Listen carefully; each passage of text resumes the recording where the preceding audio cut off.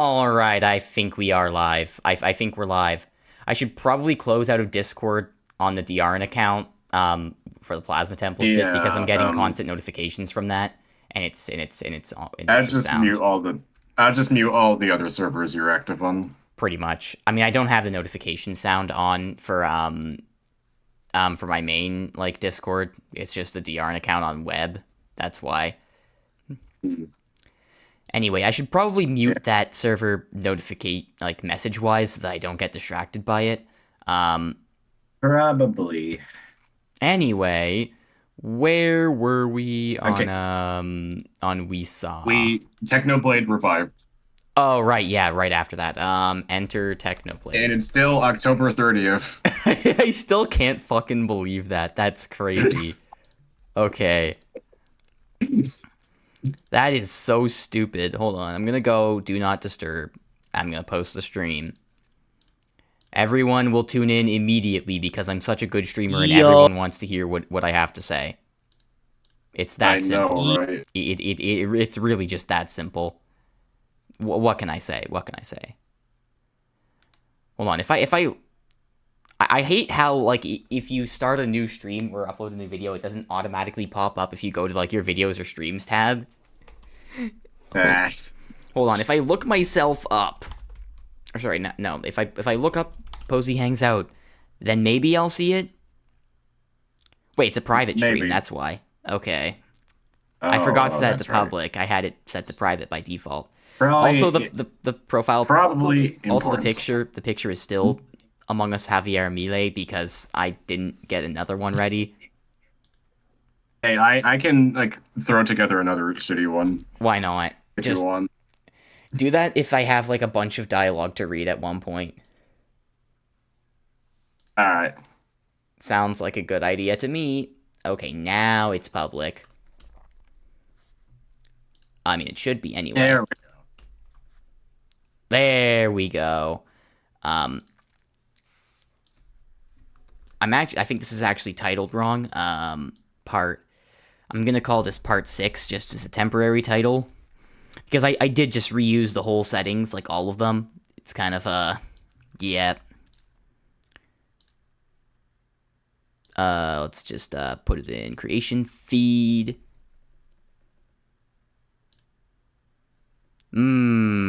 Good streamer, good streamer. I'm so talented. All I right. I am always so like on top of everything basically. Like I'm basically just like perfect. Oh, Like I'm basically just the best streamer ever. obviously. Yep, exactly, exactly. It's so true. So true, my friend. Uh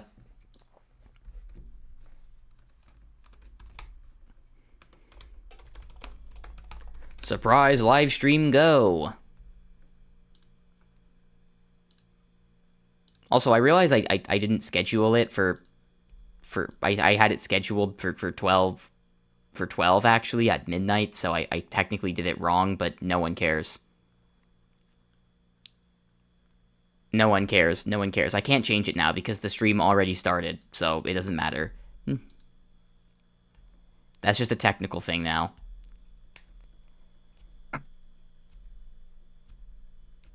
Just to ignore the totally reused thumbnail.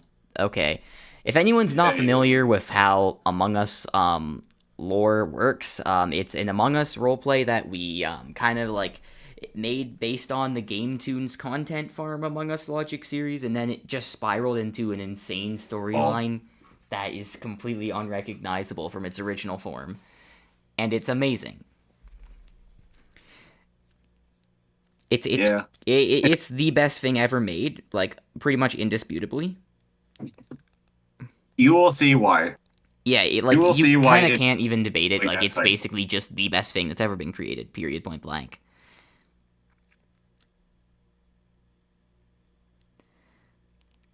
I'm just checking a few more things to make sure that I'm actually ready to begin the thing.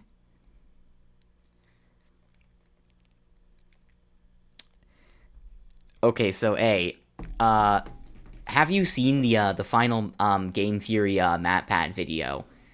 Because there's I've seen the end clip where Matt goes up to Scott Cawthon's I was gonna ask door. you about that. Yeah, I could not fucking believe what I was seeing. See, the thing is, I'm so used to not seeing Scott Cawthon in first, sorry, in motion, that when I saw that guy, I was just like, okay, wait, why is this supposed to be significant? Who the fuck is that? Like, I've only seen like those few images he has of himself just kind of standing still, and he doesn't have like all the facial hair or the beard or anything.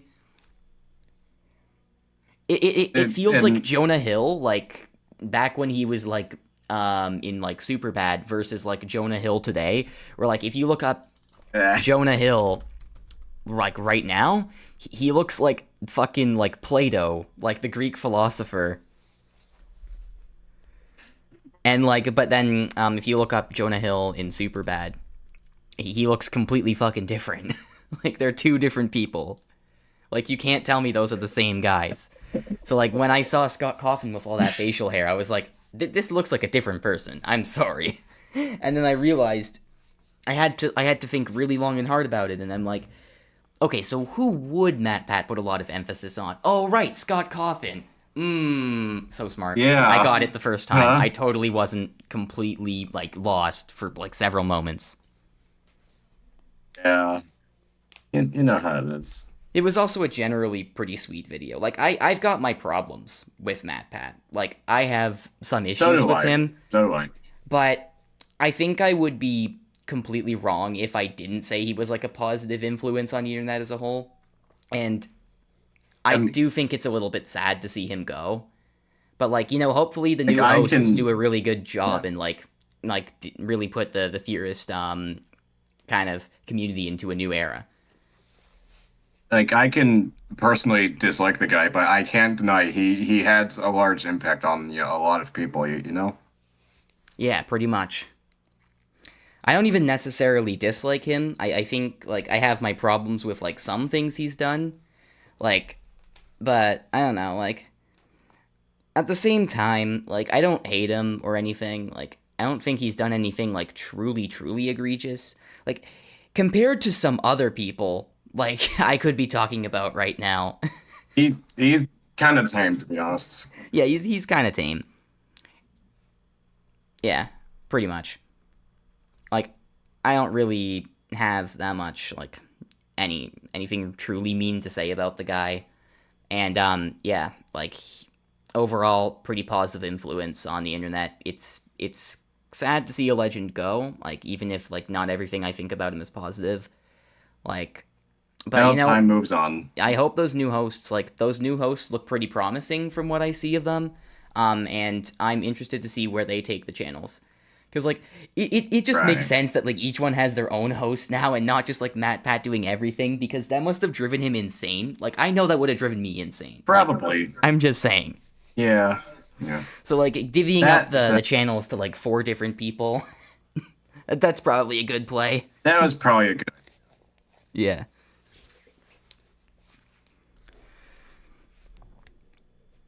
Anyway, yeah, you can actually throw together the thumbnail right now, while we talk about stuff. There are a couple other things that I kind of want to touch on as well.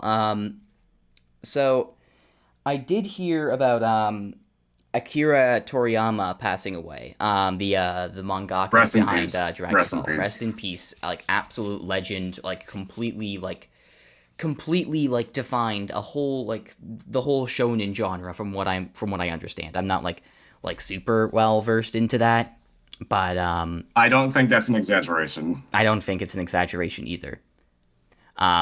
He's actually so influential that my dad, who knows next to nothing about anime at all, told me about it when we went out, like, to dinner, you know, today. Because he came over to drop off some stuff at my dorm. And he brought it up independently of me bringing it up.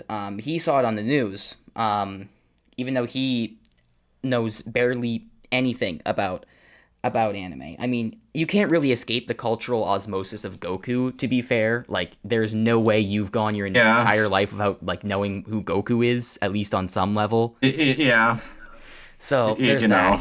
that. But in addition to Toriyama dying, I haven't seen nearly as many people talking about this one. Janice Burgess also passed away, and for those who don't know, Janice Burgess is the creator behind Backyardigans. Huge show during my childhood. Probably like the second biggest childhood show for me after Thomas and Friends. So that one hurts. I'm gonna be honest. Like, she was such a talented person, and yeah, her work meant a lot to me growing up. So I hope she rests in peace It as will be. well. They will be missed. They will Yeah, be missed. truly. So I think like the best thing we All can the do more for these reason people who to. like who leave behind this legacy of like their art in the grand scheme of humanity, I think the best thing we can do is celebrate all the art we make and really hold on to it, and that's really the main point of this whole series. So allow me to just Like me, tie allow me to just tie some like super emotional message into this dumb like read aloud yeah, live stream series. But yeah, I mean we are preserving yeah. the things we create and we're really celebrating them. I think we should appreciate life while we have it because It it's be we're true, not going to have and we don't know when we're gonna suddenly stop having it until it's too late. So pretty I think much. Yeah, and anything could happen. as silly and convoluted and long-winded as this series has been, I think I there think it's is important some that goal. it's out here. Yeah, Yeah, because you yeah, never know. yeah. Let me know if you're done working on that thumbnail. By the way, is that still going on? And I can. I mean, I can just like start reading right now, and like work on the thumbnail, like if you ever get to like a monologue or something. That's true. Yeah, fair enough. Considering this is going to go on for like multiple hours, I'm sure you'll have time. Yeah.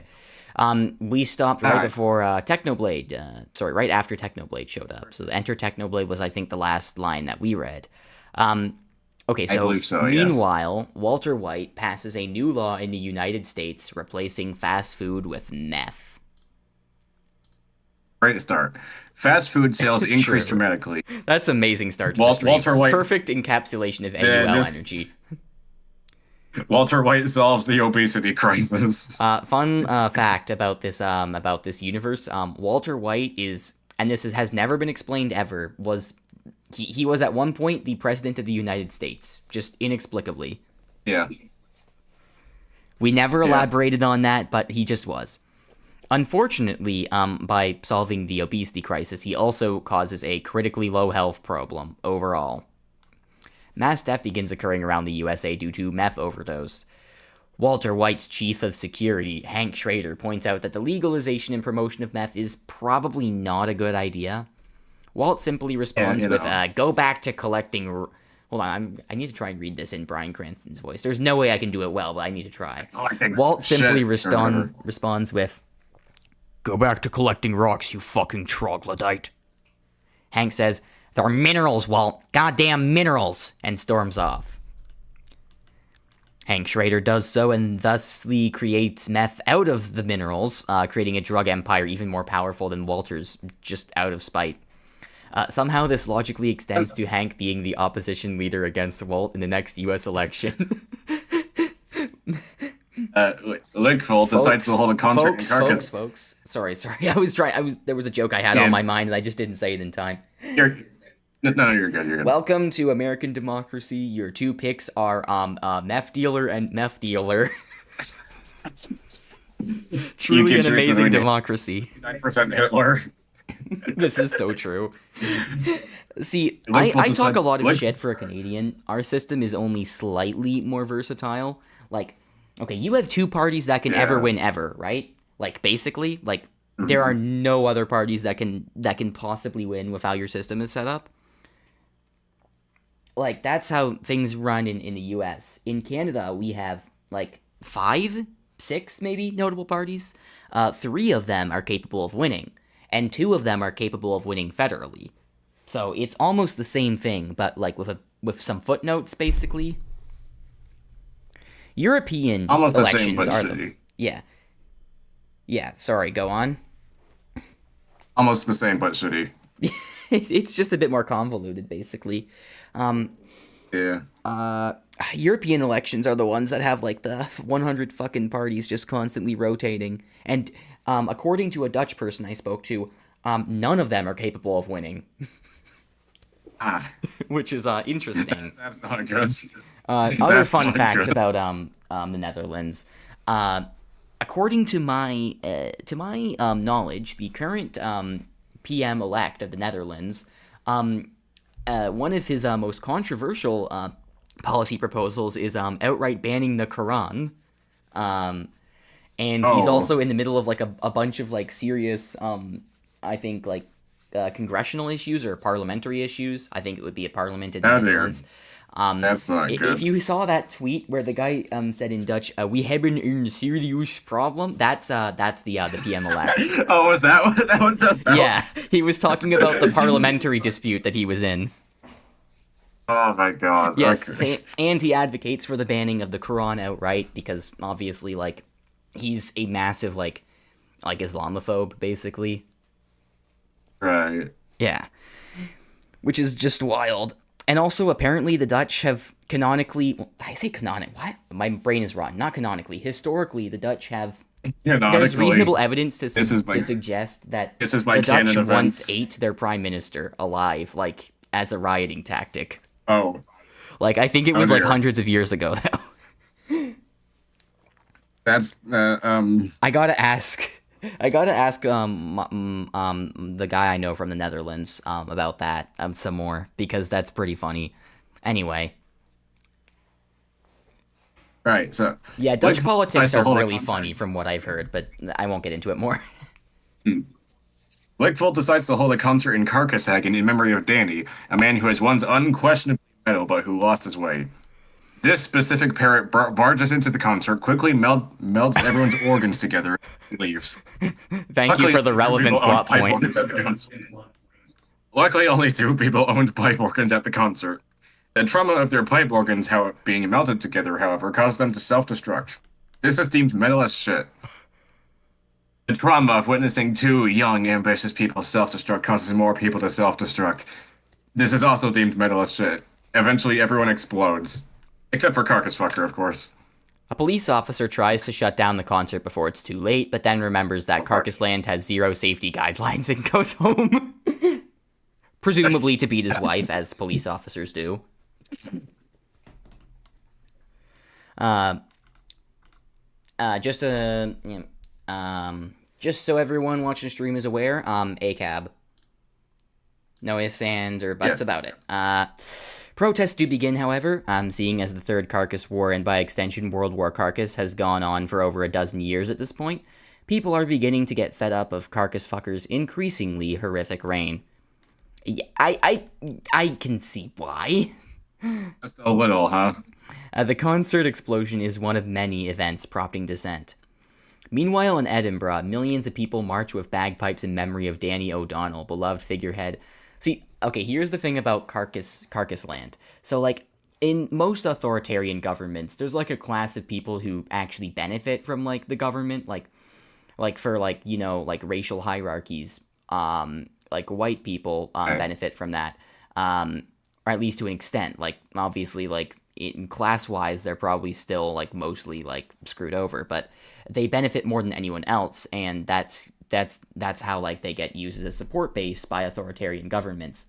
Like, even for Nazi Germany, for example, the reason why Hitler wasn't just overthrown was because the people who were around him didn't think he was so bad to them. Because, like, the question gets asked, if Hitler was so bad, why didn't they just take him out of power? The reason why is because the people who had the power to take him out of power, he wasn't too bad for them. Like, he wasn't threatening them, necessarily. Unless they showed any, like, sort of political dissidence. That does not apply to Carcass Land, because there is no one in Carcass Land who their reign is good for, at all. Like, period. Like, Yeah. they don't benefit anyone. There is no reason not to rise up against Carcass Land. Like, the only reason that is not all. The only reason that's not just successful on its face, like automatically, is because they have insane like mutant tech to suppress everyone with. Basically, Yeah. like people don't really have the means of rebelling like large scale and just winning automatically. But they probably would if they could, is what I'm saying. Yeah. Meanwhile, in Edinburgh, millions of people march with bagpipes in memory of Danny O'Donnell, beloved figurehead of the Sovereign Lads and hero of the CCC, who gave his life in an attempt to bring down Carcass Fucker. The Sovereign Lads themselves, now without now without their central member, perform in his honor. Eventually, visitors from other CCC nations, including soldiers, travel to Scotland to join the march. The March of Edinburgh becomes one of the largest public events in human history. I don't want, please no one correct me on my Edinburgh pronunciation. I am actually, like, I have Scottish heritage. I have been to Edinburgh. I know how you pronounce it. Don't correct me. The current Prime Minister of Scotland, Reggie McCormack, I guess he's Prime Minister now. He just, like, off-screen took it from Nicola Sturgeon, I guess? Whatever. Doesn't matter. I don't know. He releases a public statement regarding Danny's brutal killing and sacrifice. Oh god, I have to read this in another Scottish accent, don't I? You should probably work on your thumbnail while I do this. I have, don't worry. Okay. And We are a nation of Scotland, in unison with the entire free world.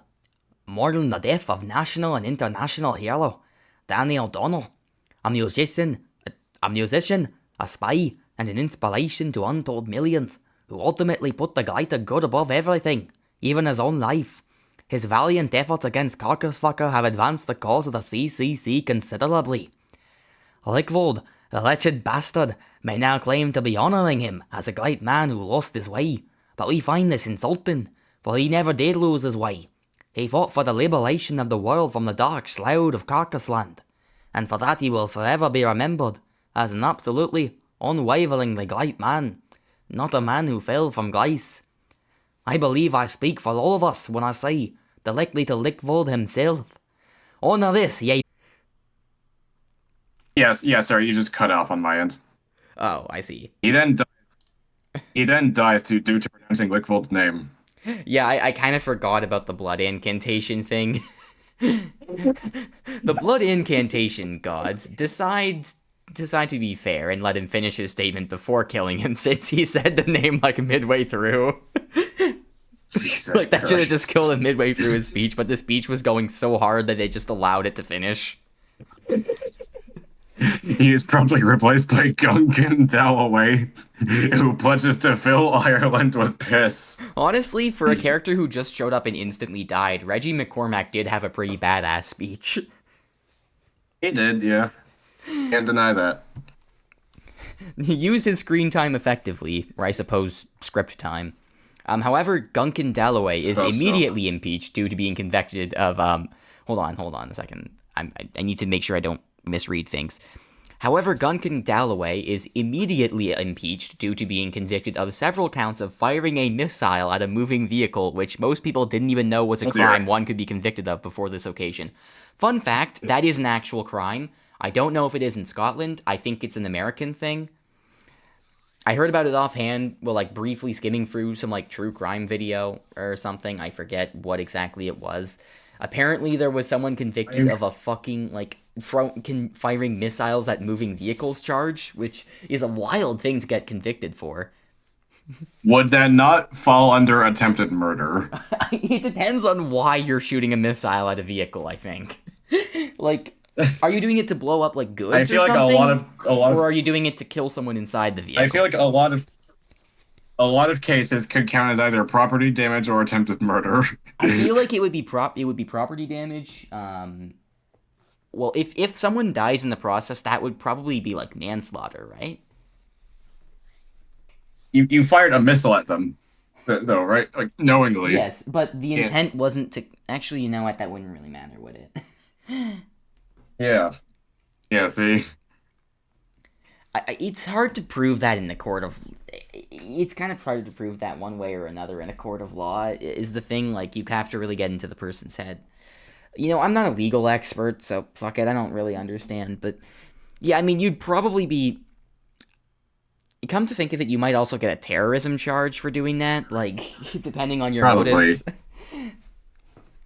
Yeah. anyway, another much more normal politician named Eleanor Clark ends up being snap elected into the PM position.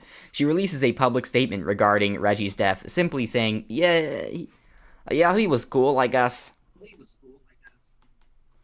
Another black metal band, long eclipsed by Carcass Fucker, Shoggorath, appears and holds a surprise concert in Edinburgh. The public wonders what their motivations for this are. Shoggorath is notably less hypnotic, as no fanatics are created by the concert, mostly because their music is considerably shittier. The Scottish policeman heralds Shoggorath as a safe alternative to Carcass Fucker. This gives the CCC an idea. They hold a meeting where Sean Marshall suggests that they set up a different black metal band who can rival Carcass Fucker and dehypnotize its fans so that Greater Carcass Land loses the bulk of its manpower. The Mother Chuckler band enters the room. Sean simply says, "No, sorry, you aren't nearly good enough," which I think was just a nice way of communicating to Gamma that I didn't want him to hijack my plot point. Damn. Dismayingly, the leading genre of music pretty much everywhere is pop, and nobody wants to make satanic evil music. With the concert over, Lick redirects massive Carcass core forces to fortify their newly occupied lands. Nobody wants to make satanic evil music. The thing is that, like, moral crusaders probably would also associate pop with rap, and they would hate rap as well for being satanic and evil, with totally not racist motivations at all. You know. Yeah. A joint naval invasion force from Japan and China, both newly reformed CCC countries from when the occupation of the wastelands happened, attempts to make landings in the Philippines and Indonesia to liberate those places from Greater Carcass Land. Fun fact, I'm pretty sure this is like the one front where the CCC even remotely succeeded before like a huge event takes place that shifts the war. You know, call me crazy, but I I doubt Japan and China would coordinate to do that, but you know. It depends, because these are like completely different governments from what we have now in the modern day. Yeah, but still. It's less of like the people inherently hating each other and more of like, well, there is obviously some history between it. You know, like back in World War II, Japan kind of just came in and like massacred a bunch of Chinese people, just completely like brutalized them. So yeah, I mean, there is a bit of animosity there. I've heard in some. I think if like the governments were switched. Yeah. The main reason I feel like there's animosity towards Japan over that now is mostly because modern Japan is very bad at actually like addressing what Imperial Japan did. Like it doesn't like distance itself from it. Like Germany always like talks a lot about like how they fucking hate the Nazis. Japan doesn't even admit to like the Nanking massacre, as far as I'm aware. Right. Like they don't even admit it happened. So the reconciliation, it's kind of not a thing that is pursuable yet.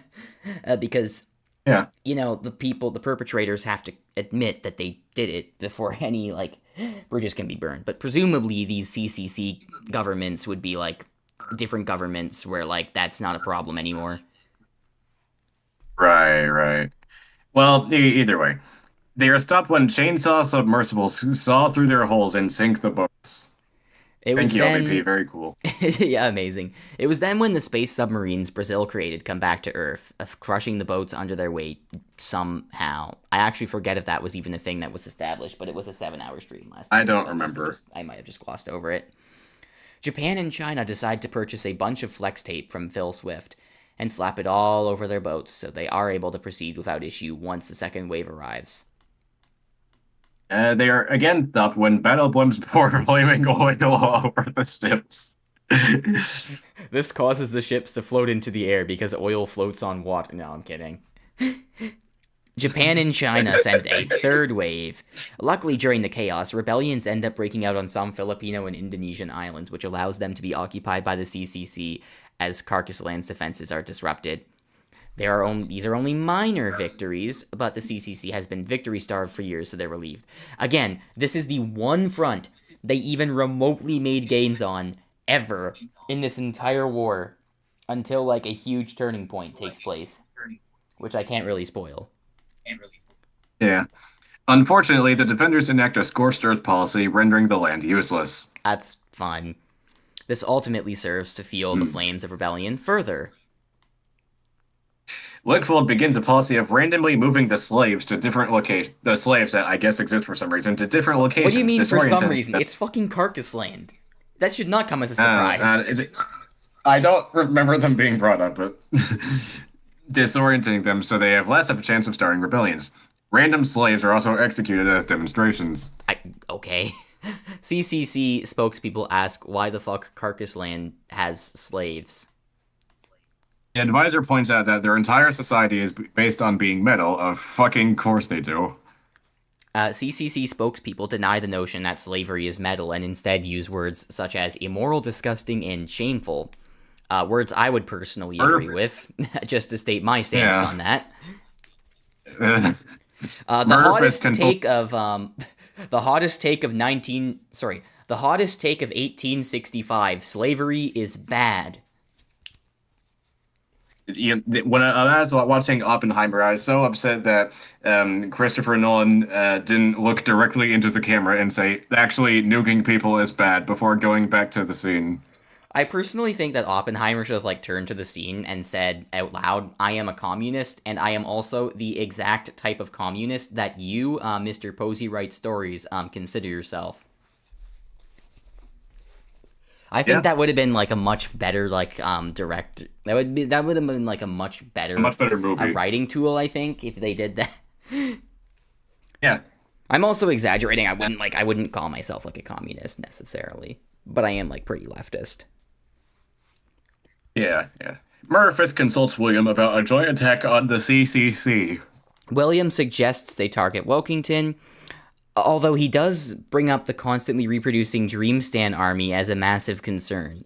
That is kind of a large mentioned. concern, you know. Yeah. Murderfist states that his division will assault the coast while William's forces attack inlands. William agrees. Murderfist goes off to prepare his troops. It would have been a really funny gag to like have like Murderfist's troops randomly attack Finland, and then the joke is that they accidentally like forgot to say the F when communicating with William. William does the same. Meanwhile, Technoblade uses Frostwalker boots to march across the ocean from Greenland to the British Isles, his entire army of dogs over 100 strong, and his singular polar bear, Steve, trailing behind him. At last, he arrives at the coast of Scotland and splashes an invisibility potion over himself and all his pets. Fun fact, Steve is actually like a real thing. I didn't just make him up for this roleplay. That's real, like, that was a Dream SMP Yeah, I kind thing. of figured. Yeah. He begins making his way across the country and eventually arrives at Edinburgh, where he witnesses the tremendous march in Danny's honor. He learns from eavesdropping on this march that Danny sacrificed himself to activate a resurrection machine in order to take down an oppressive state known as Carcass Land. Oh, by the way, we're finally out of October 30. We're on November 1st now. Holy fuck, dude.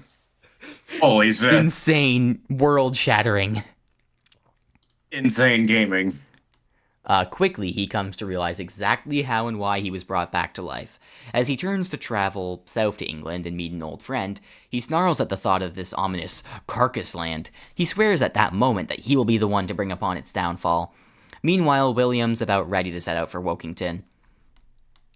Murderfist is also ready. His naval fleet, i.e. giant tanks with paddles attached to the treads, sets off for Wokington. Fun fact, I'm pretty sure that the main Whitney twist takes place shortly after this. Oh gods. The Dutch Imperial Navy begins to cross the English Channel and meet up with Murderfist's fleet. The two fleets' trip to Wokington go smoothly, and Murderfist's ships begin shelling the defenses, covering William's landing forces. William is able to make quite a few landings. Surprisingly, he hasn't encountered any members of the Dreamstand army yet, just regular Wokington soldiers, which are not very plentiful anymore, I should add. He's actually able to convince a few of these regular Wokington soldiers to defect to his side due to dissatisfaction with Whitney's reign. A few smaller boats of Murderfist also make landfall, one of which contains Murderfist himself. Entire legions of Wokington soldiers don't even bother fighting and either retreat or surrender as soon as they see Murderfist. Those who do fight don't do it well. Murderfist makes it a point of killing them himself. William is generous enough to take prisoners, on the other hand. He regroups with Murderfist and states that the morale of the Wokington troops in this area seems to be horrendously low. Murderfist assents and suggests that perhaps this is a ploy. William disagrees.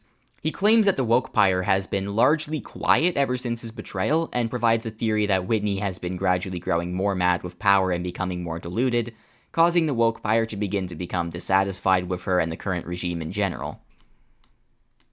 Murderfist suggests that the soldiers are feigning retreat just to regroup further on in their advance and take them by surprise. William says he'll plan for the possibility, but that he doubts it. Murderfist accepts this and orders his troops onwards. He also keeps them on high alert and has them shell potential hiding spots. The Dutch Imperial forces continue their advance into England, on the lookout for guerrilla fighters. However, the more and more they march out onward, the more and more true William's theory is looking. They encounter few troops, and the Dreamstand army is still nowhere in sight. Hang on. Murderfist states his unease with the absence of the stands. Of course, by now calls for reinforcements have been made. A couple days into the invasion, CCC planes sent by Ireland, Wales, and Scotland began bombing the Dutch Imperial forces from above. William, however, is able to get most of his soldiers to properly defend themselves. You know it's fucked when other countries have to backseat defend your own nation. Yes. Chainsaw drones are deployed to cut down the bombers. Casualties are currently very low on the sides of the invaders. Or the side of the invaders, singular. The sides. Just a side. Murderfist requests air support from nearby Scandinavian airfields. CCC bombers keep coming in waves, and the occasional Wokington division is encountered, but there remains no sign of the Dreamstand army. Murderfist deduces that the stands are probably all waiting in a central location to be unleashed all at once. William decides to halt his forces for now, as they are tired and hungry, and them marching forward would jeopardize their performance. He orders the Dutch Imperial troops to fortify and set up encampments throughout the English countryside. Some Carcass Corps troops pull over with some Wokingtonese corpses and roast them on spits. Murderfist insists that William try some Carcass cuisine. Damn, I forgot how fucking evil Murderfist was in the beginning of this. Yeah. Like, he just brazenly commits war crimes. You know. And he's like... Well, I don't want to spoil, like, what happens with his character, but yeah. William politely declines, claiming he is not a cannibal. Instead, he simply has his soldiers fish from the local rivers. Murderfist states, I'll make a carcass out of you yet, before eating a whole human heart in one bite. Jesus Christ, that is a raw-ass mental image. He then downs a whole bottle of rum to wash it down. Unfortunately, some of Murderfist's soldiers begin getting sick because they ate the teeth of British people. Damn. They vomit up the teeth and their overclocked immune system kill the bacteria within a few minutes. The surviving bacteria mutate into black metalteria. He's actually empowered the soldiers. The Wokington Standard soldiers are at this point pleading with Whitney to send reinforcements from the Dreamstand army.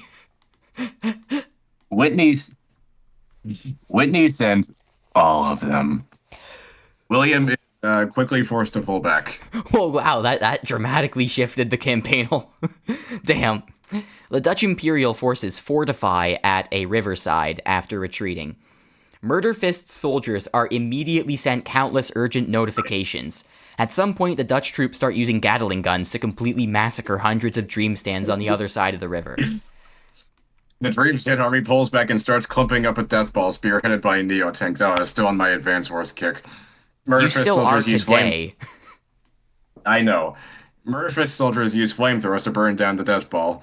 However, as it's not been fully constructed yet, and as Murderfist has moved in range of several 100,000 Dreamstands, they get reduced to bone within only a few minutes. Murderfist orders his soldiers to advance and burn down all the stands. The Dreamstands cover themselves in water. The flames evaporate in the water. However, the Dreamstand army secretly covers Murph's soldiers in oil, getting many of them immolated. The last breaths, they throw themselves into the Dreamstand horde, each taking out several stands with them. The Dreamstand army is now free to build the Death Ball back up. They forget about the boats, conveniently fitted with ginormous guns, which they use to blow the Death Ball to smithereens. The guns end up being so ginormous and heavy that the boats all sink. They use vacuums to slurp up all the ocean water and unsink themselves. Okay. Somehow. Gets sucked up. The Dreamstand army uses the opportunity to run over to where the Dutch side of the river to run over to the Dutch side of the riverside and attack, no longer constrained by the terrain. They're gunned down by the unsank boats. This is the remaining so Dreamstands funny. Going down the boats while they're distracted. Fortunately, the boats are armored, so this has little effect. Once they finish on the other side, they turn their guns on the assailants. Suddenly, Skarkle's Lone Shark Navy joins the fight on the third side and starts sinking boats. Ah, yes, early Skarkle, always playing multi-sides. Causing each individual shark to be hit by a bus. That has never happened before. Like, bus summons the sharks start using the buses as boat replacements. The buses explodes. Gamma asks what is happening, and LBP responds, "Your mother appeared." Yeah. Some of my favorite parts of this roleplay are just when you and LBP go off on these weird battle tangents, and it's just like insane to revisit. It's probably the funniest parts, to be honest. Yeah. The Dreamstand army manages to strip every Murphist of their armor, guns, whole toilets, crew, and social security efforts in the confusion. I mean, that is in character for the... Oh, that's the Dreamstand army. I thought it was the Loan Sharks. That's the Dreamstands. That's not the Loan Sharks, that's the Dreamstands. They doxed the social security numbers. And stole their toilets. True. The boats is nuclear reactors. Why do they have nuclear reactors on them? Why do you have that on boats? What's the point of putting nuclear reactors on boats? Nuclear reactors. It's just the fact that he writes that so fucking casually. The immediate area. Murphist uses as shit. Cult perhaps. I just love how casually that's established. There's just nuclear reactors in the boats. The entire riverside gets wiped out in the nuclear explosion. Several Dreamstands pull back far enough away in time. Murderfist informs the stands that not to click that. I York Pirol, I next pin try like Nigel Neil Run in here near regular the yacht reality 9 feet in Horifia or in I the hero the Ralph and Harlan. Did you really? Why? Why would you do that? Yes. I don't know, why not? Fair enough. Murderfist accidentally recites the spell that spawns me. I don't know why Gamma wasn't clubbed for breaking the format, but whatever. I don't know. The Dreamstand retreat out of earshot before they can listen to anything else Murderfist has to say. The Dutch fortifications as well as the Dutch soldiers in what was formerly the Riverside are now gone/dead, respectively. Murderfist troops have all been blown up. The shark's corpse can be seen for miles. Murderfist takes it upon himself to slay the remaining Dreamstands. He readies his slaughter saber and gore gun. Well, many have already retreated, though, so he only manages to accomplish the amazing and truly spectacular feat of witnessing the monthly worst fan art competition. He promptly retreats and starts going to therapy. Therapy being listening to a random carcass fucker song to drown his sorrows and rage. He soon returns to Wilkington after presumably at least a few hours and begins slaughtering Dreamstands with brutal efficiency. He's dead center in enemy territory, however, so yeah, he gets picked off by snipers. Damn, he actually died here. I forgot about that. And came back, yeah. Murderfist perishes, a sniper round blowing through his vital organs and killing him dead. His last words are orders to anyone listening to avenge his death. He leaves behind his carcass ward position in a mountain of dead Dreamstands. Woke Whitney starts looking into necromancy as well as therapy. Her therapist tells her to build a giant obsidian sphere in the middle of the ocean. Murderfist's carcass is airlifted back to Buckerville, his station and hometown, for a funeral. Therapists from BetterHelp be like... True. When he gets the sphere constructed, her enemies wonder what secrets could possibly lie within. William decides to temporarily depart from Wokington to attend the funeral and offer his condolences. I'm assuming, like, his direct division must have retreated. As it happens, Murphys' coffin also doubles as a CPR chamber. Somehow this brings him back to life. The funeral is promptly cancelled and he's shot back to Wokington via cannon. Technically, since some people can skull on impact and some people dies. can actually survive for like several minutes after they originally die, right? Like, I think so, yeah. so like they can be revived. So like Murderfist wasn't dead for that long, so possibly. I mean, the sniper wound would probably make that impossible, but whatever. Probably. Who gives a shit? He immediately cracks his skull on impact and dies. This parrot revives him. The sus parrot. Since cracking one skull is metal, Murderfist becomes even stronger than before. Oh, fuck, it's this scene. Okay. He uses this strength to march on the capital of Wokington, where Whitney lies in wait. Okay, so we are actually getting to that scene. This is a really funny one. Fuck. This one's iconic. There's so many good lines in this. Okay. Meanwhile, William awkwardly sails back over to Wokington after the funeral gets cancelled. The crater that was once the riverside offers a disadvantageous attack point, so William simply fortifies his troops on the other side of the crater. Presumably he also gives them radiation gear, but that's not mentioned. Yeah, probably. Murderfist lively walks into the Capitol building. Woke Whitney sees him. She offers dinner. Murderfist says he just ate after the landing. Say it yourself. I will. With your skin. William also shows up. You. Come here. Me. Murderfist decides not to get tied up in this affair. He sits down and starts sharpening his slaughter saber while the two quarrel. Once again, Whitney offers dinner. Whitney, it would be best for both of us if you surrendered. Yes or no? Dinner. Yes, I suppose. William sits down and awaits the food. It took you days to respond to our invasion. You left your standard troops out there scared and alone. Clearly, you are unfit to rule, and you're losing your grip on reality. Murderfist decides he would go for a crumpet or two and sits at the table. Food, which happens to be It's really bothering bricks. me that I fucked up the quotation on this side. It's one single apostrophe. Damn. The food, which happens to be brick-flavored bricks, gets dropped directly on William's head. Shit, still working out, sorry. Murderfist grabs a brick and begins eating it, as eating typically inedible things is metal as shit. Ever occur to you that how you see things He's doesn't line responding up to with William's reality? last line here. Sorry, she's responding to William's last line here. It's not exactly super clear in audio form or whatever.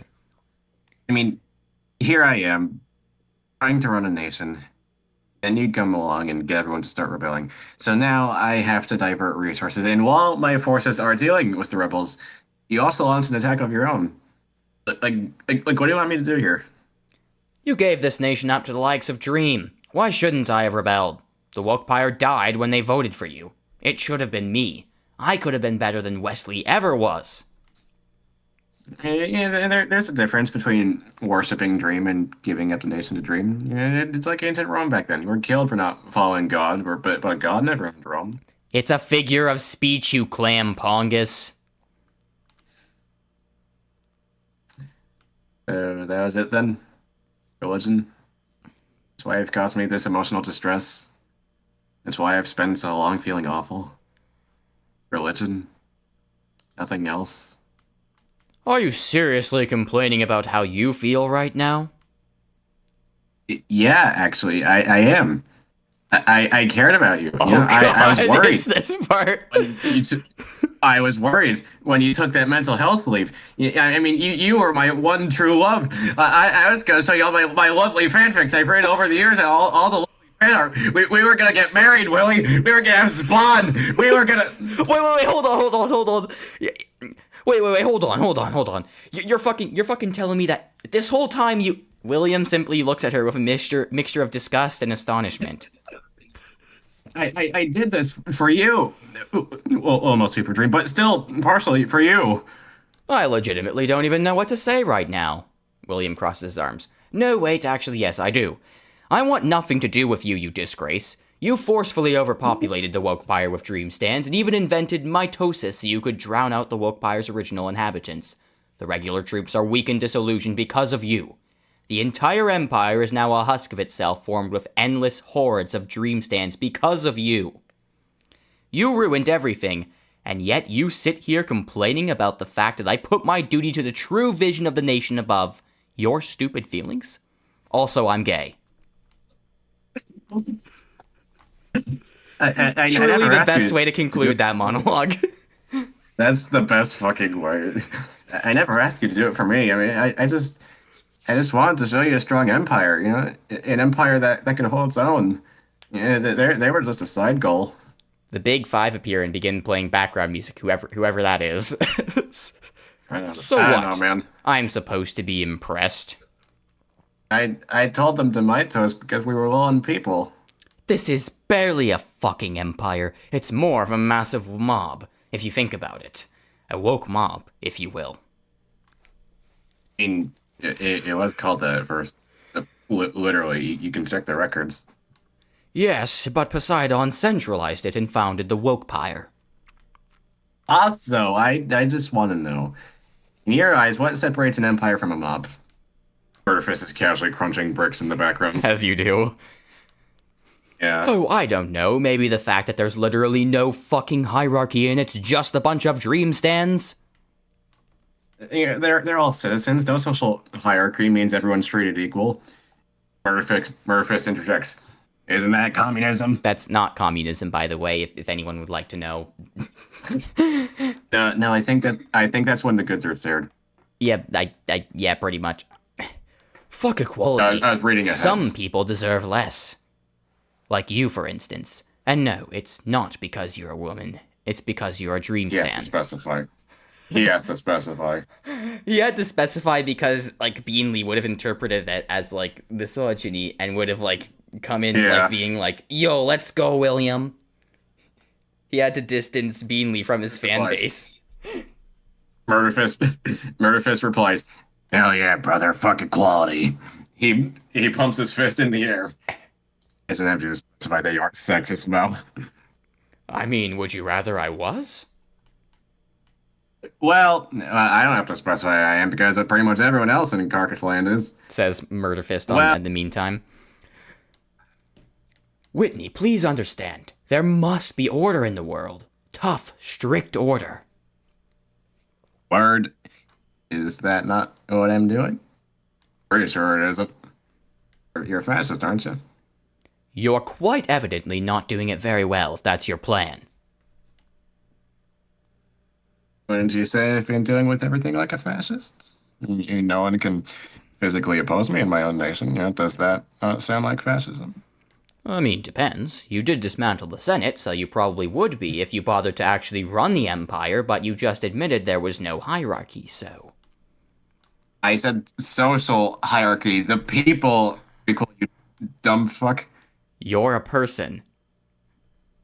I'm the government. I love how it went from Whitney confessing her love to William to, like, Whitney just calling him a dumbass. and okay, Whitney is canonically a tsundere. Yeah. If the people are equal, why are you in charge? You're still a person, dipshit. See, typically when describing social hierarchies and the people, you know, the government is excluded, not included. I excluded your mother. From what, your funeral? I just love... This scene is, like, 10 times funnier by the fact that Murderfist is just there in the background, just occasionally chiming in. There's, like, this important character moment, and just fucking Murderfist is just chilling there. Yeah. All right, Whitney. Full transparency here. Do you or do you not consider yourself a fascist? I do. I excluded your mother from not riding my dick. How the fuck did this guy get in here? Man, I don't know. Murphys throws a brick at Gamma. Murder Fist had incantated the spell that summons me, remember? My face crushes the brick on impact. I guess Gamma just resists the brick, whatever, no one cares. Well, anyway, if you do consider yourself a fascist, William says, then I too admit to being one. Thing is, though, fascism was all about the strong proving themselves as worthy to lead. There can only be one ultimate fascist. It isn't going to be you, Whitney. Hell yeah, ultra fascism, carcass fucker for the win. I'm aware. I like how you're incorporating Murder Fist's like southern accent a little bit. Also, hi Jesse Cohen. Amogus is correct. That is a good observation. That is true. That is true. Good. William says. Yeah, because I'll be dead by the time that happens. So I won't really be able to lead a global empire, you know? I have to be my heirs to rule the world instead of me. I honestly don't know what the fuck she's talking about right now. Like, Me neither. why is she going to die? I think she's insane. That is true. I think she's insane. You think? I think we know that. It doesn't have to be like that. I mean, I could spare your life if you surrendered. Yeah, you could, huh? But will we though? I don't think I'd ever be able to respect you, but I'm above killing people who cooperate. But you do know someone who isn't. Murderfist, Whitney is my concern, thank you very much. Anyway, Whitney, you've been in this war long enough to know how unstoppable Carcass Land is. So what's it gonna be? You can keep your life if you give up right here and now. Hell, we might not even completely wipe out the Dream Stance. A keyword completely. That's a line, you know it. All right, buddy. Skirting the line here. You'd never kill any, because I know deep down in your heart. I ordered my soldiers to kill hundreds earlier today. Yeah, well, I killed hundreds myself. I'm just saying, I'm pretty sure I have the nerve. Because I know deep down in your heart when you're in a good state of mind. No, you are wrong. Please cite a scientific source that proves I'd never kill any Dreamstand, or I am dismissing your claim immediately on the grounds that I very clearly remember ordering hundreds of their deaths. Dream symbolism don't count. Well... No, it cannot. What if I made it for killing? That would be her source being herself. But it has to be a scientific source. Define scientific. William then presses a nearby button he had that summons a massive laser to wipe out half of the Dreamstand population out of spite, for some reason. The laser unfortunately ends up malfunctioning after killing a grand total of 2 Dreamstands. It has to be peer-reviewed by 37 people with PhDs in any scientific field such as biology, chemistry, or such. And just in case you ask, those 37 people cannot be your sock puppet accounts. Suppose I clone... The laser is deemed metal anyway, despite failing to kill massive amounts of Dreamstands, but it does cause massive campaigns to kill Dreamstands using laser beams to pop up all over greater Carcass Land, which never really goes anywhere, even though, as LVP says... Laser beam emitters are swiftly designed to input into construction. I don't think this ever went anywhere, by the way. Me neither. No, you cannot clone anyone. That's against the rules. I'll have to think about it some more. Are you going to surrender or not? You're wasting our time. I don't know. The fuck do you mean, I don't know? Yes or no? We could have a duel. We could have an honor duel to decide it. I told you, I don't know. It's how we tell dispute in Carcass Land. If you don't surrender, I'm automatically assuming a no. In 10, 9, 8, 7, 6, 5, 4, 3, 2, 3, 1. 5, 6. Shut the fuck up, you pathetic piece of shit. 7. You know what? William gestures to Murder Fist. Beat and kill her now. Did you know that 40% of cops beat their wives? Murder Fist. Said when he slams her head into a wall repeatedly. That must mean we're engaged. Gamma is clubbed over the head for manhandling someone else's character. Like, twice, I think? Whatever, no one cares. Whitney completely ignores the beating. Murphys then throws Whitney to the ground, picks up the whole ass table, and slams it down on her face. Which she also ignores, somehow. Whitney continues to ignore it. First of all, I'm not the one beating you up, and second of all, I don't think Murderfist is a cop. If you squint, then you could interpret it otherwise. Let's drag her outside into the capital city and publicly execute her. I've had enough of this. Murphys grabs Whitney by the hair and begins dragging her out of the building. How is my woke William voice, by the way? I've been trying to work on that. Yeah, it sounds good. Sounds good. I guess he's technically not woke William now because he left the woke pirate. Whatever, no one cares. Whitney is then told to shut the fuck up by the gods of speech and language, which says a lot. Let's also make sure to drag out the... Hold on, I was saying that in my regular voice. Let's drag her outside into the capital city and publicly execute her. I've had enough of this. Let's also make sure to drag out the execution to the point where anyone watching on television would probably be able to get here by the time we're about to actually kill her. Great idea. You know, I really think you and me have something. Shut the fuck up. Yeah, hey, maybe later today I can show you my lovely fan art collection. Don't look at it. Don't look at it. William prepares a comically tall guillotine and just continuously suspends it in the air, I guess, somehow. That's never explained. Never knew you were French. William accidentally gathered a glimpse of Whitney's phone. Instinctively, he started tearing them. What do you think? The tears are made of acid. It was just that bad. He's so shocked that he accidentally drops the guillotine early and just barely manages to catch it in time. Hey, we should replace the blade with a chainsaw so it's more brutal. Fantastic idea. Let's do it.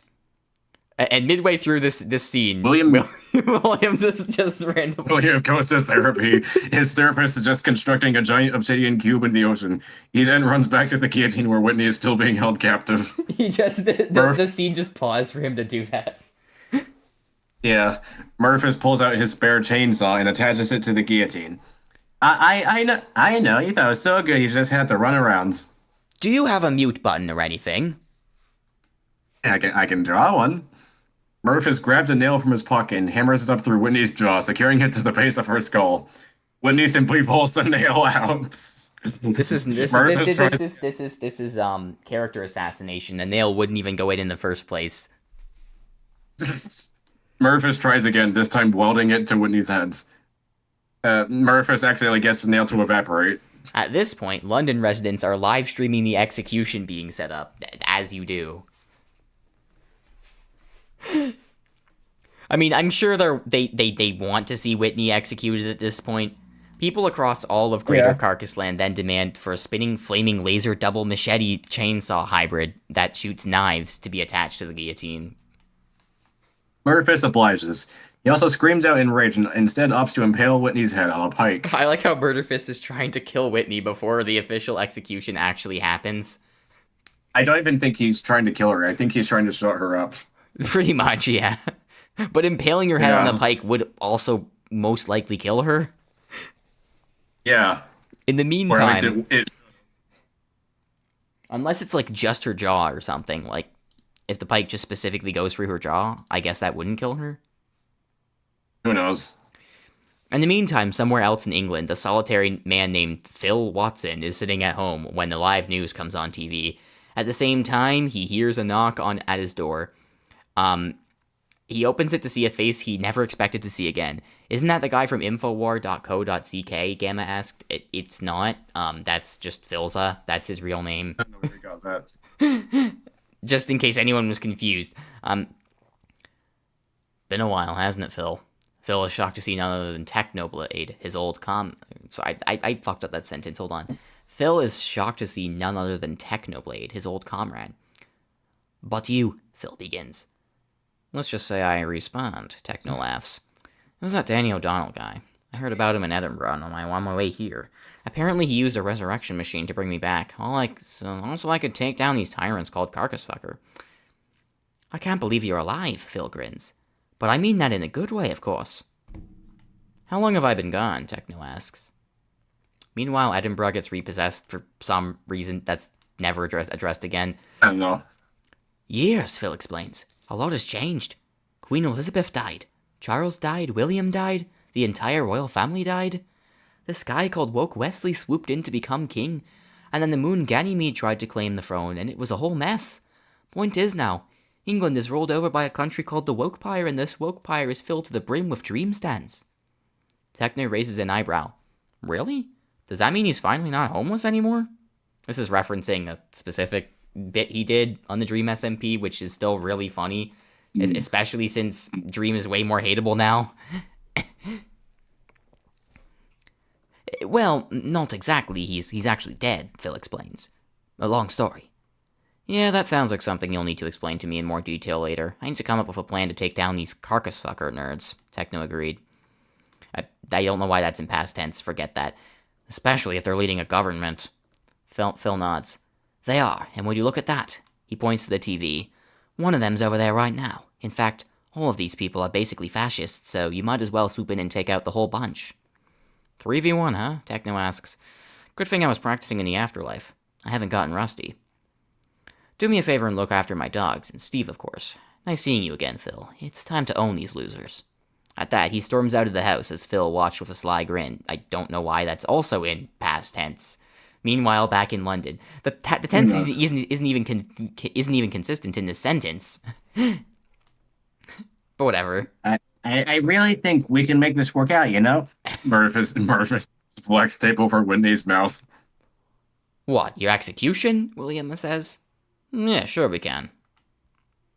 Whitney uses telepathy to continue communicating. No, silly, I meant this relationship. Murphys screams in anguish. Whitney, I have made it abundantly clear to you that we will never be together. What if you change your mind later on? What then, huh? Whitney, I'm fucking gay. I can't change my mind, you absolute clown.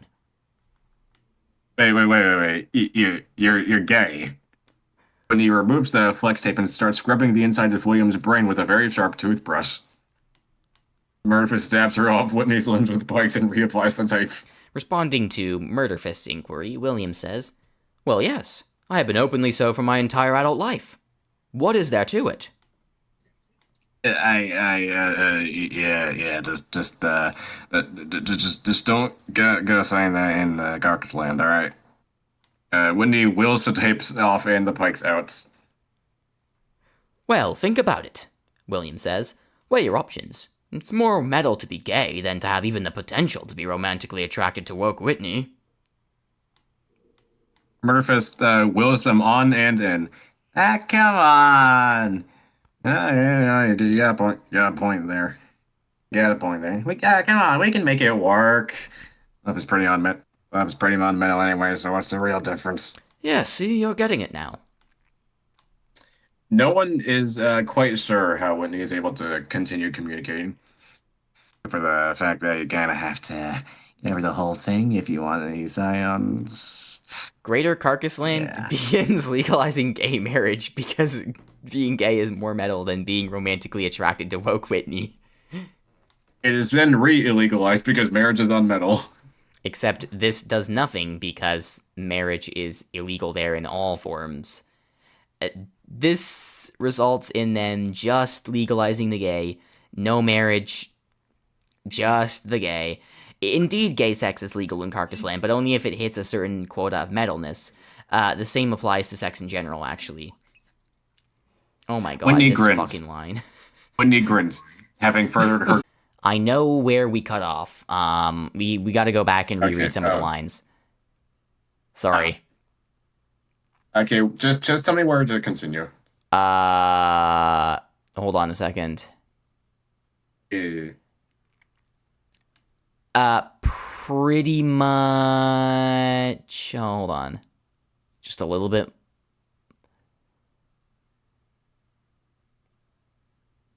Okay, right about here. Okay, about this line. At this point, the metalness scale in Carcass Land is pretty much entirely perpendicular to the UN Declaration of Human Rights. You know? You find that point again. You can look that up. You can just... I'll send you the message link. Hold on. Yeah, no. It's been done. Okay. Okay, we have our connection back. We were offline, I think. Yeah, this happens sometimes. My internet just kind of cuts off. Hoot Hoot Door says the Posey lore is so deep. Yeah, true, it is. So true. It really is. Will have it no other way. This is Come to very think of it, metal. I haven't checked my audio either, but I'm assuming that because the chat hasn't mentioned it, my voice is going through. I just want to make sure there's no like audio enhancements making my voice sound shitty. Hold on a second. Let me... Flex tape over Whitney's mouth. What? Your execution? William says. Yeah, I think it's fine. Let's see if it's still... Yep, the stream is running now. Okay. I can confirm it's fine. Okay, we're good. Right, okay. At this point, the metalness scale in Carcass Land is pretty much entirely perpendicular to the UN Declaration of Human Rights. Sorry about that, man. I should have caught it earlier, but whatever. No worries. The carcasses will have it no other way. As stubbornness is metal as shit. Human rights themselves are considered unmetal. Carcass Land prefers human wrongs. Human lefts, however... Human downs continue to be unexplored, while human ups are a regular topic of debate. I am going to... Hold on, I can't... Okay, I'm trying to reread this without laughing. Oh, fuck, I can't even get back into my phone to check the plasma temple ping on another device. That's lame. I am going to personally drop this guillotine on your neck, Whitney. You will bleed the blood of a pathetic individual. You do that for me? Aww. Like, this does give me the chance to rehearse some of the lines that I didn't quite deliver well on. Don't you want to, like, live? Want to be with you? Human fronts and human backs are considered metal because redacted, I guess. Not even sure this counts as guillotine anymore. Murphys points to the flame-shooting chainsaw machete contraption attached to the guillotine. Whatever, that's too British, oh god. Whatever, I'm dropping it anyway. Hold on, that's too normal. Whatever, I'm dropping it anyway. Murphys looks at the streamers. Hey guys, come closer and get this. The streamers come closer. Really tall piles of salt begin forming around the guillotine, for some reason. Hey, cut it out. Hey, cut it out. Murphys wills the salt to be gotten. Whitney, we will never, ever be together. Mainly because you'll be dead soon. What if you change your mind? Shut the fuck up. We're running out of time for me to do that, even if I could. The drug addicts enter the scene and begin snorting the salt, I guess. No, I mean, you could always dig up my corpse later on. You know, we could hang out. I'm not a necrophiliac, Whitney. It's kind of metal. Thanks, Murderfist. I'm just saying we can still hang out. Necrophilia is considered metal, and as such, Woke William is shunned by Greater Carcass Land at large, I guess. I'm giving you about a minute to come up with a reason why I should reconsider any of what I'm about to do. Well, suppose Wesley comes back. Just gonna tell him, huh? William whispers to Murderfist. Honestly, I'm not sure why I gave her the chance to talk. She's not going to say anything of value. He then turns back to Whitney. I'd say any last words, but honestly, I just want you to shut the fuck up at this point. Who cares what Wesley thinks? Who cares what Wesley thinks? He's unhinged. It's his fault the Empire's the way it is now. Yes, it's not. That's your fault. Good job figuring that out. No, it's not. We just invaded the capital with practically no issues. No, You read ahead. Quite frankly, I think this is a great empire. Yeah, it's strong. You should read all of your lines and then LBP's lines because it makes more sense in that order. It's strong, it's resilient. No one would ever be able to convince me to disband it or to just become a bunch of anarchist rebels. No, no, no, it's not. We justify its capital with practically no issues. Yes, I was about to say. Hey, oi, I invited you to. Even so, it took you, like... I'm still being too British with this, okay. Even so, it took you like 3 days to respond to the invasion, and your regular troops were cowering and fleeing while you took your sweet time sending the Dream Stan army. I told them to get out there and regroup. It's not my fault they don't like dream stands. Yeah, sure, of course you did. That's not what my war prisoners said. Yep. Yeah, because they're giant idiot. That's not what my meal said. This line still fucking cracks me up. They were very clear about how much They were very clear about how much contact you had with them. Hint, it was none. Stupid, large dodo heads, massive morons, gargantuan gaffers. Wow, truly incredible counterargument. You should be a lawyer. It's a better call when he has no rank to it. By the way, ad hominem is an attack against the person making the argument instead of the argument itself, not unlike what you're doing right now. You just ad hominemed your own soldiers. As ad homineming your soldiers, I thought that was clear. I like how her defense isn't even that she wasn't using an ad hominem, that's just that she was doing it to a different group of people. Yeah. I said my war prisoners, you fucking moron. What? I read that wrong. I said my war prisoners, you fucking moron. My war prisoners that I took from your armies. Same thing. Can we just kill her already? Honestly, that's probably should. I don't know who you are, but I agree. I know this thing is comically tall. No, I read it in my normal voice. I don't know who you are, but I agree. I know this thing is comically tall, but there's got to be a way to make it go faster. Murph grabs the lever controlling the guillotine. Add more gravity. That would be metal, I think. I meant war prisoners, all right? There's a fallacy if we're assuming the whole argument is invalid because it has a fallacy as well. Tell me when to drop it. Listen, Whitney. We can do this the easy way if you want. You sure we couldn't convince you to disband your empire immediately? Are you really that stubborn? I mean, given that you're dead center in my territory and that we're currently holding the monthly fan art competition, I don't think you would be able to escape because you'll be distracted by all the wonderful fan art. William hears the word fan art and shudders. Sure we will. Murderfist, sure we will. Murderfist, she's wrong, right? What's fan art? Oh, you poor soul. Here, I'll show you. You know what? Fuck it. Let's get this over with. Murderfist instinctively starts tearing up the second. No, you're reading ahead. You're reading ahead. You I know was what? trying to connect lines. You know what? Fuck it. Let's get this over with. Well, connecting lines would mean reading this with that, I guess. You know, the two Murderfist lines together.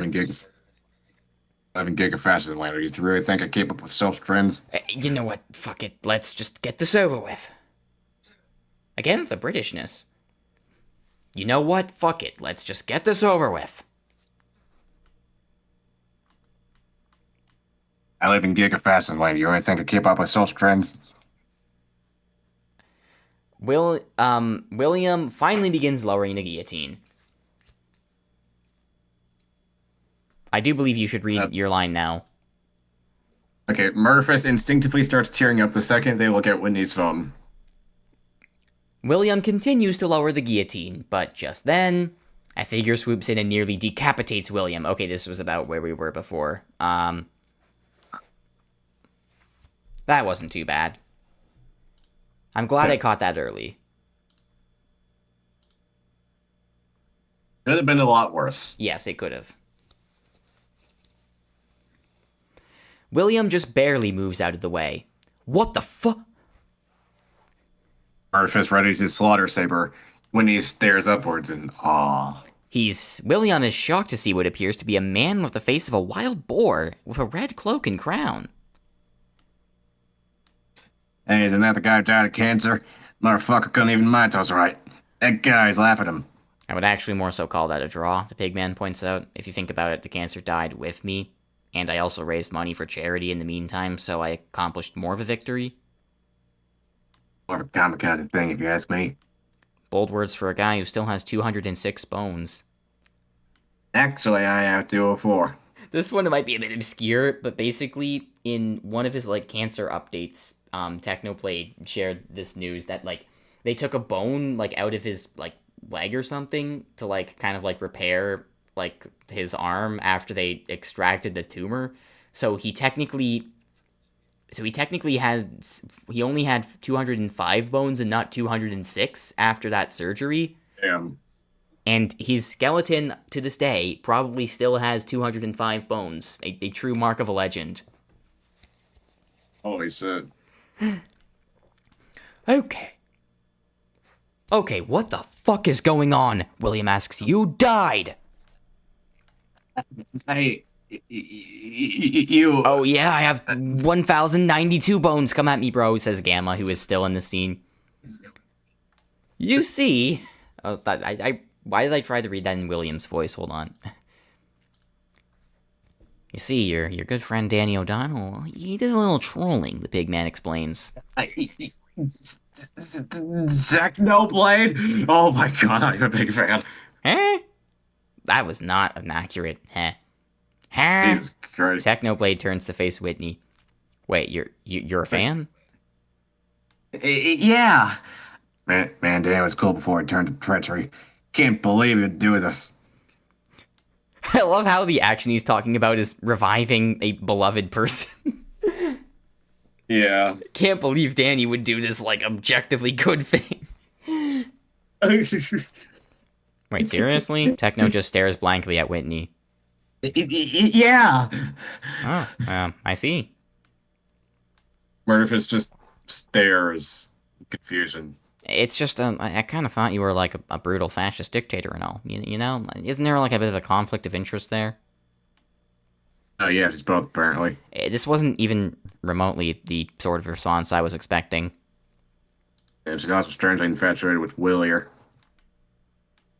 Yeah, we were just in the middle of my execution. This is William. He's... For clarification, I'm not her boyfriend. I'm gay, William insists. Alright, I must go now. Every single one of Gamma's 1,092 bones begin painfully ripping themselves out of his body by force. Not sure why she doesn't give up. Not sure why she doesn't just give up, honestly. He is gay. He could change his mind. Whitney canonically homophobic. True. Oh, nice, Technonauts. That's good for you, Will. But aren't you still like a dictator? William nods. Yes, I am. Techno stares at him blankly. Now I do a country that's largely homophobic. Imagine that. Yeah, that's not nearly as much of a W, Techno remarks. Everyone just stands completely still for a moment, the awkwardness of the situation eating at the four of them. Personally, I don't mind as much since life is pretty unmental anyway. Techno sighs. When he continues to sport a wide-eyed grin. I'm sorry. I just kind of expected an actual fight. Like, are you guys not the tyrants of the world right now? Technically, I'm just general. Whatever. Yeah, they're allied with this nation called Carcass Fucker. You know, it's this really funny nation that violates all sorts of human rights. You know, it's really weird, but Willie's a part of it, so yeah, I guess it can't be that bad. But no, that is pretty bad.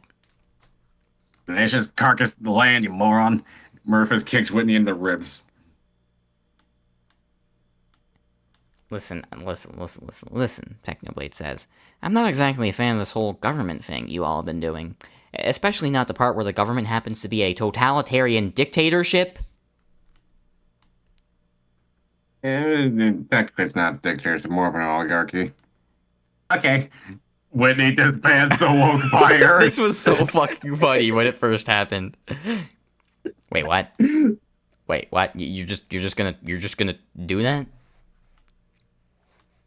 Well, that's a weight off your shoulders. Isn't that what you want? Well, I mean, yeah, but like, you just did it willingly? Yeah, whatever. Just feels kind of lame. I was looking for an actual fight. I Hey, I'll fight you. I'll fight you. William simply stares blankly at Whitney.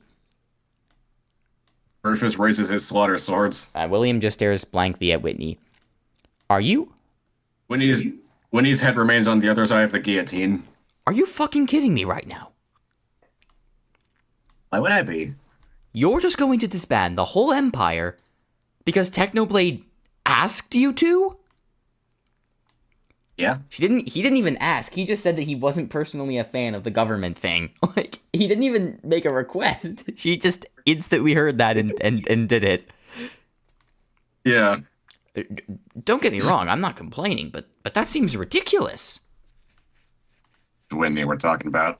Gravity pushes the lever that makes the guillotine fall down, only for the blades to bounce off Whitney's neck. I read that as only for the blades to shit. Saying, damn it, guillotine don't even work. Whitney had previously bought invisible neck armor from Skinco. At this point, the Wokington police finally arrive in London and attempt to surround everyone. A police officer takes out a megaphone. Hi. Release the Empress now, or we will fire!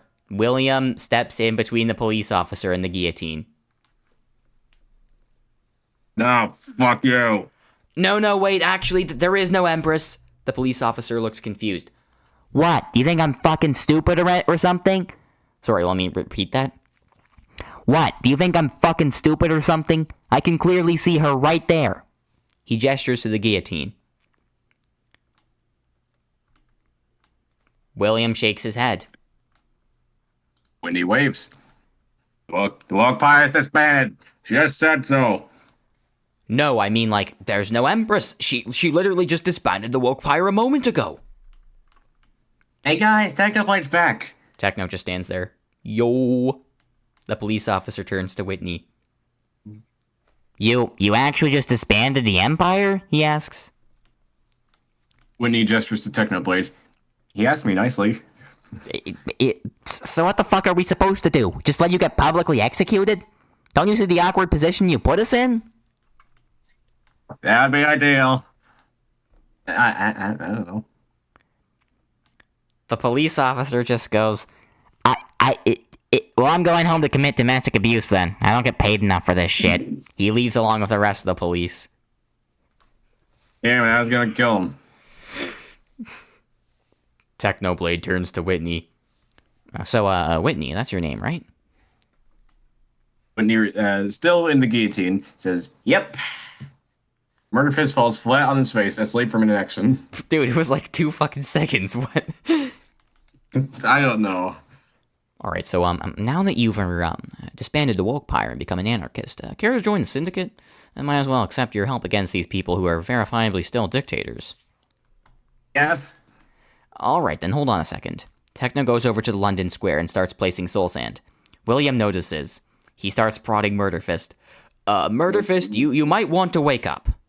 Murderfist rises slowly. By now, Techno is starting to place wither skeleton skulls. William is now shaking him violently.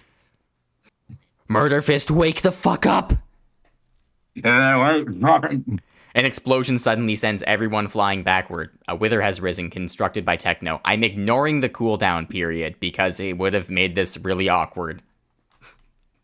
Murderfist is promptly slammed into a building. Whitney flies back alongside the guillotine.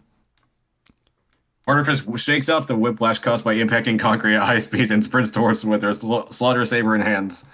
Technoblade instead prioritizes rescuing Whitney by cutting the guillotine into pieces, like she needed rescuing anyway. William tries to intercept him with his own sword and the two engage in battle, but William is very easily outmatched and knocked back. And it's not even that William is like unskilled, it's just Techno's kind of a beast. It's just a skill issue. Pretty much. Murderfist leaps up and attempts to decapitate the wither. I don't know if that would really work when there's 3 entire heads. Whitney pulls out her phone, still in the guillotine, and makes a call. You think you can beat me? Techno laughs maniacally. I soloed God and Satan, for the record. Not even cancer could keep me down long. And seconds later, hundreds of thousands of footsteps can be heard in London Wait, Square. literal seconds? Yeah. Seconds? Were they just hiding in the fucking ground like moles or some shit? Yeah, dude, they were mole manning. True. They were like mole maxing. It's true. William snarls and tries to attack Techno again, to no avail. Murphys sees the Dreamstain army in the distance. Yeah, honestly, this is just kind of sad on your part, Techno remarks. Why do you fascists literally never have any combat experience of your own? Murphys immediately produces his gun and starts mowing down stands. This is almost as embarrassing as the time J-Schlatt had a heart attack and somehow died on his own when we tried to execute him at in the Lemannberg Revolution. As the stands are still out of earshot, still out of earshot, what the fuck? His bullets don't exactly hit them. Those were good times, Techno remarks. I mean, you have to try to be this pitiful. Murphys sighs and looks over at William getting completely bitch-slapped. Need some help. You don't understand what you've done, Blade, William insists. By allowing Whitney to continue living, you've doomed us all. And the horde starts to surround everyone from all sides. Oh, don't get me wrong. From what little I've seen of her, she's not exactly what I'd call bearable, Technoblade admits. But at least she willingly saw the error in her ways and became an anarchist. Murphys readies himself for battle. You are still working for or leading totalitarian governments, and that's even worse. At this point, Techno sees the Dreamstain army. Now this is what I call a revolution. Hell be upon you, scoundrels. Techno engages William again, and although William holds his own a little, he's no match for the Blade. Hey, I'm over here. You don't just have to fight him. You don't just have to fight him. The Dreamstain army is seen sporting bulletproof shields. Also in the distance, an inexplicable shark typhoon is headed for London Square. That just kind of happens on the side. At this point, the regular Wokington soldiers are no longer receiving any orders and are just wandering aimlessly around the country because there is no one to give them orders. Techno throws William into a wall and then turns to fight Murderfist. Here we go, hell yeah. Murderfist ready for combat. The two of them engage in battle. Meanwhile, the Wither is now going after William. Murderfist fares much better than William. I like how the Wither was basically neglected for like a large part of that fight. Like it was just kind of sitting there chilling. Yeah, you know. It was waiting to strike. William is able to fight the Wither though, unlike Technoblade, who he cannot fight. The Typhoon quickly approaches the two combatants. Techno is surprised at how skilled Murderfist is. Oh wow, you're actually not terrible. Congratulations. You've passed the incredibly low bar your friend set over there. Yeah, I'm more of a front line kind of guy. I see. Pretty fun not just going down random grunts. I'm personally more of a violent terrorist with noble motives kind of guy. Respectable. So I can end up on all sorts of different lines. I've had to pull up on pretty much every major invasion. I like how they're just having a casual conversation. Yeah. While they're fighting. The Typhoon catches up with William and the Wither. They are now dead center of the storm. I gotta tell you about that time I challenged an entire country to a fight because that country tried to execute me, Techno says, while still fighting Murderfist. They were so scared they hired 10 random non-aligned mercenaries to fight for them, and I still won. I once killed 300 of my own men to set an example. William decides to use the Typhoon to his advantage to land on the Wither and stab it to death. Which works, but now he's stuck in the Typhoon. William is forced to dodge flying sharks as he tries to work out how to get down. You know, Murderfist, we should probably retreat. This isn't looking too good, he shouts. Bringing it on, man, as fuck. Alright, let me rephrase. We'll tactically fall back and regroup so we can strike way back stronger. No, I read that line wrong. We'll tactically fall back and regroup so we can strike back way stronger than before. That sounds pretty fucking metal to me. The Dreamstain army finally reaches Murphys and starts assaulting him from all angles. Alright, fine. Murphys starts leaving the town square while cutting down stands. He points at Technoblade, swearing they'll meet again. He then activates his jetpack, grabs William, and heads for Carcass Land. Man, they do meet again, let's just say that. A shark flies straight into Murderfist and pummels him on his way out.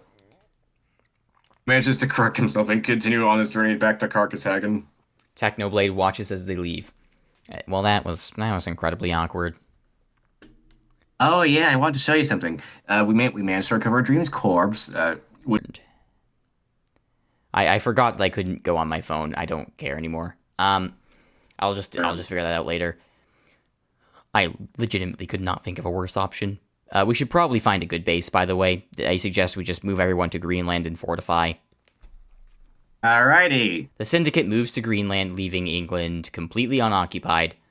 Thankfully, the CCC manages to move in first after hearing of the Wokepire's dissolution. With help from former Wokington troops, the Second Republic of England is formed and joins the CCC. Iceland also becomes its own country again. The war carries on. Don't know why that's part of the same clause, but okay.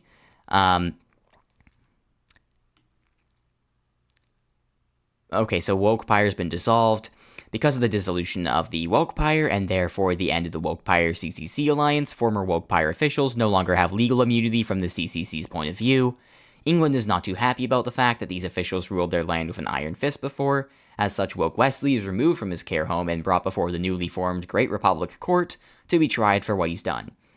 You can work on your, you should probably work on your thumbnail while I'm saying all this. Yeah. I am. He argues that he shouldn't be tried at all because William and Whitney were both worse, which is an incredible defense.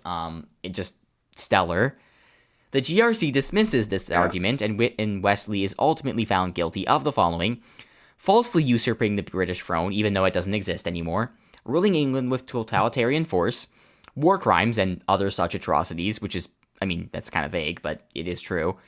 Being complicit in the atrocities committed by Duncan Galloway's administration of Scotland during the First Carcass War, consistently being complicit in the atrocities committed by Carcassland up until the Third Carcass War, introducing unlawful bans of black metal music, which is probably the funniest item on this list, and also being a fucking loser. Wesley is sentenced to life in prison for his crimes. Being a loser is a punishable offense. True. In prison, a strange halibut appears. Wesley tries to talk to the halibut. Nothing really comes of that, I guess. Meanwhile, William calls a meeting with his allies to discuss annexations of occupied territories. He suggests that Io too. What? No, I'm stupid. He suggests that Ohio too should annex its neighbors, Norway and Finland, which are both conquered nations at the time. Meanwhile, too, all of the Stan countries unite into a single country named Stanistan. This is not at all to make the map easier to make or anything.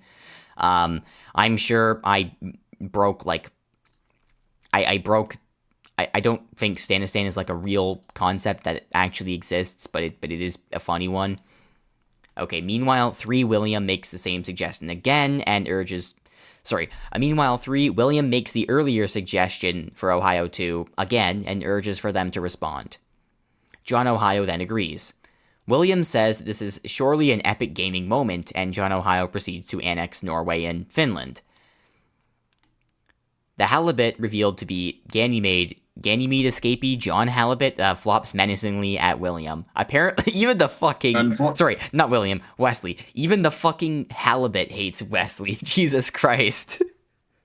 He does not get a break. Unfortunately for John Halibut, there is no water in the prison cell. Instead, there's tea. This is because the prison cell is English. Anyway, all the Stan countries... Yeah. Those not owned by Carcass Fucker, that is... Yeah, okay. Afghanistan and Pakistan are part of Greater Carcassland, the rest aren't. That's true. Blickfold randomly decides to nuke Bhutan, the world's least metal country. This ultimately hinders Carcassland, as they already own Bhutan. At the same time, the nuclear wasteland is considered metal, so it raises their morale. They only acquired it just to nuke it without consequences, so they didn't actually have anything there. The Bhutanese people flee to China as refugees and are resettled in Tibet. They're voraciously hunted by the Carcassonators, Carcass Corps assassins. William meets with Carcass Fucker to discuss the division of Germany. William claims that the Dutch Empire only desires the westernmost German territories, and the rest of the occupation zone can be integrated into Carcassia.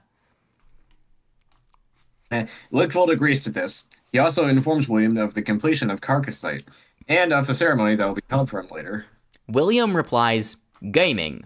He returns to his fortress in Amsterdam to ponder this. He also reminisces on old memories of the Wokepire. As he's reading over Wokepire government documents, he notices a couple interesting clauses.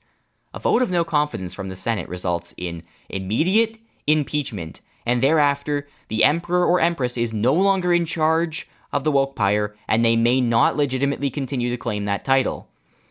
While an Emperor or Empress is absent from their position or not yet elected in times of political crisis, the Woke Senate is the highest authority and the legitimate governing body of the Wokepire. The Emperor or Empress cannot lawfully dismantle the Wokepire without the approval of the Woke Senate under any circumstances. William realizes with shock what these clauses mean. I don't know why he doesn't know those by heart, despite being like such a high-ranking Wokepire official, but whatever. He just had to rediscover those. An idea manifests within his mind. He calls up Murderfist as soon as possible. Murderfist answers the Carcass phone. This is also one of my favorite moments. I don't know if anyone else really thinks about it very much, but this leads up to one of my favorite moments. Salutations, my friend. I will get right to the point. I've discovered a legal loophole that will allow us to get Wokington back. Loophole is pretty mal. What is it? So essentially, there are these clauses in the Wokepire Constitution that say that the Emperor or Empress is automatically stripped of their title if they get a no-confidence vote by the Senate, and that the Senate is the highest governing body while an Emperor or Empress is yet to be elected or impeached or whatnot.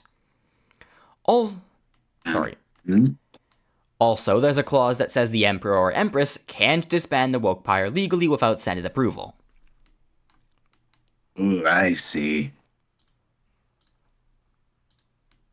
So you remember when Whitney disbanded it, right? That was actually illegal, because for one thing, it was done without Senate approval, and for another, Whitney was not the legitimate Empress at the time she did, seeing as she was no confidence voted earlier.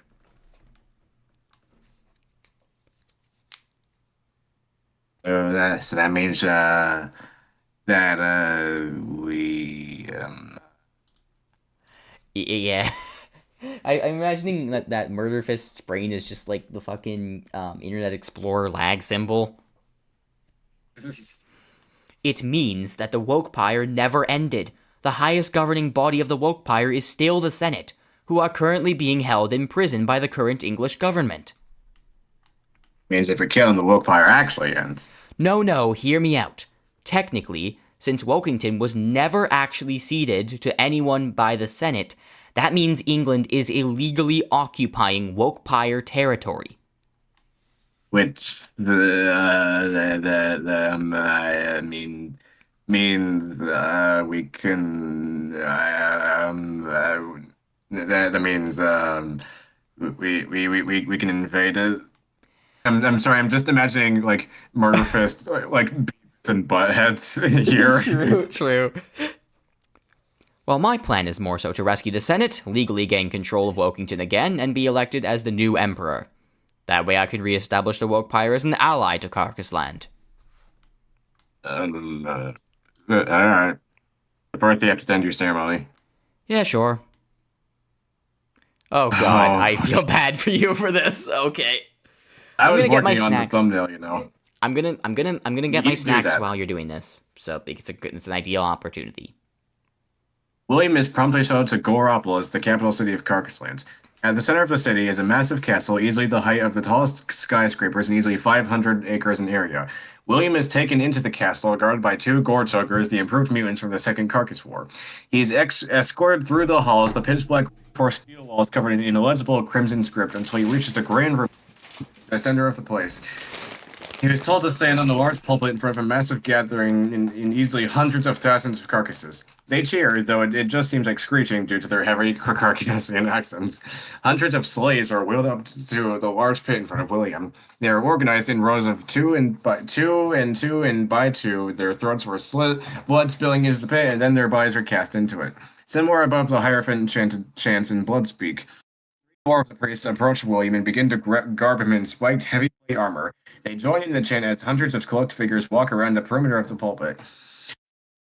Made from skulls, satanic paraphernalia carved into their brows. When Two carcasses finished throwing slaves into the pit and pour a great barrel of some liquid William couldn't identify into it. The liquid is then ignited, sending a great pillar of deep maroon flame out of the pit. The cheers of the crowd and chants of the priests intensify as a skeletal face appears in the flame, repeating William's name over and over. A helmet was placed. The skeleton appears. The face missing. A mask emerges from the mouth of the skull and the flame pillar, levitating towards. It connects with the steel of his armor, seamlessly welding itself to the metal. The skull regurgitates a gouge of flame onto the mask, branding a corpse paint pattern onto it. At last, it ceases chanting William and instead utters his new Carcassian title, Cranium Crusher. The cheering and whooping grows louder. The chanting ceases.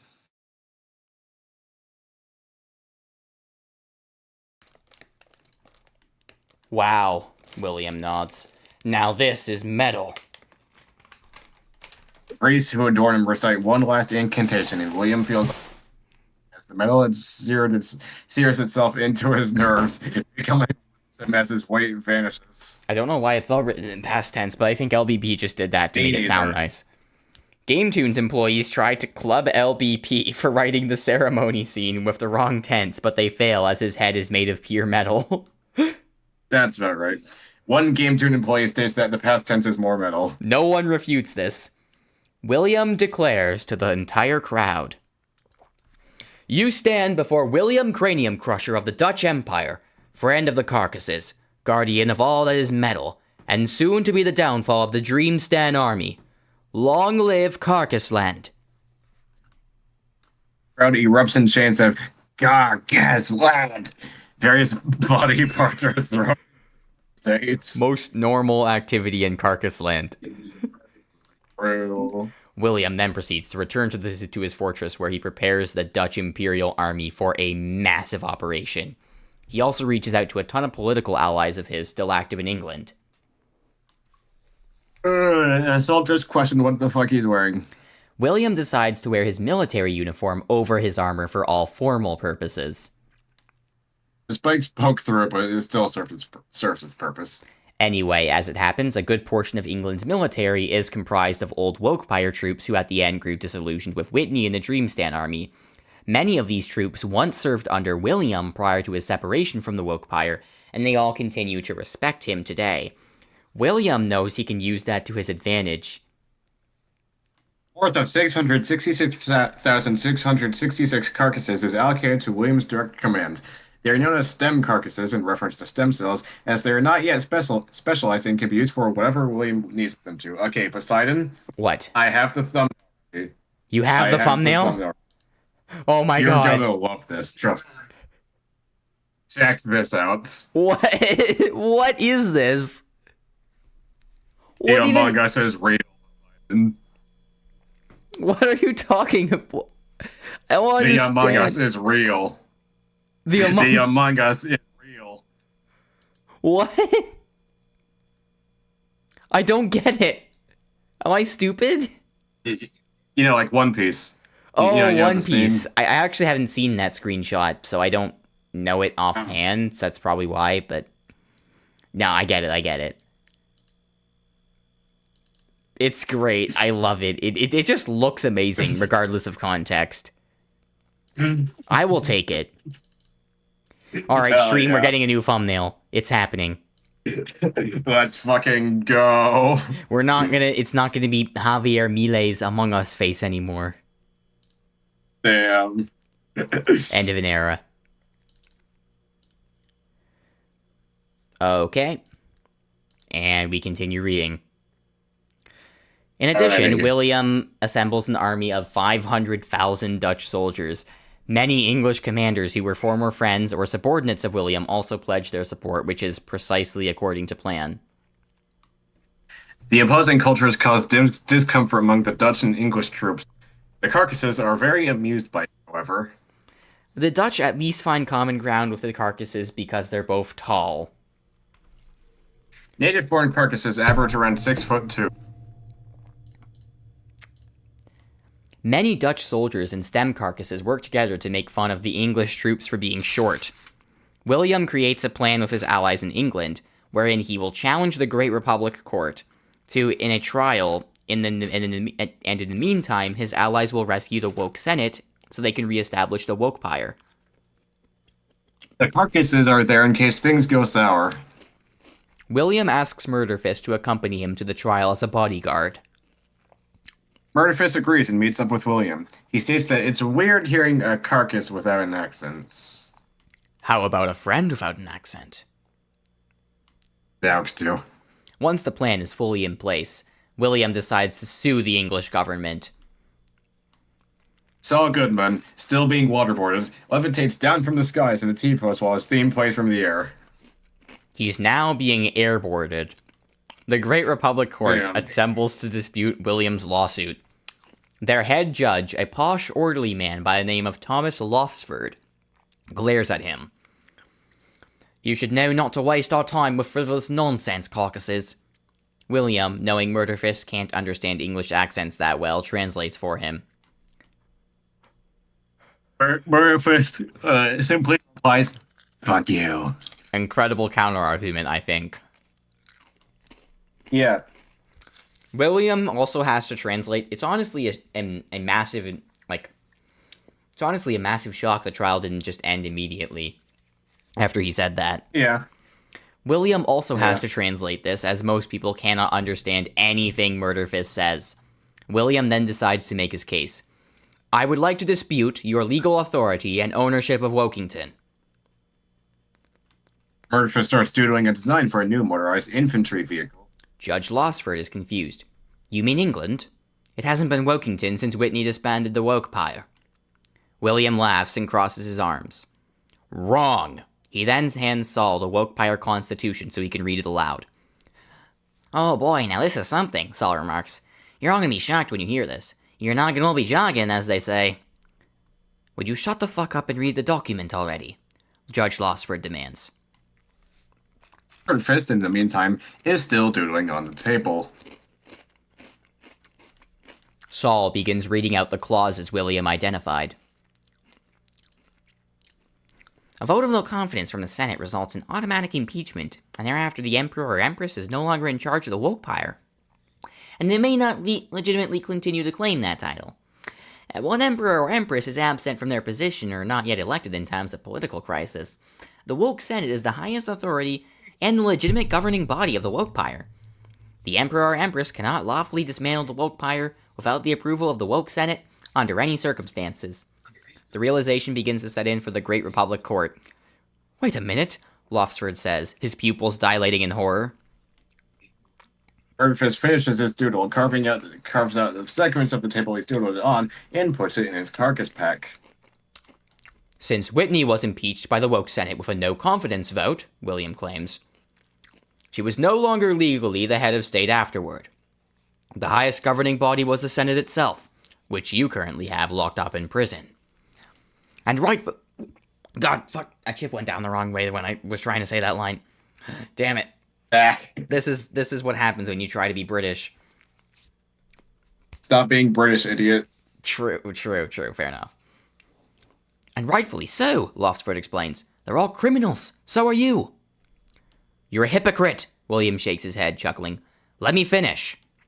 Basically, this means Whitney disbanding the Wokepire was illegitimate. The Wokepire still exists, and the Senate is still in charge.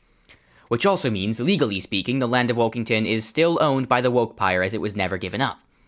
So, in conclusion... Enough! Lofsford shouts, slamming down his hammer. I will hear no more of your ramblings. You can't silence the truth, you arrogant fuck, William claims. In conclusion, the Second Republic of England is an illegally established nation occupying Wokepire territory, and all of you are an illegitimate legal body as such. Now, at that, William pulls out a gun and aims at Lofsford. Get the fuck off my land! Lofsford simply trembles in fear. I ignore the fact that he somehow smuggled a gun into court. Just, that's fine. Just whatever. You can't be serious! Do I look like I'm joking? William asks. Yes, one of the other judges comments. William quickly turns the gun on them. A carcass hidden under the floor emerges and begins cannibalizing said judge. I was just kidding, the judge yells, but it is too late as they end up being cannibalized. The court guards start aiming their weapons at William and Murderfist. It is possible that maybe, like, one of William's political allies just let him enter the court without checking him, even though he was supposed to. Probably. Yeah. Just what do you think you're doing? Luffsford demands, standing up. It's just like I said, isn't it? You're both criminals. Murderfist leaps from his chair 30 feet into the air, does 13 consecutive front flips in the span of 5 seconds, and lands in a superhero landing balls. He gets up and begins pacing back and forth in battlefield manner. Criminal, you say? You claim that I'm a criminal, when in fact you, lawmen, are the criminal? But then what does that make me? Let me to inform you, friend. Murderfist leaps onto the judge's table thing and crouches down to look at him. I dare judge him the end all you hold dear. I am he who your politicians and bureaucrats tremble and deny the very thought of. I am the destroyer, the shredder of flesh. I am the death of your infernal collision. And we shall see who is the criminal when I stride across your lands, all you know burning in my wake. And he leaps back into his chair and goes back to his slumped posture like nothing just happens. As you do. Yeah. William has to translate this entire monologue while still holding the gun. The entire courtroom is extremely confused about what the fuck just happened. I just want to point out that Saul is still just here. He's kind of just chilling. Yeah. One of the judges decides to hold up a picture of the nerd emoji on it in response to everything Murderfist just said. William shoots them in the head and kills them instantly. The other judges cower in fear, save for Lostford, who stands still, determined. The woke pie will never return, he insists. England will never fall to the likes of you. William laughs. The woke pyre never left. Things just went a little bit out of whack for a bit, that's all. By the way, one more thing. And Murphys falls asleep.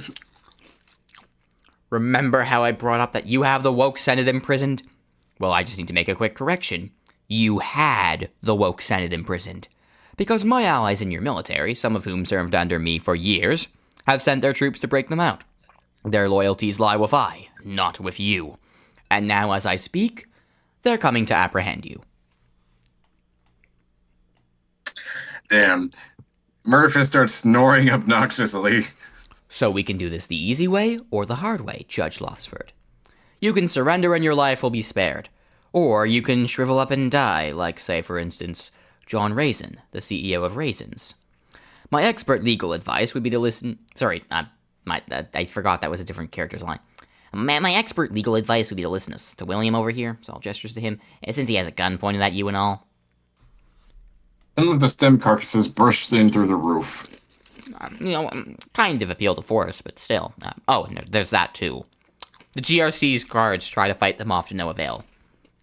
William's forces also reach the building, completely cutting them off. Wait, sorry, I should read that afterward. The GRC's guards try to fight off the carcasses to no avail. They are rent asunder by the CG 666 murder rifles and chain limbs.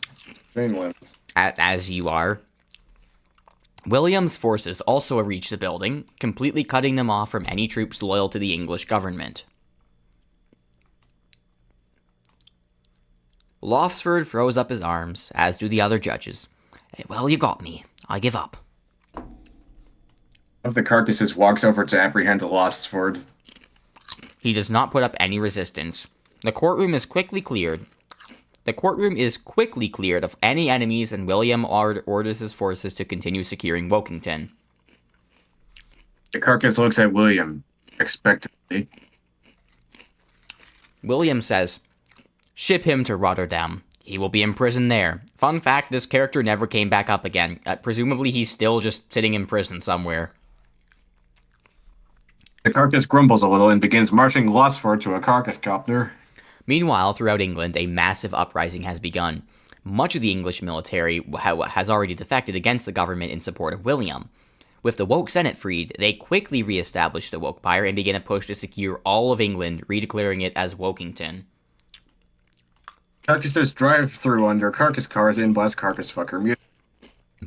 The CCC tries its best to back up England, but to no avail, as its entire army gradually collapses and is fought further and further to the edges of their territory. Within months, the Second Republic of England has completely fallen apart, and their government flees to Ireland. Its remaining army capitulates. Murderfist congratulates William on his victory and says his title was well earned. Following this, William releases a public statement where he says, "To be fair, at least they lasted longer than the First English Republic, which only lasted for 4 minutes," which is canon, by the way. They also disbanded because out of fear. They also disbanded out of fear because John Ohio just sent a massive fleet at them. Yeah. Murderfist then challenges William to a windmilling competition. William says, "Hold on a sec," and then gets the woke Senate to hold an election for the next woke emperor/empress. Some other prominent politicians, such as Woke Wendy, Woke Wayne, Woke Wanda, and Woke Warren, run as candidates alongside William. But William, who is seen as the pioneer of a new era and the woke pirate savior, achieves a landslide victory. He is now officially the woke emperor. His first order of business is to integrate the Dutch Empire into the woke pyre. The Netherlands, Belgium, Luxembourg, and West Germany become woke pyre provinces and now the woke pyre spans across those lands as well as Wokington.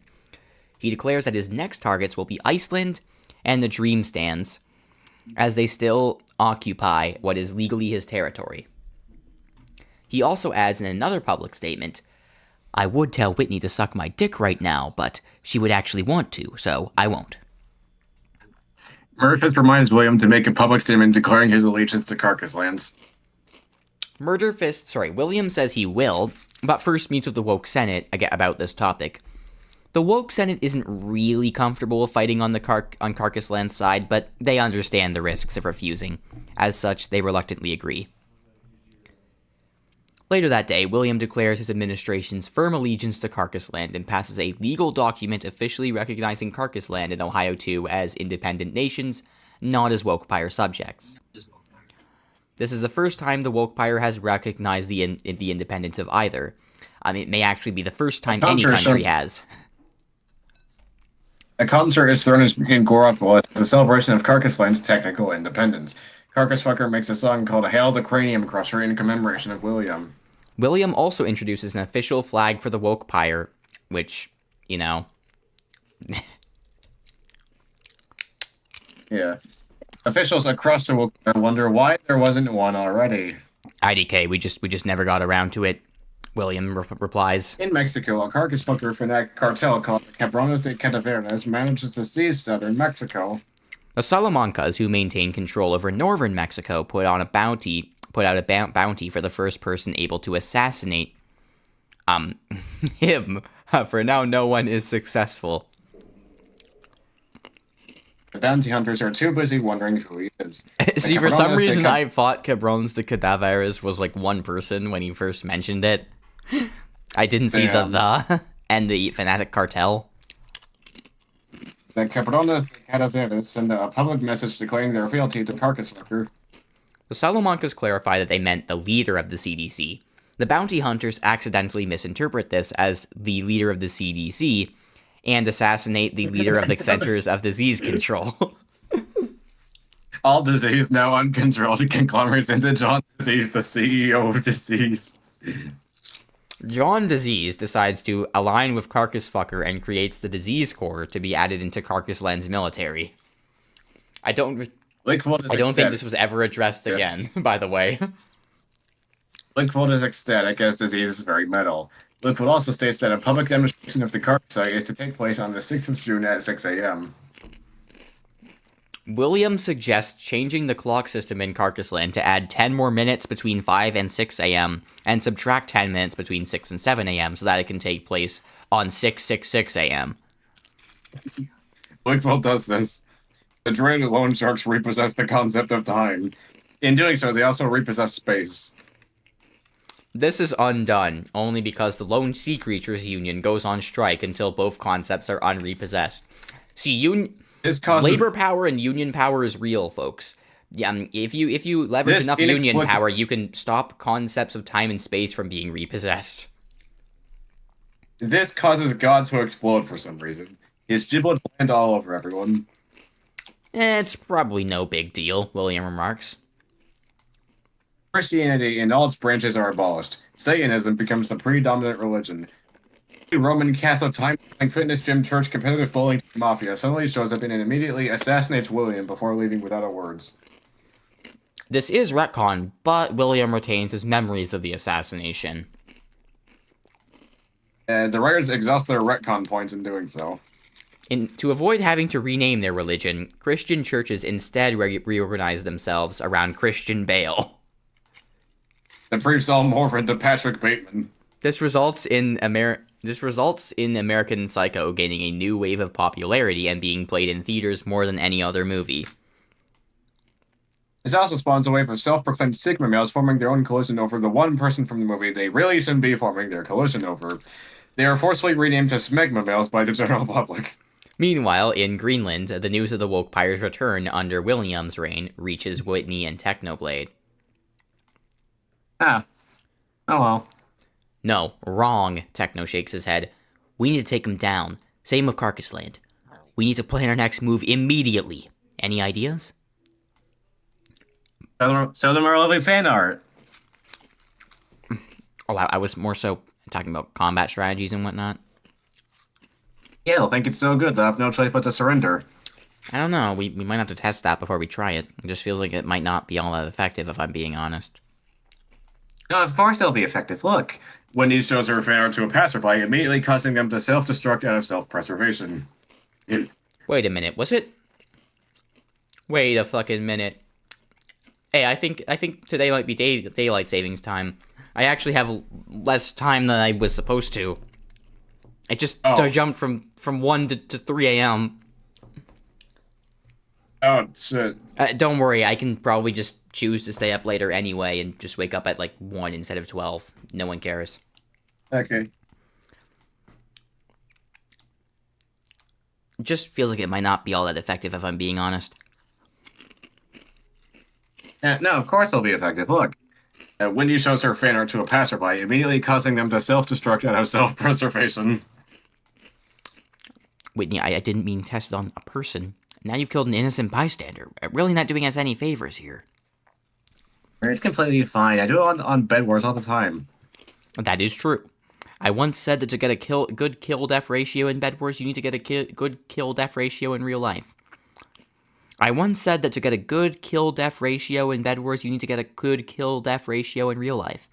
Here, why don't you show me your fan art why don't you show me your fan art so we can get an idea of how effective it is? Okay. Techno instinctively almost self-destructed of self-preservation. Or at least he would have if he weren't so utterly stoic. I guess that's why the almost exists. Instead, he just stares at the fan art blankly. Well, now I have an urge to kill you in the back of my head, so I'm pretty sure this had the opposite effect from what you intended. I mean, you never know. Don't worry, I've got tons of voices in my head. I won't listen to the Kill Whitney voice. I don't even think others have that same restraint. Sorry, I'm reading that wrong. Don't worry, I've got tons of voices in my head. I won't listen to the Kill Whitney voice. I don't think others have that same restraint, though. Anyway, I should probably go farm potatoes for several hours. I've been gone for a very long time, so it stands to reason Squid Kid is catching up. Techno leaves for a bit. In the meantime, Gus Fring flies to southern Mexico from the United States in order to negotiate with the Cabrones de Cadaveras and form a pact against the Salamancas. The Cabrones de Cadaveras demand black metal chicken be sold in Los Pollos Hermanos in restaurants in exchange for an alliance. Gus agrees. He also offers the Cabrones de Cadaveras some of Walt's finest meth. They smoke the meth and promptly start ranting about the metalness of various things. Meanwhile, the 6th of June has come. Blinfold messages all potentially interested parties at 4 a.m. so that they can get Carcass Land in time for the demonstration. He accidentally misreads 3 a.m. as 4 a.m. and summons countless demons, hellspawns, and copyrighted characters as a result. He deems this metal and gives the demons, hellspawns, and copyrighted characters some carcass corn while they... I'm sorry, I'm just imagining, like, fucking, Freddy Fazbear, Hello Neighbor, and, just Tattletale just, like, standing in the crowd watching the ceremony. Sonic.exe. Yeah. Yeah. William shows up at around 4 a.m. with a Dutch Imperial regiment guarding him. Murderfist comes over to greet him. Greetings, old friend. How goes it? Great metal so far. What about you? Well, you see, it's been nice finally ruling the Wokepire. Soon I intend to pass a code of laws officially banning all sorts of Dreamstand activity. I just need to secure Senate approval. Stands pretty metal.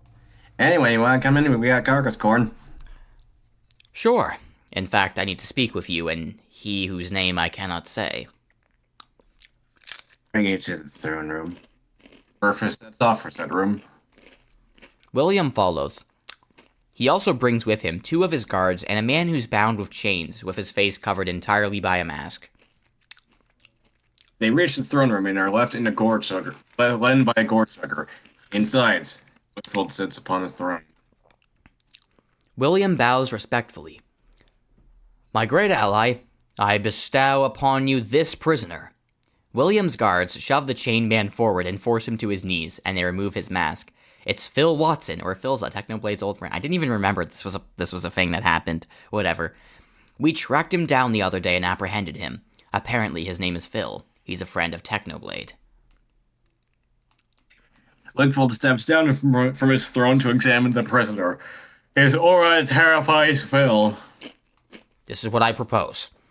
During the demonstration, we trap Phil in a cage and threaten to feed him to the carcassite. We will lure Technoblade right into our grasp, for he will not let his friend die. His loyalty is too strong for that.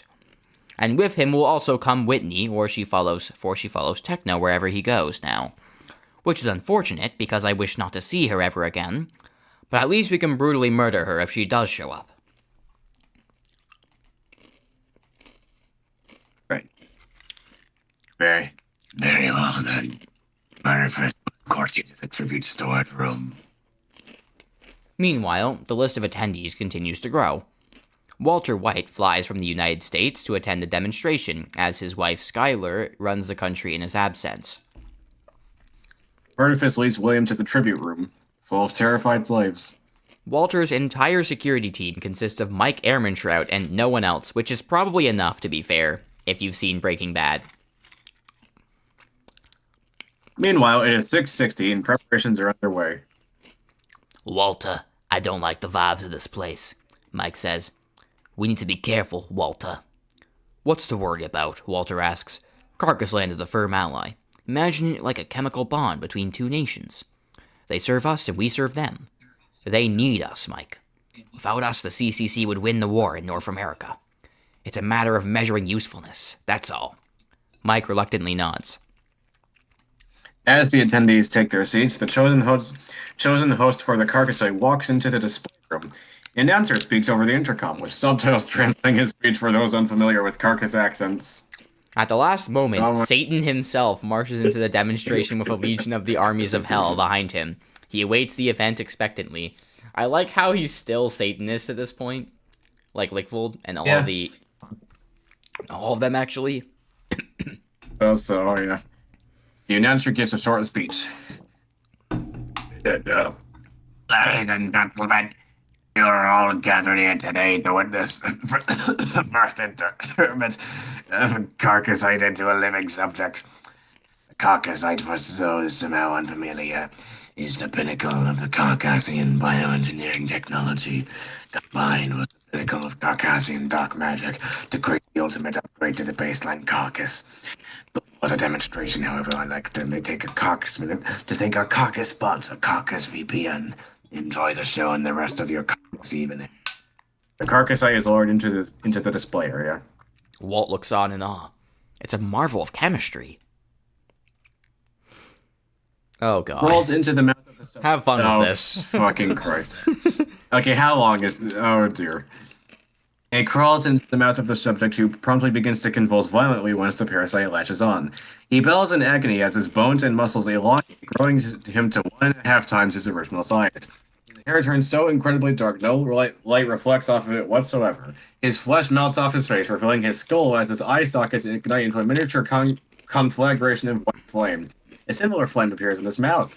The bones of his skull become much denser and take on the appearance of well-polished porcelain, as pigmentation similar to that of his hair from a giant corpse paint pattern on his face. His teeth warp into a serrated blade like canines, 3 inches in length. His femurs extend to unnatural length and split into another joint as his knees snap backwards. His grow disproportionately in great double-edged jagged claws issue forth to replace his fingers. Several 4'7" jointed arms erupt from his abdomen. A mouth opens on his sternum with teeth similar to the one on his head, and 3 tongues with lamprey-esque mouths loll out of its maw.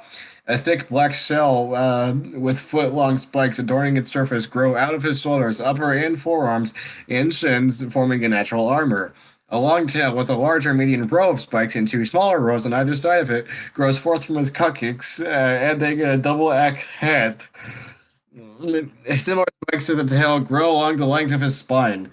It lets out a great bellowing scream, a column of flame shooting from its mouth. God. Now that, William remarks, is what I call metal. I think he already said that line, but okay. It leaps up to a catwalk just in front of the viewing window, 30 feet high. A single bound so the spectators can get a better look at it. Hold on a second, I'm responding to the Plasma Temple ping, even though it's a bit old now. I just said I'm busy, which is true. Yeah. William is then asked by a man who was always there but nobody noticed what happens when an unstoppable force comes into contact with an unmovable object. After it circles the entire catwalk, it leaves back down as the tribute gates open. Prisoners with swords, axes, and other miscellaneous weapons are pushed into the arena. William responds by saying, "Won't the immovable object just shatter? I mean, you didn't say it was indestructible." "No, the unstoppable force will phase through, you idiot." William is shot in the balls immediately. Burfus asks, "How about you back it up with a source?" Unfortunately for the man who was always there but nobody noticed, William's new carcass armor protects his balls from sustaining any damage. We would now like to announce the stream's sponsor, Crotch Guard. Very, very good service. Sponsor. I use it all the time. It's great. Type in code protect your balls to get 69% off your first purchase. Everyone's always trying to kick me in the balls. It's really frustrating when I have to buy new ones because my balls keep getting. Yeah, so, exactly. You know, and sometimes they don't even have balls. fucking... You just have to buy circles. Like, you just have to buy, like, 2D circles instead. It's not really as good as the real thing. I can't pay for new balls. I have to pay rent, goddammit. Exactly. Yeah. That's why Crotch Guard is such an important tool, and you should get it right away. 9 out of 10 doctors recommend crotch guards because it'll also improve your social status. And the other one doctor is a fucking moron. We should kill him with hammers. The other one doctor doesn't have any balls. Just he could use some crotch guard right now. The only one other doctor is a trans man. True. Fuck. In fact, the shot reflects off his balls and hits the man instead.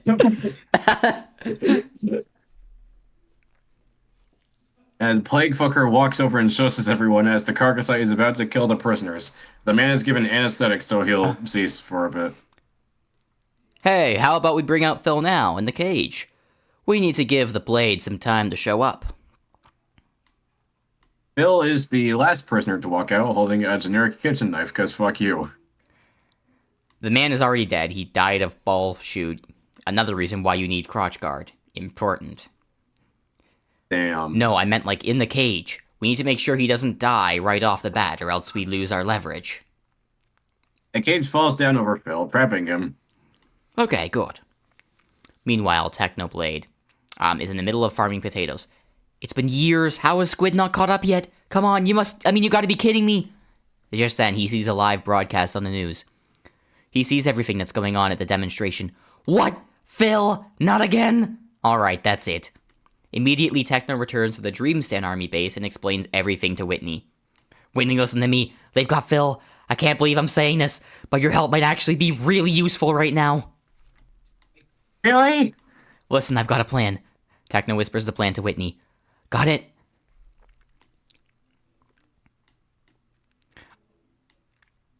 Yeah. All right. Now we just need to track down exactly where that demonstration is being held. Unfortunately, I'm pretty sure Carcass Land would be very secretive about. Techno checks the internet. They invited everyone in the entire world to the demonstration and posted its exact location. Well, that seems easy. But I know they're not going to let me in if they see me, so instead I propose a different strategy. Techno builds another portal and lights it. We're gonna get there through the nether. Sorry, I'm reading these lines way too fast. We're gonna get there through the nether. If we can make sure the chords match up, we can jump in without anyone seeing it coming. Wow, this is just like in Dream SMP. Yeah, whatever. Get in. Techno jumps into the portal. Whitney slides into the portal without moving any of her body parts. The stone being pushed sound effect her playing. Their dynamic is like truly one of the highlights of this part of AUL. Yeah. Oh, by the way, make sure a big part of your army also comes to the nether and camps at that exit portal so they can cram themselves into the demonstration if need be, Techno says after Whitney follows him in. Okay. Meanwhile, the Carcass site has slaughtered all of the prisoners save for Phil. One prisoner tried to insult it to death by calling it ugly. It didn't work. Said prisoners turned ugly when their face gets torn to shreds. This prisoner finds out the hard way that it can shoot lightning from its eyes because it's that metal. It's actually a low-tier god. True. No, it's not. It's not the lightning that killed the prisoner. The prisoner was convinced to kill himself Now. by the low tier god monologue. Satan and his legions clap. He makes a metal horn symbol. William grins. Any moment now. J Station rises from the secret DLC 10th level of hell to observe. Dude, I deleted my Twitter and all that, but like I think I still have screenshot evidence somewhere of me ratioing J Station over Quantum TV. Oh my god. I mean, it might not have actually been him, it might have been like a troll account, but I still think it's really funny. Yeah, you know. It begins trying to open the cage. By the way, at the time I did that, I had the Ben Shapiro inscription card PFP. Oh my fucking gods. The cage The holds. one I made for you. Yes, the cage holds for now. Just then another portal randomly generates in the middle of the demonstration and Technoblade walks out. On hand, Phil! Now! Whitney also walks out. The Carcassite turns to face Techno at unnatural speeds. William glares at Whitney. You! Yes. No, I more so meant you specifically. Me? Yeah, you suck. Me? I hate you. You would really refer to me specifically? Negatively, yes. Whitney starts grinning. Techno whispers to her, Whitney, I really think you should consider finding other men to date. I don't think this is a worthwhile venture at all. Sure it is. You just gotta believe. Whitney, he is neurologically incapable of being romantically attracted to you. The Carcassite just stares at the as this happens. This is not rocket science. Also, he hates your guts. What if I just change his neurons, huh? Wouldn't that classify as a violation of consent? Murder states that violating consent is metal. Oh, God. I think Murderfist is just like very airheaded, so I don't think he knows what that actually means. Yeah. William raises his gun and shoots a warning shot. Would you both shut the fuck up? We were whispering. Come on. I can hear it from where I'm standing. See, we rigged this entire place with microphones. We knew you would show up. In fact, that was my plan. Technoblade, I knew that by threatening Phil's life, I could get you here. And I still have that leverage. So unless you want him to die right here and now, you will do as we say. Techno immediately springs back into action. Hey, Willie, how's this look? Not yet, I'm monologuing. Techno raises his hand to signal Whitney to stop. Okay. Anyway, let my friend go. He didn't do anything to you. Is this what you lot do? Punish people who have never wronged you, just to make jabs at those you don't like? William stares in response. Yes! Techno glares back The entire crowd in fury. assents. Techno glares back in fury. Typical The you entire crowd totalitarians. I will raise this place to the ground if I have to. Release Phil immediately. No. Everyone wonders who said no. Murphys raises his hands. Everyone nods in understanding. William reveals himself to be Grigor. For some reason. A is Cudgel. However, this isn't William Cranium Crusher, but rather just a random crowd member also named William. Do I do it yet? William is shot.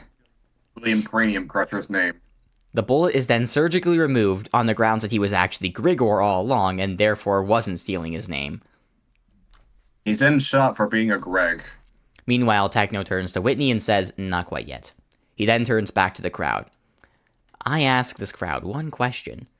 Do any of you truly believe you serve a government with your best interests? I mean, you think a little critically here. Your leaders are willing to throw you into arenas to fight monsters. Every carcass in the crowd states that they don't give half a shit. Your lives are very obviously and infinitely expendable to them. As several crowd members think too hard and accidentally flush their brains. Ah well. Anyway, it's time for you all to start giving a shit then. No. Are you just gonna sit there and let them dictate your lives? How metal is that? Very. Then we have very different definitions of metal. Yours is wrong. I quite frankly care little how you regard me. We could say the same. The point is, I could destroy this entire place, but I won't necessarily do it. I need my friend back.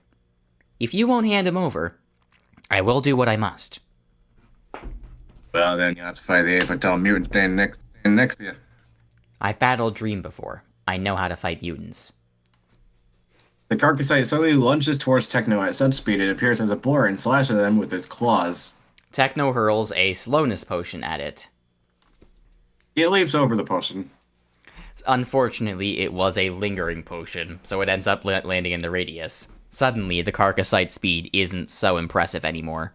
Luckily, it's only a temporary effect. Well, for the Carcassite anyway. Techno turns to Whitney. The Carcassite leaps directly into the second slowness potion Technoblade preemptively throws behind. Techno turns to Whitney. Do it now! The Carcassite backs away from Techno to stall for time. Hey, how's this look? William immediately enters septic shock upon looking at the fan art. As you do. The rest of the crowd and Technoblade follow William's example. William turns to Murderfist. Wait, what are they planning? Technoblade did prepare for this, so he immediately eats several enchanted golden apples at once, the effects of which cancel out his septic shock. All of them were needed for that.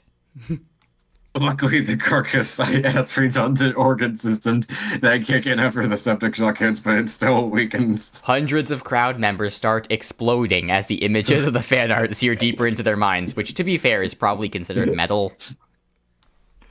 Yeah, the Dreamstand army starts pouring in and showing everyone their own fan art, which is just as bad as Whitney's, only now on a much more numerous scale. Techno takes the opportunity to take out the firework crossbow he has, aptly named Subscribe to Technoblade, and starts shooting down the survivors. Everyone's vision quickly fills up with countless dozens of death messages, all reading, "Person went off with a bang due to a firework fired from Subscribe to Technoblade by Technoblade." This makes coordination even more difficult. Thankfully for Techno, he pressed F1. Several dying carcasses vomit their boiling hot entrails onto the Dreamstand, killing several per carcass. Meanwhile, William is having a seizure due to the sheer amount of terrible fan art.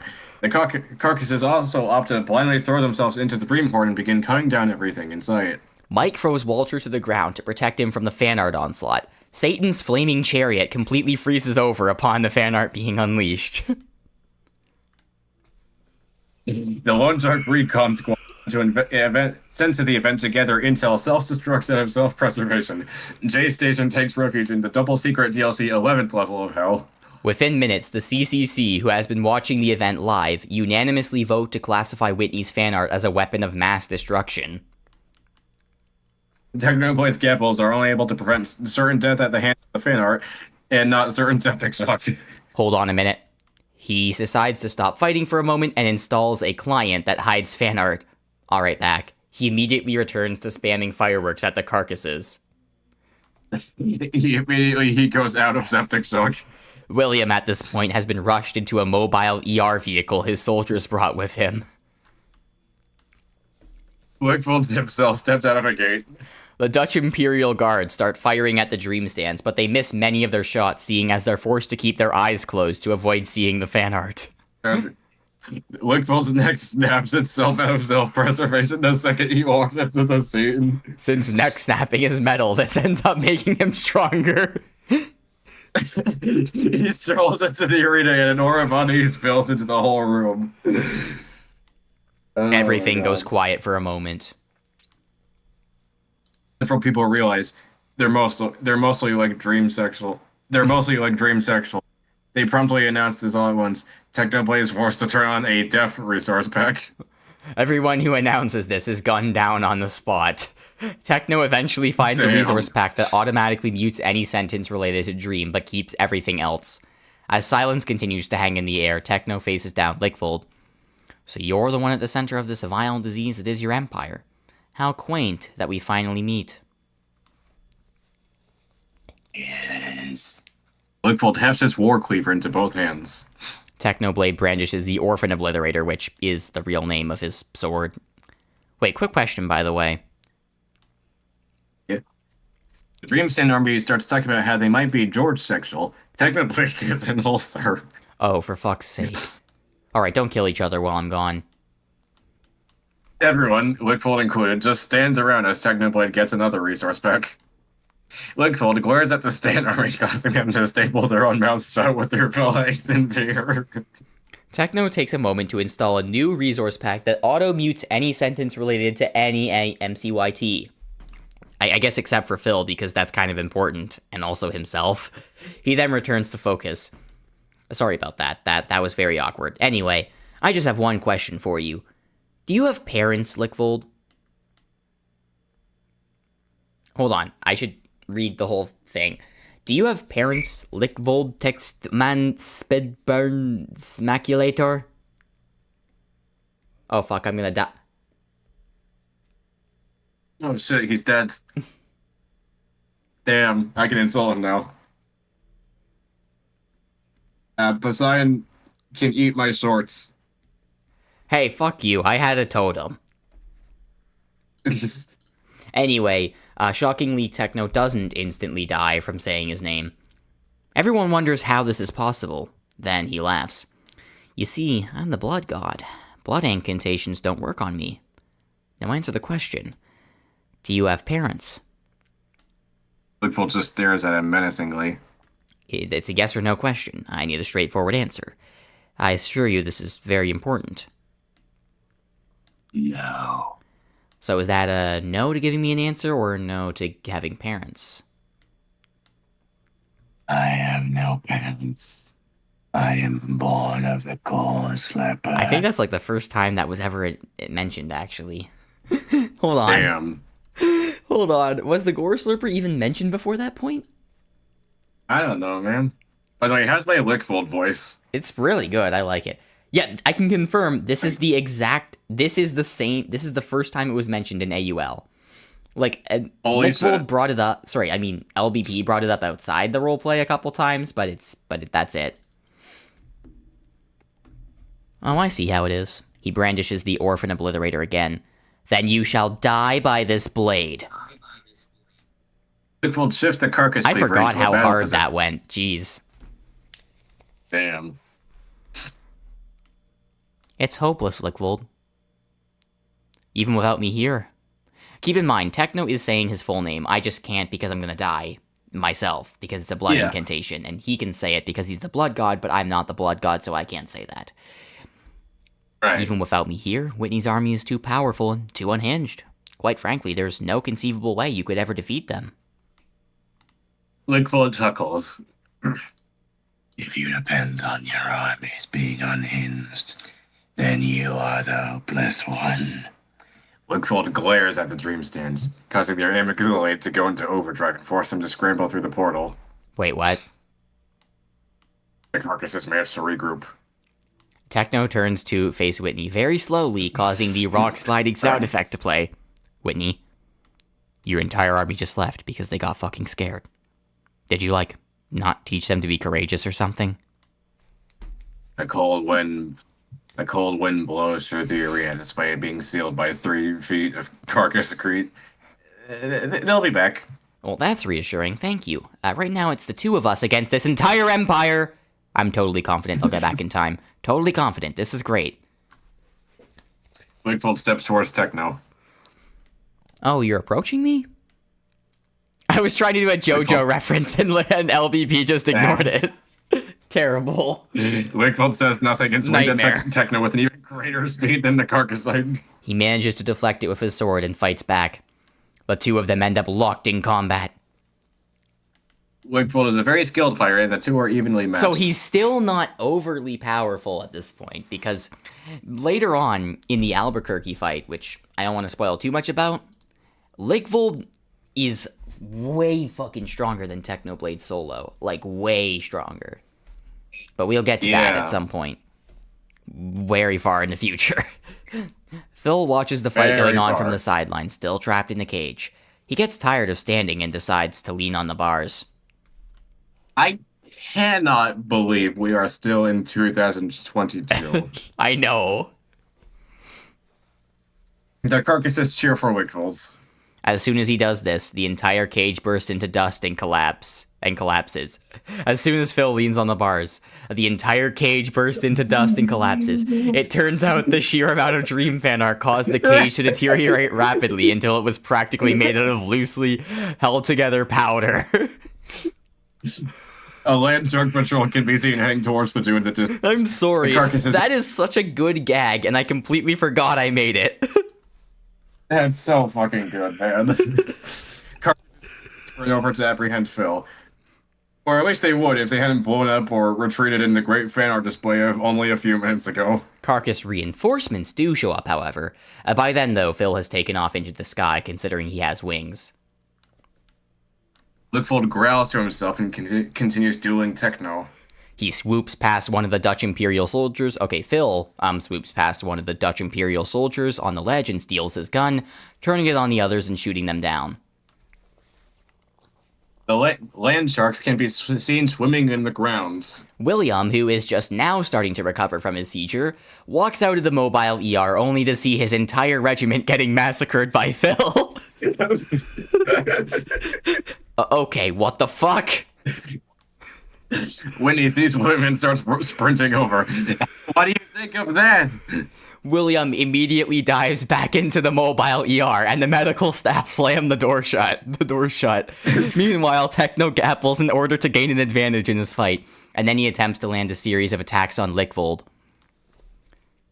Wakefold receives several blows, but his armor protects him. Since Techno is wearing full enchanted netherite, he's not particularly vulnerable either. What makes you worthy of sitting on your throne? What makes anyone worthy, really?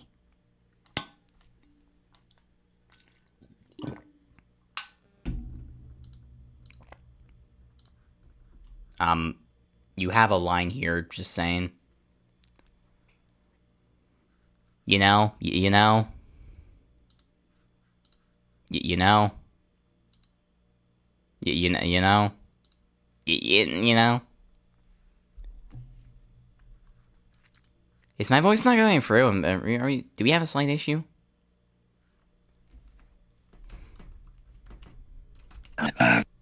Hello. Yeah, I can hear you now. I am back. Sorry. Okay, as I was saying, I am the most powerful of any in Carcass Land, and all realize this. None oppose me and none will. I don't know, to me it seems like about half the world does oppose you. They don't realize the futility of their struggle. If they were worthy opponents, this war would be over. No person has the right to rule others. We're barely capable of ruling ourselves. You're no different than every tyrant who has come before you. Your powers may strengthen you, but they do not make you worthy. Power does not come hand in hand with nobility. Strength is what desire's worth. Those who are stronger than others rule over those who are weaker than them. My armies were stronger than our subject nations, and thus now I rule them. You won't rule them forever. And besides, if you truly believe the strongest deserve to rule, you might as well start sucking up to Ganymede. They could have wiped out your entire empire off the face of the earth with one singular action if they chose to. As far as I've heard, at least. That is technically true, actually. I think Ganymede could have, like, one-shot Carcass Land if he wanted to. I genuinely think he could have. Look, sucks. You believe Ganymede the strongest being, then you are sorely mistaken. There exists one who rules over all indiscretion, manipulating events with his iron-clad fingers so that he may control when his time arrives. When the time is nigh, none shall stand before his wrath, and me and my armies shall be his instruments. All shall kneel before his wrath. All shall bend to the will of the gods. I imagine this is awkward for Satan, who is in fact in the crowd right now. Yeah. Lickfold immediately gets by a random asteroid. This is retconned. The writers enter retcon point debt, unfortunately. The writers are repossessed. All of a sudden, Griga swoops in and buys the rights to AUL from Game Tunes.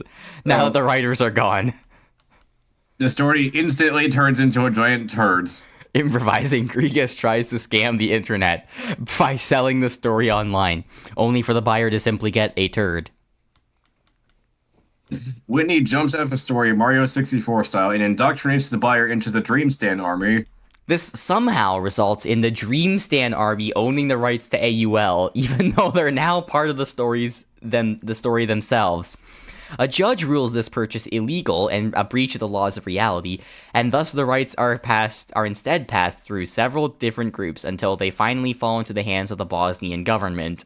Bosnia decides to rehire the old writers and ignores the fact that they're in debt, finally allowing the story to continue. As Lickfold finishes his monologue... Okay, so canonically now, AUL is owned by Bosnia, just the entire nation of Bosnia. Wow. As Lickfold finishes his monologue, pitch black ice begins forming in spikes all over every surface in the area. Techno watches, furling his eyebrows. Oh my god, there's more monologues. You know, at first I thought you were just a scoundrel, using all these people for your own gain. Spreading a nonsensical ideology of might from strength to justify yourself being at the top of the hierarchy.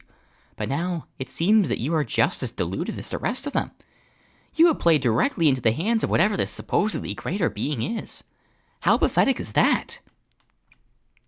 The Ghost Slipper ingrained me as its implement of destruction. Why do you think this fucker's music induces fanaticism so easy? So you're a tool? That's not exactly much better. I am what one may call a prophet, bringing the Ghost Slipper's wrath to the heretics who dare oppose it. You remind me greatly of the Prophets of the Egg. This is another Dream SMP reference that I'm not going to bother explaining. Just look up the egg lore or whatever. When all is said and done, I shall rule alongside him as an equal. Oh, you think you'll get that privilege? That's funny. The Ghost Slipper cares not for schemes. He delivers what he promises. I requested a blessing in order to form my armies, and now look around you. Lickfold spreads his arms out. The empire you've built, I mean, it is impressive, but never has there been an empire to last for an eternity. This one shall fall as all others have before it. Greece, Rome, Mongolia, France, Germany, all believed once the world was their oyster. But each time the world proved it was too great for them to handle. When will it become too much for Carcass Land?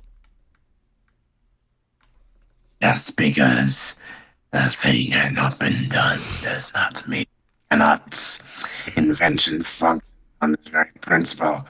As I am a warrior, I am an engineer, constructing a new way of life for all who accept the Ghost Slipper's rule. The Land sharks arrive and... Get the fuck out of here, we're having an intense conversation. Hey, we're just upping the stakes, huh? And that's a fair argument. Techno turns back to Lickfold. And what of all who deny? I refuse to yield before your god. I am a god in my own right, in fact. Billions of people still stand against you. What of them? They will be rent asunder by the Ghost Leper's instruments of wrath. Not on my watch. We shall see. The two at last resume their fight. In the meantime, Phil continues to gun down Wokepire soldiers, mainly the Dutch Imperial Regiment, and also goes after some of the carcasses. I love the part where William just got out of the ER after recovering from the septic shock, only to find his entire army just murked by Phil was just so fucking funny. And Whitney charging him down again. Yeah. The carcasses shoot back at Phil. Seeing as he can fly, he is not an easy target. The carcasses are well trained and lead their shots. Unfortunately, by now, the slowness potion effect has faded away from the carcassite. It leaps up and tackles Phil, slamming him to the ground. I like how the slowness effect didn't even really slow down the carcassite, it just stopped the carcassite outright. Yeah. Techno shoves Lickfold backward a little before ender pearling to the carcassite and distracting it. Phil manages to escape thanks to him.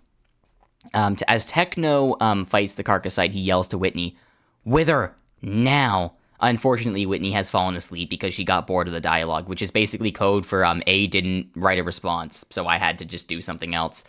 Techno sighs. Alright, Phil, you do it. Phil quickly lands and builds a wither, which explodes into action quite literally, and begins attacking the carcassite. The two engage in an epic duel. Techno and Phil end up double-teaming against Lickfold, although Techno is doing most of the fighting and Phil is more so distracting Lickfold by flying around him. Lickfold has a carcass shoot at Phil to distract him so that Lickfold can focus on the fight. This works. It's now back to Lickfold and Techno. Techno uses various potions to regenerate his health and strengthen himself.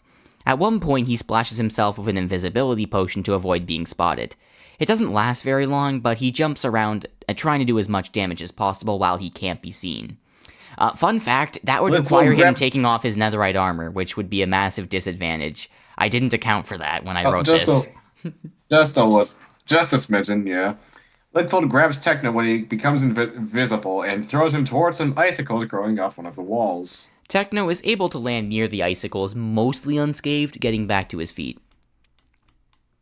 Lickfold chucks his war cleaver at Techno. He dodges, causing the icicle behind him to be cleaved. Lickfold charges toward Techno, grabs his cleaver, and swings it at him. Techno jumps in the air, avoids the cleaver, takes out his firework crossbow, and shoots a firework directly into Lickfold's right eye. Damn. The explosion blows off the right side of Lickfold's face. Scar tissue forms unnaturally quickly. He uses the ice to admire his new scar briefly before charging Techno. Scars are metal, so this doesn't really weaken him. Techno blocks the incoming blows of his sword, but Lickfold is clearly getting stronger with every passing second. The energy of the Gore Slurper continues to grow. Lickfold feints the cleaver swing and instead opts to punch Techno in the face. This works, although Lickfold's fist is pierced slightly by Techno's boar tusks. This breaks the ends off the tusks in the process. He gets to his feet, feeling the place where the ends of his tusks used to be. Well, time to get these sharpened again. He then turns to Phil, who's successfully taken out the carcass he was fighting. Take Whitney and go back. We need to prepare for an all-out war. Phil shakes his head. I can't leave you. What if you... Sorry, I didn't make him British. What am I doing? I can't leave you. What if you... Techno glares at him. I'll leave you. What if you... I've been dead before, Phil. Even if I don't make it, I'm sure I could handle it again. Now go. Now! Reluctantly, Phil obliges, picking up Whitney. The two of them go through the portal and close it from the other side. This leaves Techno to stand alone against all the carcasses. He glances at the army quickly surrounding him. The carcasses form a perimeter around the two, creating a wall. Lickfold looks around at the carcasses as well. I can take them, you know. I assure you it won't be a challenge. If you can first defeat me, that is. Fun fact, I think the Wither is still just kind of fighting the Carcassite in the background. Hold on. Yeah. Scrolling past the monologues.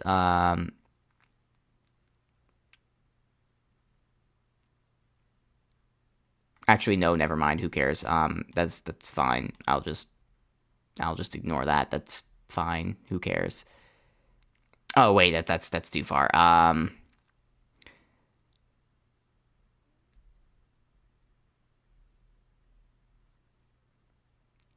Techno stares at his opponent. Very well. If you wish to defeat me, train for another 500 years. He rushes at Lickfold, determined to succeed. Lickfold uppercuts him, the ball landing squarely in his stomach and launching him a few feet into the air. He stumbles but returns to his feet, still standing.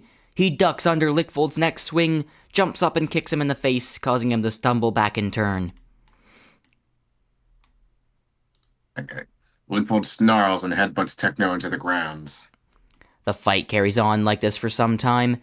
Eventually, Lickfold is able to overpower Techno. He ends up backed against an icicle with a cleaver to his throat. I see I have found myself in a very poor situation. Go on then, do it. I've died before. Lickfold nods and swings his cleaver. Wait! William shows up, begging Lickfold not to do it. This isn't the way to go about this. The cleaver stops 1/100 of an inch from Techno's neck. Lickfold stops, turning to look at William. Techno is confused. Wait, why are you defending me? I mean, I'm not complaining, but you have every reason to want me gone. William sighs. I do want you. What the fuck sort of accent was that? I made him Australian. Damn. I do want you dead, Blade. He then turns back to Lickfold. We cannot take his life here so unceremoniously. We need an official execution. We will show the world we are not to be messed with. That well? Okay, that's kind of a lame way to... That's kind of a lame addition to the line. I'm not even going to read that. We will show the world we are not to be messed with, and he will be an example. Yeah, Lickfold sighs, sounding more like a gargled snarl than any sort of normal human exhalation. This Blade is a skilled warrior. The only proper mode of death for him is on the battlefield. He has fought well and shall now perish. As far as I'm concerned, because he associates with Whitney, I have the right to decide how he goes out, William insists. I don't think that's logical in any way, Techno comments. Shut up, William simply responds. Lickfold snarls again, grabs Techno, and throws him to his knees. Is this more fitting? You know what? You know what? The world is watching. Maybe this will do. Nods and draws back his cleaver for a swing. He swings, but the moment his blade collides with Techno's neck, something happens. The area is consumed by a flash of bright light as Techno's body completely falls apart and then rearranges itself, layer by layer. In a matter of moments, he's back on his feet and makes a dash for the portal. Suck it, losers! I had a totem the whole time! Lickfold sprints towards Techno at full tilt. He lights the portal as fast as he can and then places active TNT outside, which is not... You can't just place that, but okay, whatever. Right before he jumps in, he turns back to Lickfold and William one last time. Your days are numbered. I will return. At that, he goes through the portal right as the TNT blows it up.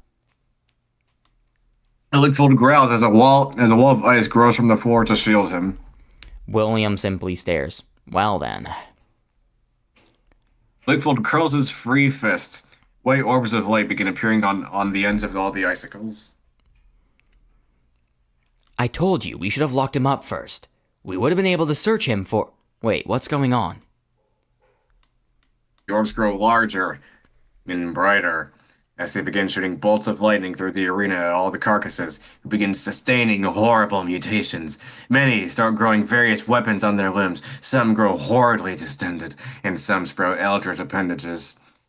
Lickfold himself is hit by several bolts. Walter White, who has returned to his feet alongside Mike, watches on in shock. I'm going to need to teach those. I'm going to need to teach these reactions in chemistry class.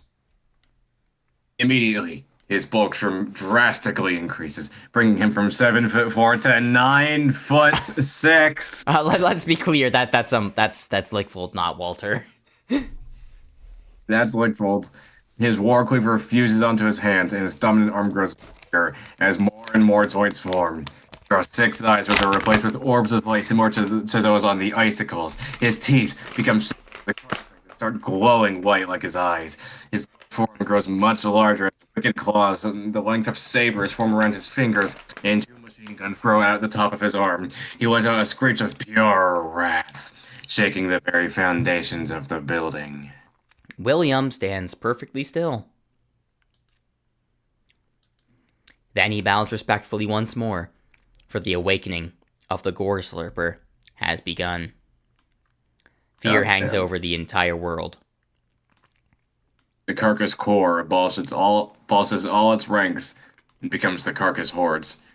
Fear is sued for scaring people shitless. Fear wins the lawsuit on the grounds that it's doing what it was assigned to do. The court then realizes they don't even know who made the lawsuit in the first place. Meanwhile, William returns to Wokington, where he convenes with the Woke Senate and coerces them into approving of his new code of laws. Once Senate approval is secured, he publicly announces these new laws. It is now illegal throughout the entire Wokepire to engage in anything falling under the definition of MCYT stan activity. Under this code of laws, it becomes illegal to be part of any religious organization worshipping Dream or any other MCYT. Drawing fan art of Dream or any other MCYT also becomes a crime, as does writing fan fictions. So much as publicly displaying any positive opinions toward anything MCYT related is now strictly illegal as well. William caps off this announcement by saying, "We will finally rid this empire of the cancer that is the Dream Stans." Within days, hundreds of Dream Stan gatherings are disrupted by Wokepire police and armies, leading to massacres and atrocities. Churches are razed to the ground in fires, and people are tortured and killed in brutal manners quite frequently. The Rumpelstiltskin stands, remember them, I guess, then begin replacing the Dream Stands and begin plotting a takeover of Wokington. The Carcass War begins a brutal assault of East and Southeast Asia. William uncovers the Rumpelstiltskin stand plot very easily, but doesn't really want to waste effort on getting rid of them, so he simply lets them take the Isle of Man and ignores them. The Rumpelstiltskin stands thusly begin mechanizing the Isle of Man into a machine, much like Greater Carcass Land. Much like Greater Carcass Land. I guess it's Isle of Man versus Isle of Machine. True. The Carcass Hordes for increased ferocity causes great swaths of China and Mongolia to fall beneath their wrath. China decides to fall back to its more populated regions and regroup at a new defensive line. They're able to hold the lines for now due to the sheer numbers of their military. Mongolia has no such luck, however, in holding the invaders back. John Ohio, having just sent one of his best fleets to attack the Rumpelstiltskin stands in hopes of easily overwhelming them and getting the Isle of Man for himself, realizes that he has made a huge mistake. The Isle of Man rises out of the water with mechanical legs and stamps on the armies. Or stomps on the armies, I suppose. Slain Chinese soldiers turn to gore zombies and start vomiting 400-degree blood all over the survivor. As you do. The situation looks quite grim for the CCC. The remainder of the Chinese soldiers are captured and sent to labor camps. There are some officials within the CCC who suggest that maybe there is no hope and maybe the best option for everyone is to surrender to Carcass Land. These officials are very quickly shut down. Why? Because most within the CCC know that surrender will grant them no mercy. Carcass Land is a force of pure evil, and if they lose, no matter which way they lose, they will be torn apart by their vile hordes. All of this time spent repressing their anger and sadness against their Rumpelstiltskin was accidentally assassinated by a nuclear bomb, resulted into this. Wait, I'm stupid, I misread that. All of this time, The Rumpelstiltskin stands spent repressing their anger and sadness after Rumpelstiltskin was accidentally assassinated by a nuclear bomb resulted into this. With superhuman determination and efficiency, with their hearts all beating as one, they march onward, their only goal being to dominate the world under Rumpelstiltskin's name. Carcasses begin swarming all over the Isle of Man's mechanical legs and chipping them apart with their teeth. Sadly, the mechanical legs are made of material that makes your teeth fall out and your body to stop working when bitten. And the blood from the tooth loss corrodes the legs as it is extremely hot and has a pH level of 0.0001. Is that like acidic? Very. If there is even a small chance of victory, the CCC must continue fighting at all costs.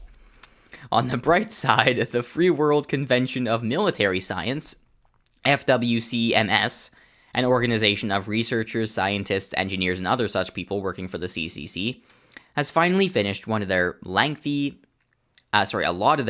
arduous projects. They have concluded that water is in fact wet. In addition to this remarkable discovery, their other projects have been in the works for years and have been intended to counteract the mutants of Carcass Land and their other insane and monstrous advantages. However, the projects were started a long time ago, and Carcass Land has only gotten more insane and monstrous. Having gathered all of the water from other plants he needs, Skarkle begins flooding inner Earth. That just kind of never stops being a problem, and they don't really address it that much, considering other stuff is also happening. Yeah. The FWCMS presents to CCC officials the first generation of anti-mutant armor. It also presents legions of robotic soldiers specifically designed to counter mutants. The frontmost left leg is now severely weakened, referring to the Rumpelstiltskin Stan Island thing. Half of the workers that were tasked with building the machine are immediately sent to resolve the issue and fight back, while the remaining workers keep building the machine. Several towns across the world are destroyed by the flooding in the first few days. A lot of the FWCMS's research was due to the bravery of Danny O'Donnell, who collected valuable intel on how the mutants worked. Initial deployments of these robotic legions into applications of the armor lead to unexpected victories in some areas of the war, such as the Indonesian islands. The Strayrulian Empire is given many of those robotic soldiers and armor sets as well to begin a South American campaign and invade Carcass Land's territory around Brazil. Anyway, John Cerulean demands his trusted seven to prepare to strike at the Isle of Mech, whatever that is. The Strayrulian Empire, meanwhile, agrees to the offer from the CCC. Locals notice the water level in some areas has gone a little higher for some reason. Somehow it takes a long time for the CCC to actually realize this. Carcasses begin drinking the salt water and spewing it all over the robots to counter them. They take a while to realize it because they already have God knows how many other threats to deal with at the moment. Unfortunately, the machine that the Trusted Seven use has never been explained ever. It runs out of energy. It takes 10 years to recharge. The Carcasses, unfortunately, forget to account for the fact that the scientists who designed these robots were competent at their jobs. This is because competence is viewed as unmetal and is therefore a foreign concept in Carcass Land. As such, the robots they spew water onto have sufficient protection from water. That's because they have ExpressVPN.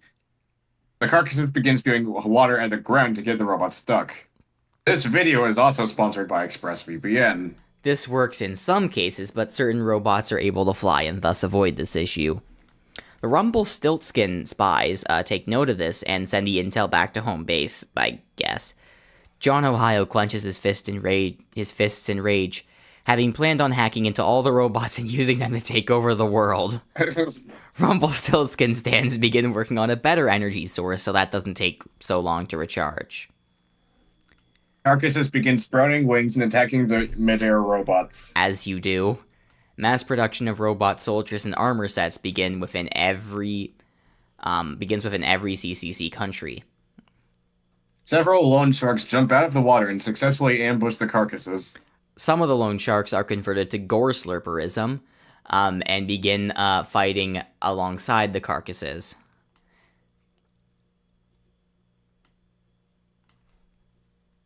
As the loan sharks were filled with the looming threat of the IRS taking away everything they ever lost beforehand, they are promptly unconverted.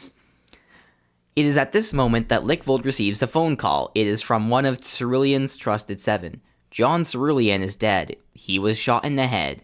Culprit remains to be found. So that's like one of the two leaders of the greater Carcassland Empire basically just dead for some reason. Damn.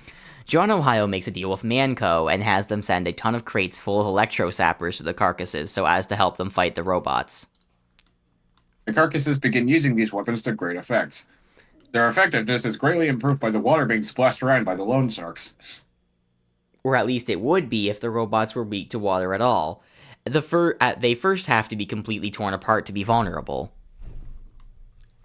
The water is a conductor, however, so it remains effective. The CCC decides to sue the writers of AUL for being wrong. Saul Goodman represents the CCC in court and argues, actually, water is not a conductor. It is only considered a conductor because of all the different materials in naturally occurring water that do serve as conductors. Grit-filled water is a mere conductor. The Rumplestans have finished developing a better energy source. Meanwhile, Saul Goodman argues that the writers should have said that before, and that retroactive corrections don't count. The United States Supreme Court points out that you can't sue people for being wrong. It's the one outside the story, I imagine, and not like the one inside, but whatever. The CCC points out... Otherwise, various billionaires around the world would be up to their eyeballs in debt. This is true. The CCC points out that the real reason for this lawsuit is because you being wrong caused a lot of our robots to be destroyed. So your inaccurate storytelling led to billions of dollars of damages. A Supreme Court justice points out a skill issue. The writers ask if they would sue the weather for hampering an invasion. A CCC representative states, you're comparing two things that are entirely different. We're suing you because you got your facts wrong, and it caused us to lose billions of dollars from our robots being destroyed, since you wrote it happening that way, which could have prevented it if you got your facts, right. Skarkle points out that the water was already filled with grit, and that the writers were just retroactively elaborating that it was grit water. Saul Goodman states that the writers directly claimed water was a mere conductor, and only retroactively corrected themselves when called out on being wrong. The writers also points out that the writers being wrong about the water being a conductor and correcting the fact that they were wrong cannot cause billions of damage. Somehow, the entire CCC legal team forgot to come up with a counter to this argument. Damn. For every second the lawsuit goes on, GameToons loses more money. As such, they begin making preparations to fire hundreds of employees. They don't actually lose money, though, because of this lawsuit, since the rights to AUL belong to Bosnia now. Instead, they lose money because their top executives are investing in cryptocurrency. Said executives die of Meanwhile, the judge dismisses the CCC lawsuit since they can't come up with a counter to what Skarkle said. This finally allows the story to continue. Oh no, said the executives, who are now corpses, seeing their favorite cryptos in which they spent millions on, lost all their value. They were all pump and dumps. The court negotiates a deal with Bosnia in which everyone pretends that the writers said grit-filled water from the start in order to prevent any further legal issues. GameToons enters severe debt and is eventually repossessed, I guess? GameToons becomes GoreToons. The loan sharks deploy the dreaded cotton candy lobster on the battlefield. Everyone immediately retreats out of fear, the loan sharks included. Incoming projectiles turn around and head the opposite way. Reinforcements for both sides self-destruct out of fear. Meanwhile, the cotton candy lobster just kind of sits there. GoreToons, meanwhile, enters the snuff film business and is promptly shut down by the police after their first film is made. Even loan sharks are scared into retreating. Many GoreToons employees don't approve of the switch from GameToons to GoreToons and simply quit. They fly over to Bosnia instead. Skarkle appoints one aspiring shark to become Game Tunes to maintain consistency. Bosnia decides to buy the rights to owning Goretoons, since Goretoons is no longer has its own rights since it was shut down by the police. The entire battlefield is made uninhabitable. Why would you want to live on a battlefield? Because of the cotton candy lobster. I don't know what battlefield is specifically is being talked about. I think it's just everywhere on Earth. Yeah. Bosnia renames Goretoons back to Game Tunes and reestablishes it as the company in charge of AUL, but this leads to yet another legal dispute as they didn't realize the loan sharks also claim Game Tunes at the same time. Unluckily for them, Game Tunes was Bosnia's biggest economic powerhouse, meaning Bosnia is now facing severe economic problems that, if not dealt with soon, will lead the entirety of Bosnia to enter crippling debt.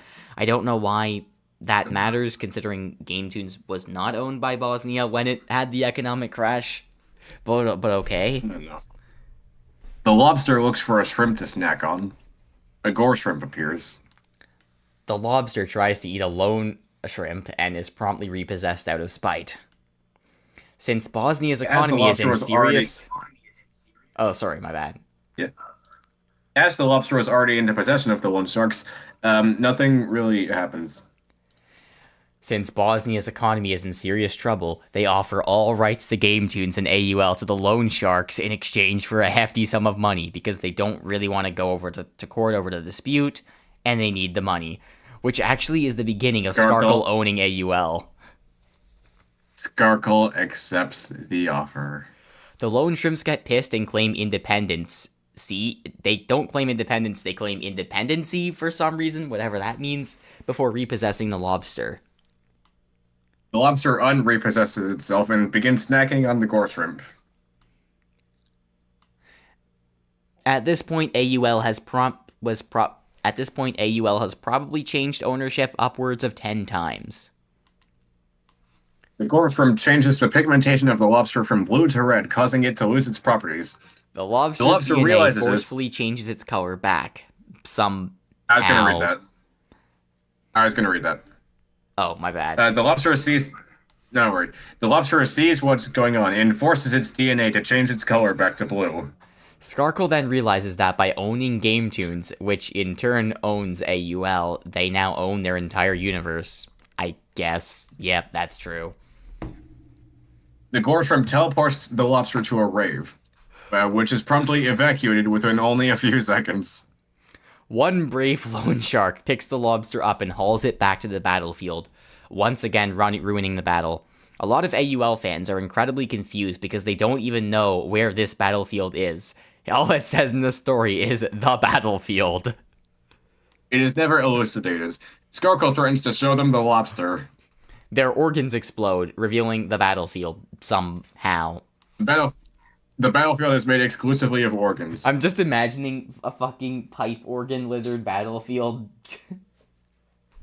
Yeah. The CCC is unable to come near the lobster, so instead they send soldiers and robots to cut the entire chunk of land the battlefield is on out of the ground and airlift it far away. They then start to lay down artificial ground so the battle can continue. The lobster effectively has a makeshift raft. All of a sudden, the GSE robots strike the lobster and... You good? Yes. Suddenly, the GSE robots strike the lobster and begin eating it. It is made of cotton candy, which GSE robots especially love, after all. As the cotton candy lobster was only named so because of its color and not because of its exterior, the GSE robots end up endlessly searching everywhere for something that doesn't exist. In response to there being artificial ground, the artificial ground turns to gore. For some reason, the CCC demands that the GSE recall its robots and have them fight in actual battles instead. One diplomat is quoted saying, "Who gives a shit about the fucking lobster?" The GSE recalls the robots to reprogram them to give them a taste for lobster, which is not at all what the GSE or the CCC ordered. The lobster somehow sets up a military base that spans the entire landmass. It is not aware that it exists. Since the landmass is just randomly floating in the ocean somewhere, it doesn't really do much. But it looks cool. Anyway, the CCC is able to fully liberate Indonesia and the Philippines with the help of local rebellions and their new tech, although there is a lot of damage to the land. They begin carrying out landings on the coast of Australia, aiming to liberate them next. So again, this is like the one front where the CCC is winning.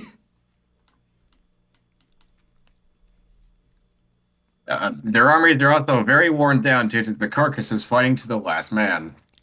Meanwhile, the Rumpelstiltskin stands are done mechanizing the Isle of Man and have finished building their own The Machine, whatever that is. In the meantime, William is the first to point out, hey guys, you do realize John Cerulean died, right? We should probably take a moment to... Wait, hold on. Let me read this in his voice. Hey guys, you do realize John Cerulean died, right? We should probably take a moment to figure out what to do about that. In response to the carcasses fighting to the last man, I assume, this causes their Australian campaign to be much less successful. Meanwhile, Lickfold appoints a random carcass to be in charge of the Cerulean Empire. This ultimately ends up being a hasty and not particularly wise decision, as he did it without consulting John Cerulean's trusted seven.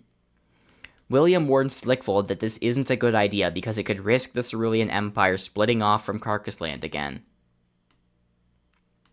Lickfold meets with the trusted seven to work out a solution.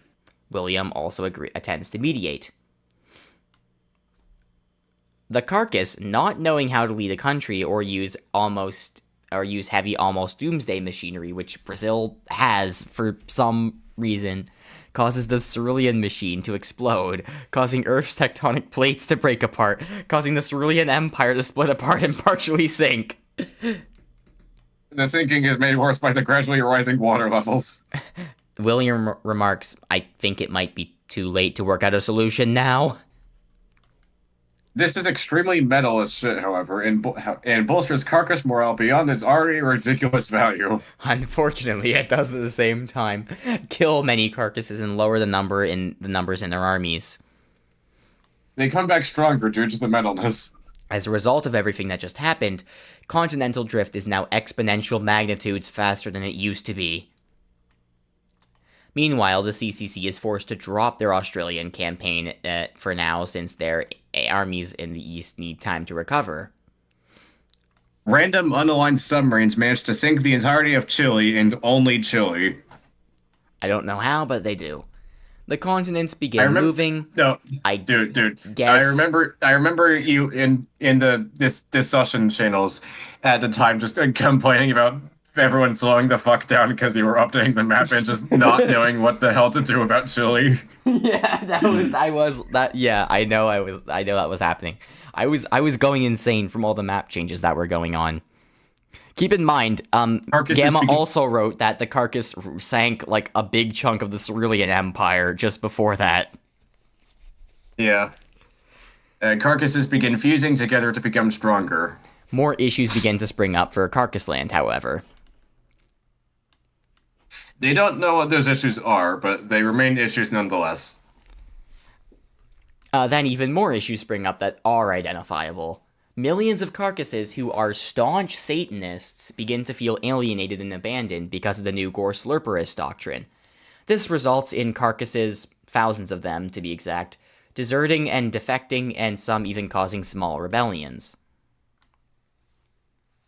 These alienated carcasses are murdered and feasted upon by Gore Slurperus to become stronger. Those that the are caught, anarcho-fascist Carcassist authoritarian Darwinist theocratic rebellion rises from... That's the not anarcho-fascist... the right... That is not the right order to read that. This is a direct response. Are you... Okay. Whichever ones are caught, that is. What? Oh. That was like a direct response to that earlier message. The anarcho-fascist Carcassist authoritarian Darwinist theocratic rebellion rises from the ashes. I will say, to be fair, it is kind of hard to figure out exactly which messages are supposed to go where because of how quickly these were all being typed. Yeah. A small subsection of Christian and Catholic carcasses form, even though Christianity is supposed to be gone now, but okay. I guess they're Christian Bale fans, right? physically Yeah. splitting off a piece of Carcass Fucker land to claim as their own. Some do manage to make it to the CCC, as in the Satanists and I guess the Christians for some reason. Tectonic fuckery causes massive volcanic eruptions boiling the oceans. Somehow half of Australia goes to the Christian and Catholic carcasses. I guess. Various trenches, mountain ranges, and other structures form as well. Hey, is it like 3 or 4 is for you? It's or 4, something? but I think the war is about to end very soon, so I wouldn't worry Okay. about it too much. The CCC The uses this CCC distraction uses- to start a Sorry. second campaign to liberate Australia. My bad. The Christian carcasses call their land Jesus Land and claim independence. Lickfold, absolutely fuming from recent developments, takes to Australia to fight off the invaders himself. Problems still don't end for Carcass Land. Techno's words in his confrontation with Lickfold inspired many of those with rebellious intent. His complete defiance against Lickfold showed them that this tyranny could be challenged. Now an emerging power metal band named Metal Liberty is beginning to break out onto the scene. This more or less means Okay, hold on. The Rumpelstiltskin and Jesus Land agree to unite as both were wronged by Carcass Land in one way or another and now seek to rebel. This more or less means Rumpelstiltskin Island walks over to Jesus Land and plops itself down next to it. Oybjorn Kopmanson, the lead singer of Metal Liberty, writes a manifesto by the name of Truly Metal. Also, Rumpelland switches from using tanks legs to tank wheels, I guess. In this manifesto, he lays out his entire ideology, In this manifesto, Oybjorn lays out his entire ideology, which greatly opposes everything Carcass Fucker stands for. He believes that freedom from tyranny is metal, and that justice is metal, and that every person is entitled to a metal life, where they get to experience awesome things without impeding on the lives of others. He also lays out hundreds of reasons why Carcass Fucker's ideology is insane and detrimental to society. The closing sentence of Truly Metal is, if our lives are to be truly metal, we must remove the chains which bind us to the will of those who seek a metal existence at the expense for the good of only themselves. At our expense for the good of only of themselves. That got confusing for a bit, but whatever. Deploying unholy water bombers. Rumpelstans and Christian carcasses agree to begin build tank wheels beneath Jesus Land, but then change their minds and begin using controllable Jesus goo. Rumpelland also begins using controllable Jesus goo, whatever that is. A ritual begins in Carcass Land to summon creatures from the Gore Slurper's realm.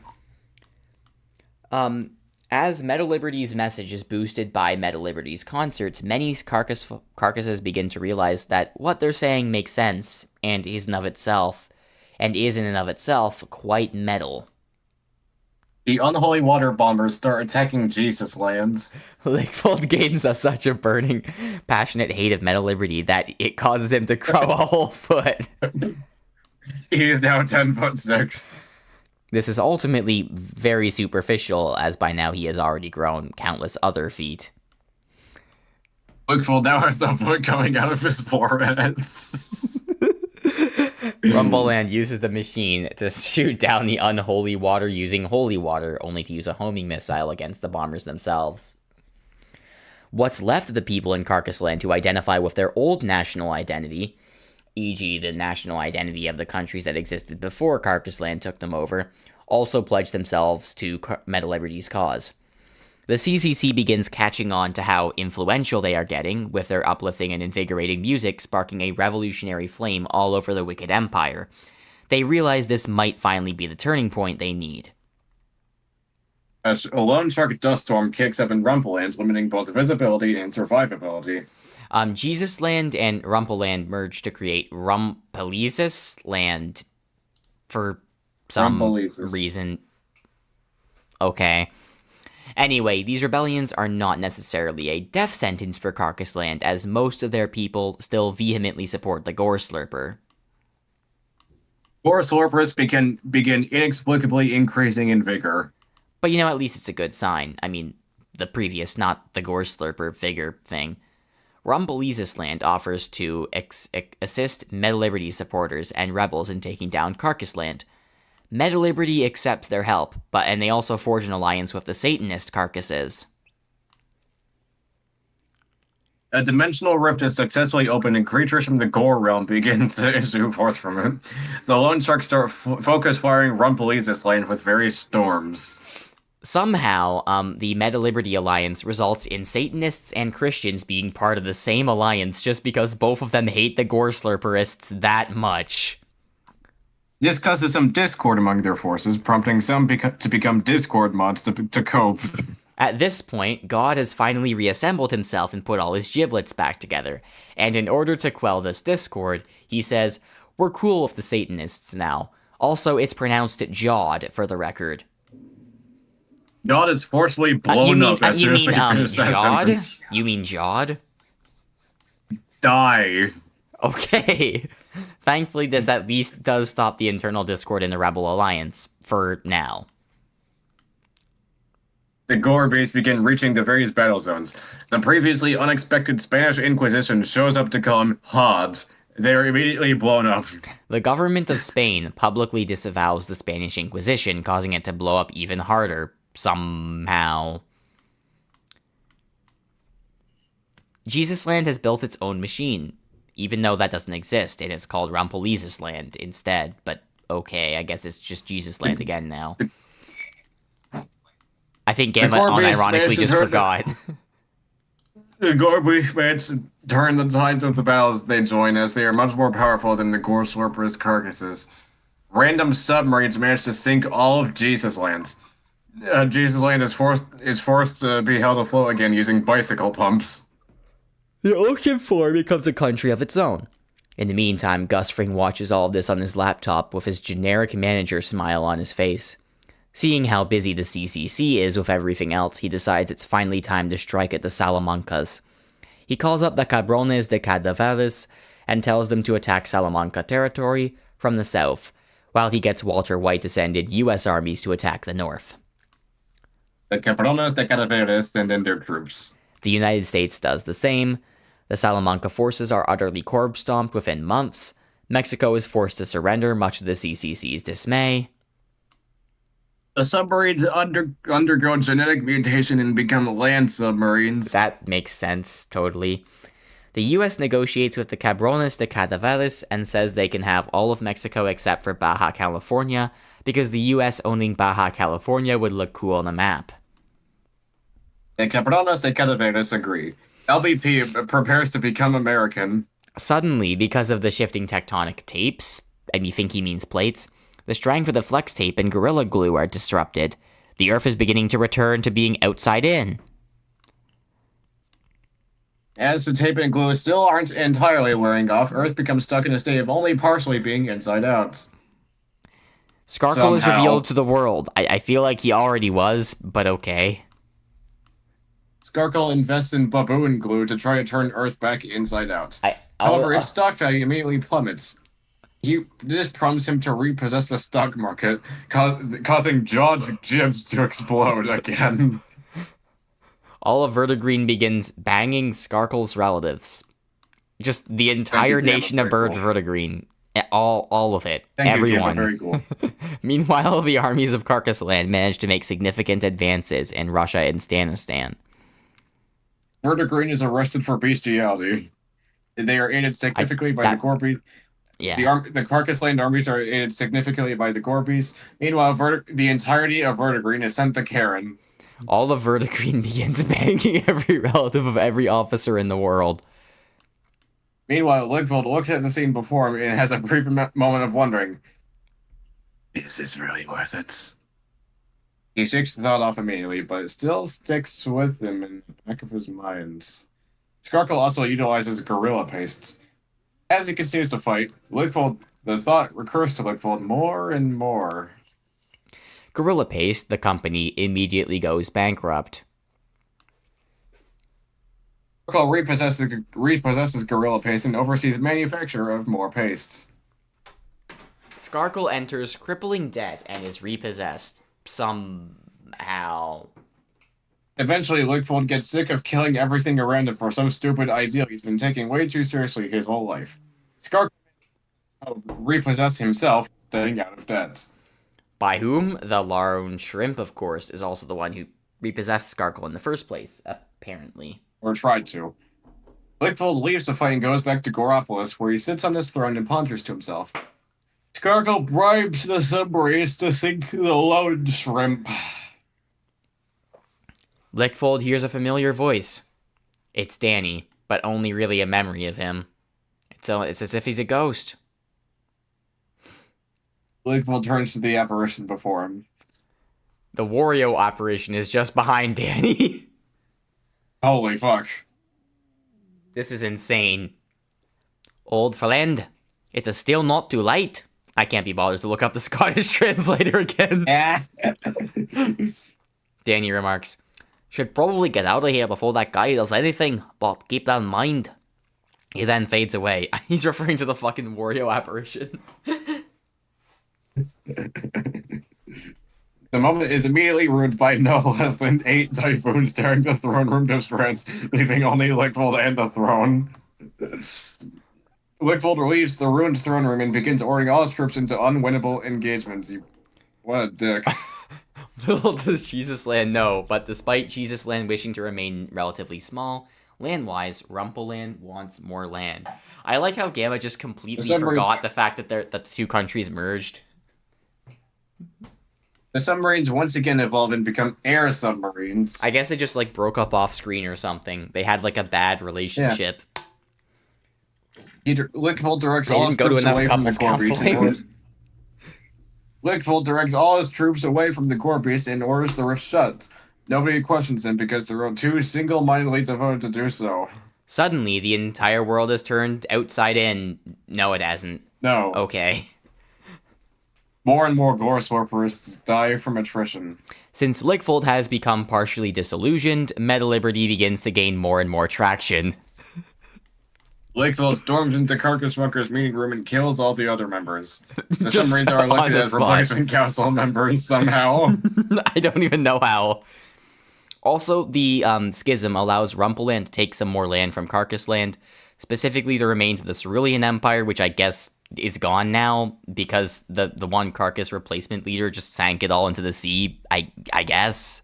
Except for some parts, whatever, who cares. Lickfold travels to the Gore reactor, the main power supply of Carcass Lands. Meta Liberty challenges Carcass Fucker to a concert battle, only to realize there is no more Carcass Fucker. They are instead challenged to a Friday Night Funkin' rap battle by the random submarines. The submarines are eaten by the Metal Slurper.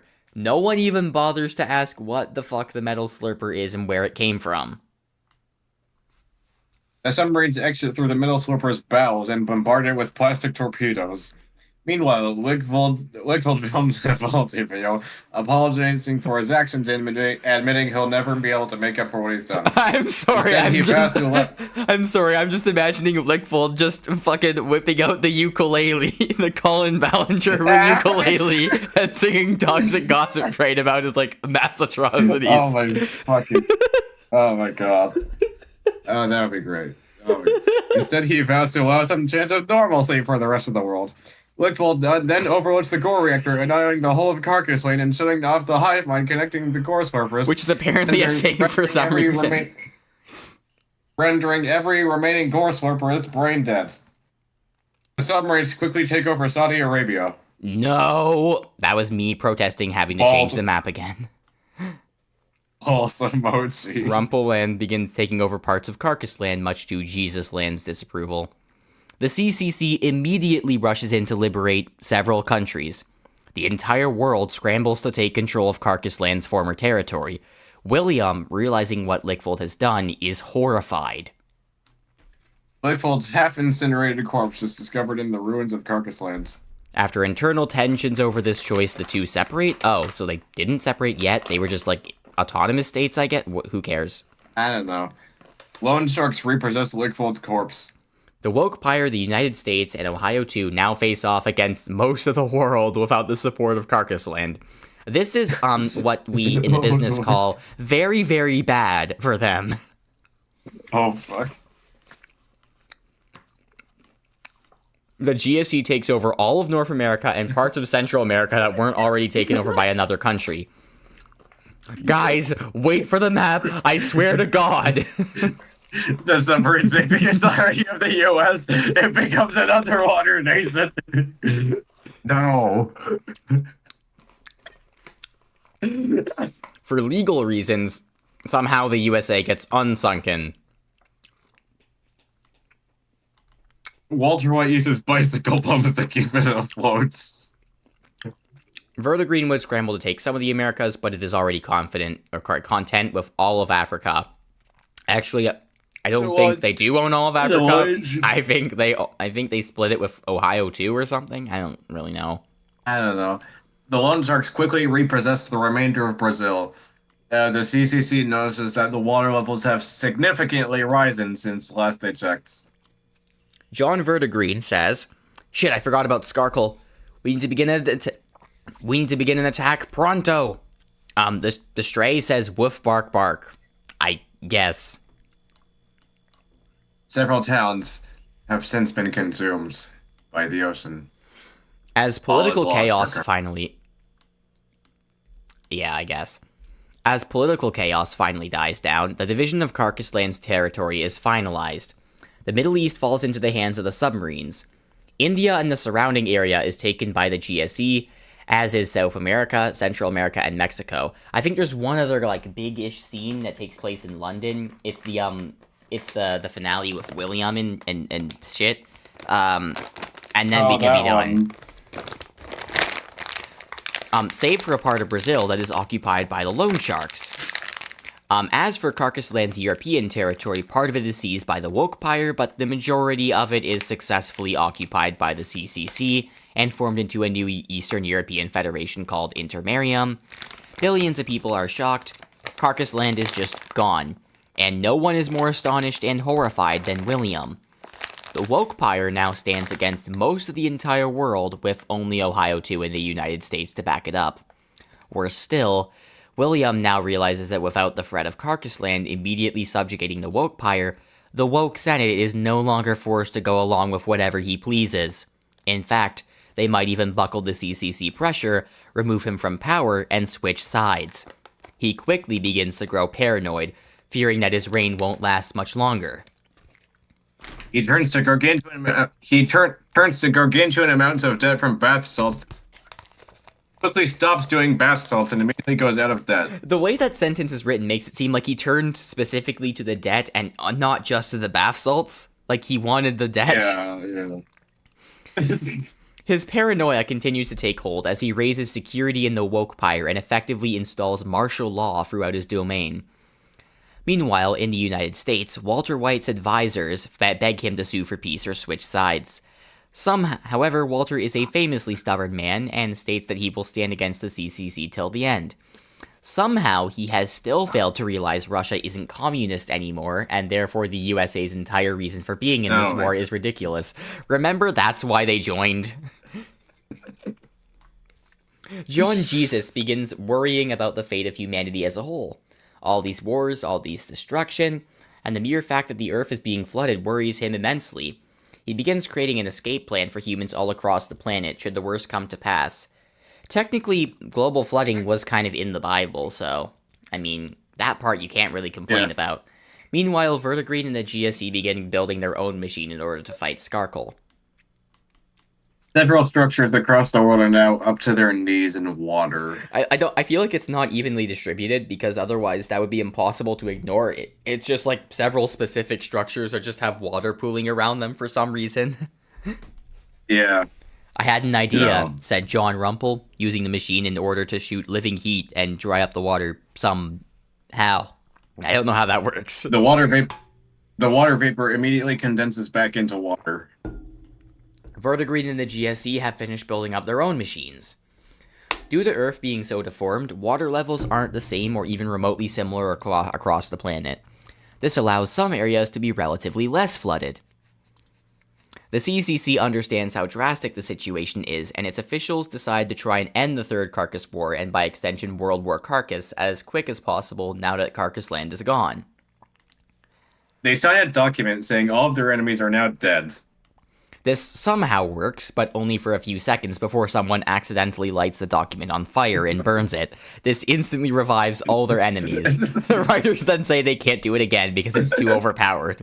The CCC reluctantly accepts this. Diplomats are sent to the the Woekpire to negotiate peace, but William strictly refuses, mostly because he's not in charge of the Woekpire. He also claims it's too late to turn back now. He's already thrown away any chance at redemption he's ever had, and he will go down with his empire in glorious warfare if he must. Before the Woekpire falls, he promises to inflict as much damage upon the CCC as possible, and after amassing millions of his forces, he begins invasions into Wales and Scotland from Wokington. I just remember scrambling so hard when LBP pulled the sudden, Lickvold redemption shit, and just blew up all of Carcass Land. I had to scramble to finish off the storyline. Because I had no idea he would do that. Right. Scotland holds, due to its ear-splitting bagpipe divisions, which still exist, by the way, high patriotism and rough terrain, but Wales falls within the next year in spite of CCC reinforcements flooding in. Wales is temporarily annexed into the Woekpire. The CCC decides to put General Freddy Fazbear in charge of the operation to fight back against William's advance. Meanwhile, in North America, attempts to negotiate with the United States are also failing. The Stray says, "Woof bark bark, you wanna fight, asshole?" John Vertigreen instructs the Stray not to get distracted from their plan to kill Skarkle. General Sean Marshall, who's more or less in charge of many of Canada's armies, reaches out to the GSE and proposes an attack plan where the GSE attacks the US from the south and Canada attacks from the north. The GSE agrees, thus further distracting them from Skarkle. Walter White's best armies do all they can to halt the advance of the Canadians and the GSE forces, but ultimately the lines begin to collapse. Rebellions begin breaking out all over the US as the American people have become disillusioned with the war. Mike begins warning Walt to seek peace as continuing to fight is incredibly stupid, but Walt is way too stubborn to listen. As such, Mike and his boss, Gus, convene about what to do. Gus decides to come up with a plan, and Mike agrees. The next morning, Mike walks up to Walt in his office and shoots him in the head, killing him instantly. This is the end of his administration. With Walt gone, the presidency is taken by his wife and Vice President Schuyler, who herself has had enough of Walt's shit and willingly enters peace negotiations with the CCC. The GSE agrees to the peace negotiations. Vertigreen is done building their anti-Skarkle machine. With the US Your voice having... hurt yet? Yep, a little bit. With the US having laid down its arms, only the Woekpire and Ohio II remain fighting on what was once Carcass Land's team. The US force formally surrenders to the CCC and peace negotiations begin. Gus also shows up and suggests that large amounts of US territory be granted to him and become the Republic of Pollos Hermanos. Or I guess the Republic of Los Pollos Hermanos? But whatever. He is very charismatic and convincing, so this is allowed. The GSE is asked if it desires anything from the US before it's Canada's turn to ask. Big bone to nom nom, according to the GSE representative. I don't know. The US representatives hand a comically large bone to the GSE representatives in response. Afterward, representatives from Canada and the US get to talking. Eventually, they agree that what's left of the US following the establishment of the Republic of Los Pollos Hermanos will unite with Canada to form the United Provinces of Stellafolium. Oh god, that's going to become a problem later.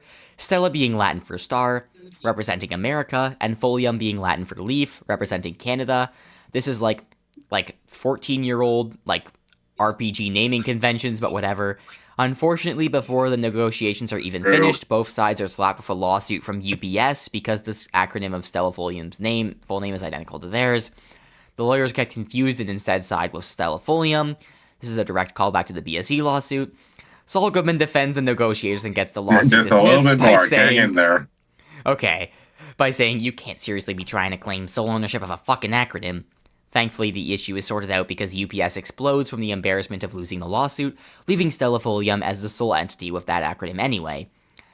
Anyway, North America is now sorted out.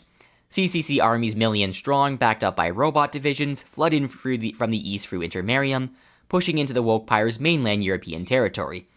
Local rebels in Germany, Belgium, Luxembourg, Denmark, and the Netherlands assist them, and William begins to lose all his holdings outside of Wokington and Wales.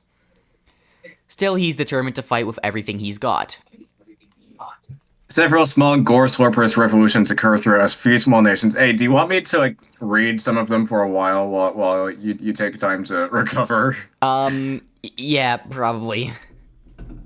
Okay, there are a few small nations, but none gain any traction, and they're all lost within days. Doesn't help that gore slurpers are now either brain dead or literally dead. Murderfist himself surfaces in Wokington. The CCC decides to offer Ohio to to release Norway and Finland as independent countries again and switch sides. In exchange, Ohio 2 will be spared and continue to exist in what was once Sweden. The fake John Ohio promptly explodes and destroys the entire building in its meeting with the CCC in it. Several diplomats die. A message is then sent to Ohio 2 asking, so is that a no? John Ohio by sending the CCC a package full of gummy middle fingers. At this point, another message is sent saying, "Give us a conclusive answer, you little shit. We all want this war to end already." John Ohio responds with, "There's a." The CCC tries to reach out to any official in Ohio too, who isn't John Ohio, to have more negotiations.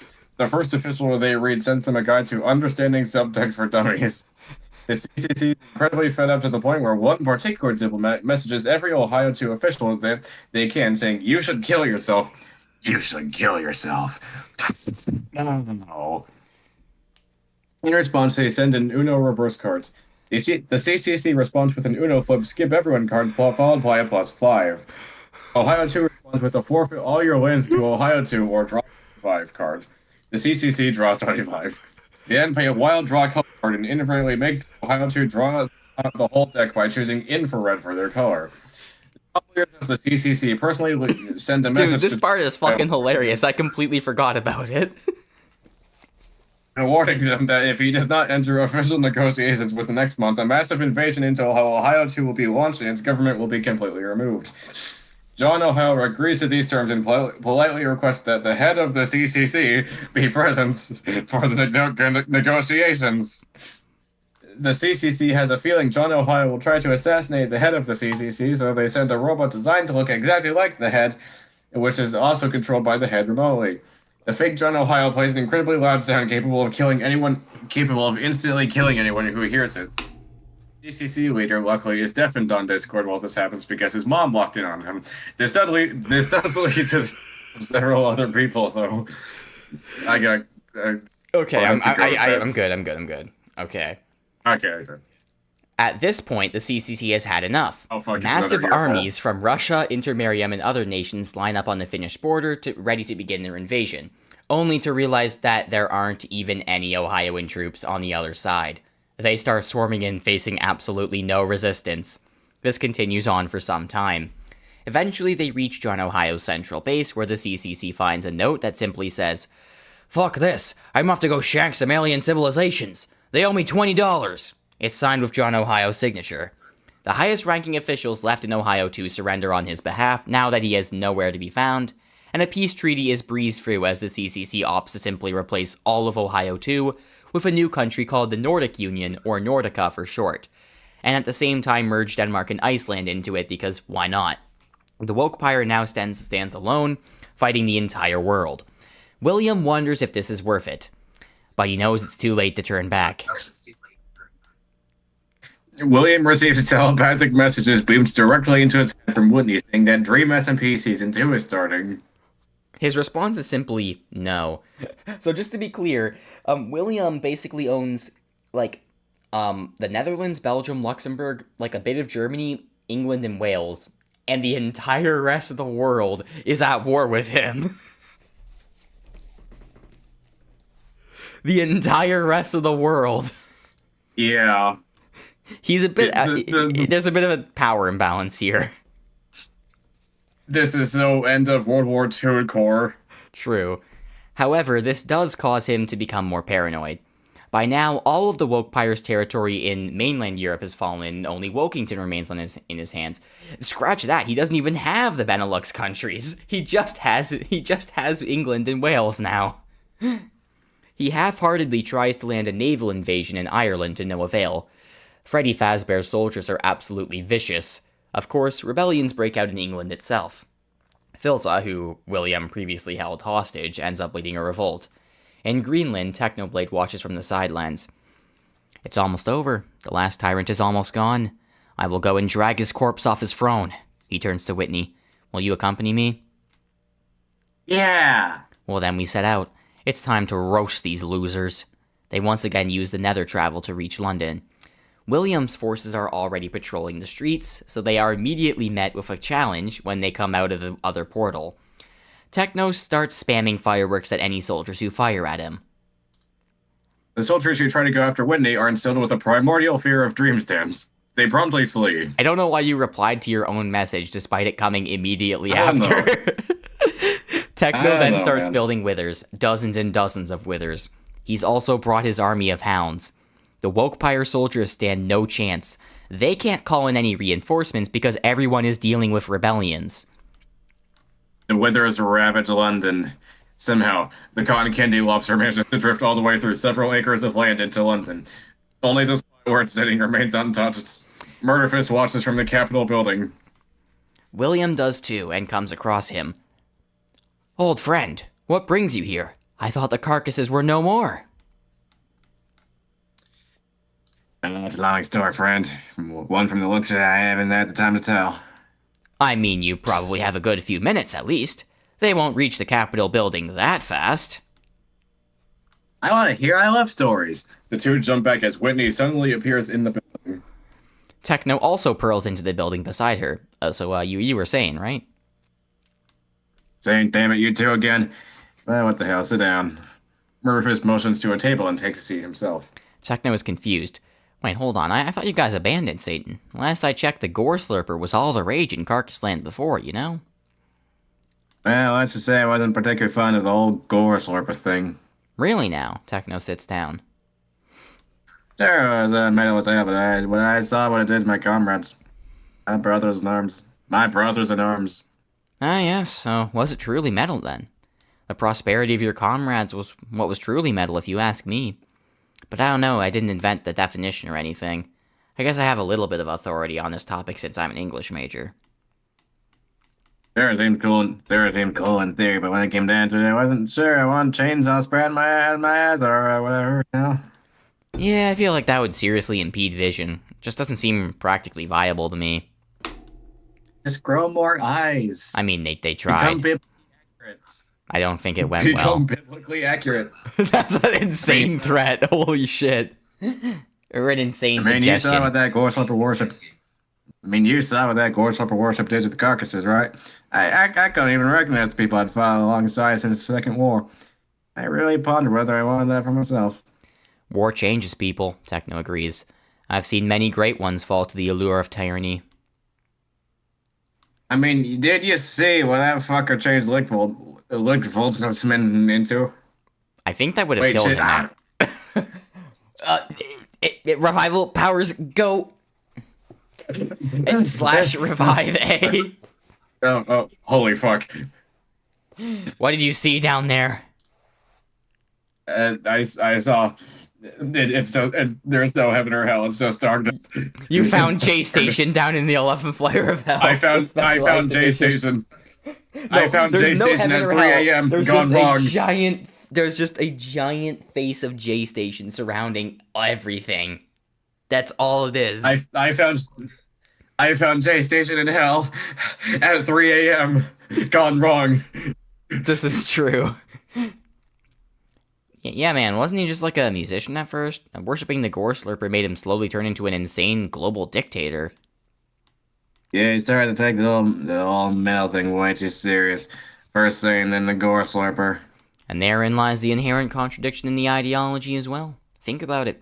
Responsibility isn't metal at all. Therefore, it was unmetal of him to claim responsibility over ruling such large swaths of land. I mean, they really do jack shit about the land, and that's what the Senate was for. So the Senate was on metal. I suppose either way, metal this and metal that never truly happened. They really just bossed everyone around. To me, it seemed like it just came down to whoever had the power declaring things they liked as metal and things they didn't like as unmetal. That's about what it came to. William clears his throat and interjects. Alright, so, what now? Yeah, really, sir. I don't think any of us are in the mood to fight anymore. No, I definitely am, Techno corrects. If you don't surrender, I will completely destroy the city and your empire. I was just being polite and letting your friend tell his side. I was just being polite and letting your friend tell his side of things. Never sat been on the receiving end of that sentence. William stares blankly. So, William, Techno asks, what will it be? Will you stand down now, or will you fight to the end? Pick whichever you like. I won't judge. Murderfist looks at William and stands up. Either way works for me. William turns to Murderfist and nods. We fight until we can't anymore. We fight until we can't anymore. See you in hell. Murderfist charges Techno with his slaughter saber. Well, actually, you can go ahead and dip if you want, since you don't have much to gain from being here, and also... Oh, okay, I guess you're helping. William decides to go after Whitney instead. He realizes Whitney will actually take this positively, far too late. Murderfist swings his slaughter saber at Techno's sword arm, aiming to disarm it. Techno dodges in response with a swing of his own Orphan Obliterator. This clashing continues to ensue as the Withers continue to destroy London outside. Murderfist ducks and slashes at Techno's legs. Techno jumps up and lands a kick on Murderfist, although the saber lightly grazes him and leaves a slight gash. Ah well, he says, getting back to his feet. I've dealt with worse. He then goes on the offensive, aggressively swinging at Murderfist multiple times. Murderfist parries the strokes and repulses it with a stab at Techno's midriff. This goes on for some time. Both combatants are incredibly skilled fighters. Meanwhile, William decides to try and furiously undo his previous action of going after Whitney because he knows Whitney will interpret it as him giving attention to her. I'm just imagining William, opens up his keyboard and just mashes, Control Z a bunch of times. Yeah. When he starts walking towards William excitedly. No. Fuck off. I know you don't. I know deep down you don't mean that. He picks up a nearby desk and somehow accurately throws the entire thing at Whitney. No, I really, really do mean it. Whitney somehow shrugs off the desk without even flinching. She continues walking towards William. How many times do I have to fucking spell it out for you, you pathetic piece of shit? I feel nothing but contempt for you. I don't love you. I don't even like you. I'm incapable of being attracted to you, and even if I wasn't, this would still be the case. Why? Because you're a fucking lunatic who can do nothing right, and spends their whole life drawing fan art of some dead pervy weirdo with a smiley mask and a face resembling the birth child of Shane Dawson and a troll face. Do you seriously believe you would have a chance with anyone, let alone a man of such glory and excellence as myself, even if I could like you? Yes. Wrong. Wrongly right? No, just flat out wrong. Saul Goodman randomly shows up on the scene and adds, "That's what the kids call epic fail." He immediately leaves. No one knows how he did this. William starts throwing various other objects at Whitney. Murderfist takes brief breaks from fighting Techno to toss things to William to throw at Whitney. He also just tries shooting her. At this point, he's fairly confident he can make a solid case for self-defense in court. I mean, yeah, probably. Such other objects include cubes, Murderfist himself, nukes, spikes, and guns, Technoblade, Whitney herself, the writers, and all of Game Tunes. The Capitol building becomes a mess very easily. And all of them keep phasing clean through Whitney. And saying, damn, fuck. I'm pretty sure she can just survive anything, Techno remarks. Unfortunate. I don't know how she does it either. If that same tumor that got me the first time tried to take her out, I bet it'd just fall out of her arm. Swear to God, if she says love conquers all, I will let this guy kill me. Techno raises his sword. I'll gladly do it, at your request. Might as well fight while I have the will to. Murphys swings at Techno's neck. He misses, but it is a close call. The fight continues. William, with no idea how to stop Whitney, starts running for his life. He eventually leaves the Capitol building as Whitney chases him all throughout London. Whitney chases him at running speeds while walking. That seems like a 2-sentence horror story, but it's a 1-sentence horror story. Every single wither in London decides to specifically target her at once, but every projectile they fire just phases through her somehow. There's just like a giant line of withers just trailing behind Whitney as she runs to William. Murphys looks out the window and says, "Saying I hate that woman." Wyatt Mulls bursts into the room. Did someone say woman? Techno puts down his weapon for a second and says, "Yeah, she's a little out of line, yeah. Well, a lot out of line, actually. Wait, what?" It's a sentence. Wyatt Mulsh pulls out his mech and starts throwing antimatter energy blasts at Whitney, all of which just phase through her.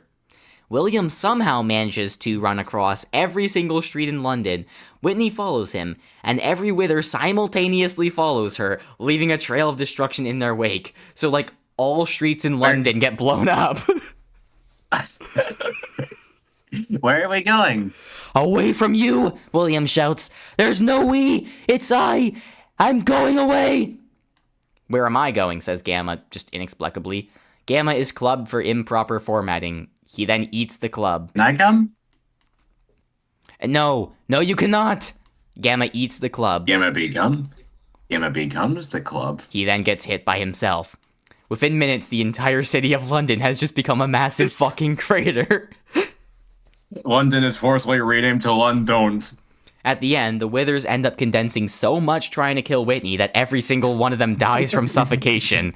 William can now finally see where he's going because his vision isn't occupied by hundreds of boss bars. This is so fucking funny. I don't even remember most of my best gags. Oh my god. The portal to hell opens below Whitney. She floats over it. Hey, Willie, did I ever show you this thing I drew? I don't want to see it. In fact, no one should see it. It should go with you to your grave. I think this should be on my gravestone for the whole world to see. This drawing is my legacy. Aww. The Whitney Killer 9000 tries to kill Whitney, only to be consumed whole by her head. I love that there's a specified device that's specifically supposed to kill Whitney. And it can't. Well, I more so meant buried with your body under your grave for no one to see. But interpret it however you want, I guess. Since you just do that with everything I say, I can literally make the most clear, explicit statements of all time, and you will somehow find a way to twist them into its exact opposite meaning. Because you're delusional! Opposites attract. I genuinely have to ask you for a second. If you actually care about me, why do you keep continuously violating my wishes? I have told you like 50,000 fucking times I don't like you, and I want you to stop bothering me. Are you sure they're your wishes? Yes, I'm pretty fucking sure. I can't tell. Why would you know more about my wishes than me? They're my wishes because I fucking will them to be my wishes. I command them, you idiot. Prove it? No, Then they aren't yours. they are. It's just that if I try and prove it, you will find a way to dismiss the proof. So why would I bother? He is still running as he's saying all this. Meanwhile, Techno turns to Murderfist in the now ruined Capitol building. Kinda getting bored of fighting. You want to talk about some stories or something? Sure, why not? I ought to tell you about the time I blew up the country that tried to execute me. And not this one, by the way, another one. Sounds like a doozy.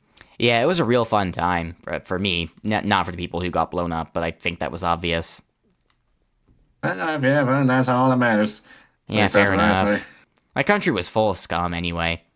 I mean, you just had the worst of the worst there. A fun fact, I think Technoblade already mentioned this to Murderfist in their last conversation, and I just forgot, so he's saying it again anyway. Damn. That country was full of scum anyway. I mean, you just had the worst of the worst there. Bounty hunters, trigger-happy dictators, British people, the list goes on. Murderfist shudders at the mention of British.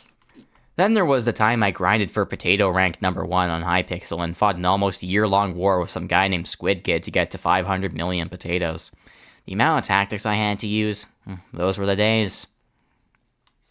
Want to hear about how I joined the Carcass Corps? Yeah, sure. Right, so originally I'm from a little farmhouse in Arkansas. Well, one day, once the Carcass fucking craze was all over the news, I decided to head over to Wilmington for one of the concerts. A really fun time at it too. A bit more fatal than I anticipated, but all in good fun. I can imagine the hundreds of deaths may have been slightly awkward.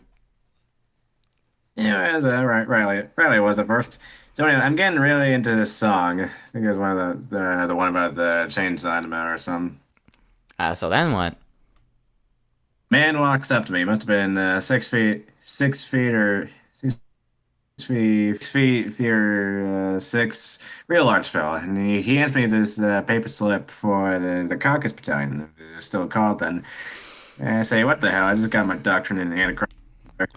So I got a little recruiting booth there near the back, and they loaded me up, and all these other folk, this righty big bus, must have been like 11, 12 yards long. Right. And this bus must have been about an hour-long ride. Drops me off at this big old clamp. They tell us to form lines of 12. You know what this reminds me of? What? One Mark Twain story where the narrator visits Simon Wheeler to ask about Leonidas Smiley, and he just goes on and on about someone else entirely, and it never ends. It Amazing. leaves partway through the story. Incredible. But this reminds me. And they tell us to start doing this rightly gruesome workout routine. Fuckers are gonna do it. They shot him right there. Now, lucky me, I made it through all the unpleasantness and managed to get myself inducted. So I go through the whole entire process. Won't bore you with the details. I'm assigned me a number. 995-834-763. Ain't me the finest idea what in the hell it means, but I got it. So anyway, I'm sent to the front lines. Maybe it was around the time of second, maybe third Carcass War. Now the general there, he's a real coot. No fun at all. No fun at all. So I use my new doctrine. It's just I'm writing up a strategy, and it's dumb as meal with a dynamite up its ass. So I say, what the hell? And it goes with it. Right then and there, we won that there battle. Took that general spot of shaft training, and there I was, Carcass Lord Murderfist. Those were the days. Back when everybody had some sanity in their Murderfist sighs, exasperated, and says, yeah, there you got it. I like how he appeals to the good old days, and like the good old days were just like him and his friends we're still like him and his friends just going and fucking massacring everyone in the name of Satan. Yeah. Oh, God. Well, Techno says, that's quite the story. I ain't covered the promotion. I ain't covered the promotion ritual. Thankfully, I don't think that's actually said in this. Otherwise, you might go insane. Damn. Speaking of going insane, meanwhile, after William runs out of London, he finds himself nearing a house he recognizes all too well. I remember this finale perfectly. It's the care home So Wesley do I. has been kept at ever since he was removed from power. Besides when he was imprisoned, I guess, but we're ignoring that. He slips inside, trying to avoid Whitney, and hides in the dining room. But just then, a familiar voice calls out. William, how quaint of you to show up. William whips around to see Wesley himself standing there with a grin on his face, though it quickly becomes a scowl. Wesley, we meet again. Been a while, huh? Since you betrayed everyone's trust and joined Carcassland, even though you originally claimed you hated them? Because I had to find a way to get rid of Whit. Yeah, fuck Whitney. She's a real piece of work, but you messed up bad yourself. And so did I. That's why we're both here, you know. What do you mean? Wesley laughs. I figured you'd come running back to me at some point, William. Whenever the woke pyre was finally on the brink of failing. And now it is. Here we are, the both of us, gathered here in this house, equally responsible for its demise. You never should have joined Carcassland. Whitney never should have sold the soul of this empire to dream. And I never should have gotten greedy and killed Poseidon there so I could take power for myself. We all deserve to pay for our sins. And hey, at least 2 of us are here now. Actually 3, William corrects. I'm pretty sure Whitney is still chasing me. Oh, really? Wesley remarks. Great. Let her come. No, don't. William shakes his head. Please don't. But it's too late. Whitney enters through the wall like that one scene from SpongeBob pressing up against the wall in that one. All 3 of us. Just a trio of tyrants, a trio of incompetent petty assholes. Here we are, watching as the empire we each failed to maintain crumbles before our eyes. It feels cathartic in a way. Oh, hey, Wesley. As if I am my own judge, satisfied at the punishment I am receiving for my actions. Oh, hello, Whitney. Remember when you tried to assassinate me multiple times? Those were the days. Yeah, good times. Well, that's changed since then, huh? William stares at him. I don't understand. I still don't know what you're getting at. Wesley turns to William. Well, you see, William, since I predicted your arrival, I may or may not have placed a nuclear bomb in this house. A nuclear bomb that will go off in, Wesley checks his watch. A few minutes. Huh. Too little time for you to escape, notably. Yeah, originally it was just going to be William and I who went down, but I guess you can join us since you're here too, and you're just as responsible for the woke pyre going to shit. Simply put, its age has come to an end. Might as well have it go out in the final blaze of glory. William just stands completely still. You're really gonna do that, Wesley? You're really just gonna let the bomb go off? Wesley smiles. Yes, William. Yes, I am. We all deserve what's coming, after all. We all deserve to go down in one fell swoop. It's time I finally joined Poseidon, and woke Tony Jr., and woke Tony, and woke Antonia. The whole lot, really. He sighs. So, any last words? I don't know. I don't know. What, you had nothing to say for yourself? Oh, actually, I have one thing. No comments whatsoever about the woke pyre and its demise? William shakes his head. Oh, Jesus, please let the bomb go off before she says whatever it is. Bus immediately crashes through the ceiling and crushes Wesley to near death. William's agape. Wait, what? I learned that trick from your forces. Aren't you proud? Pretty sure that's never been one of my tactics, but alright. Wesley just sits there, coughing and hacking up blood. He groans. Really? What was the point of that? I was already gonna die. No, that's not funny. Fair enough. What about you, William? What do you got for me? William crosses his arms. I'm going to be honest. I don't have a lot to say. I guess it's only fair that we all go down like this after all. I did fuck up. Big time.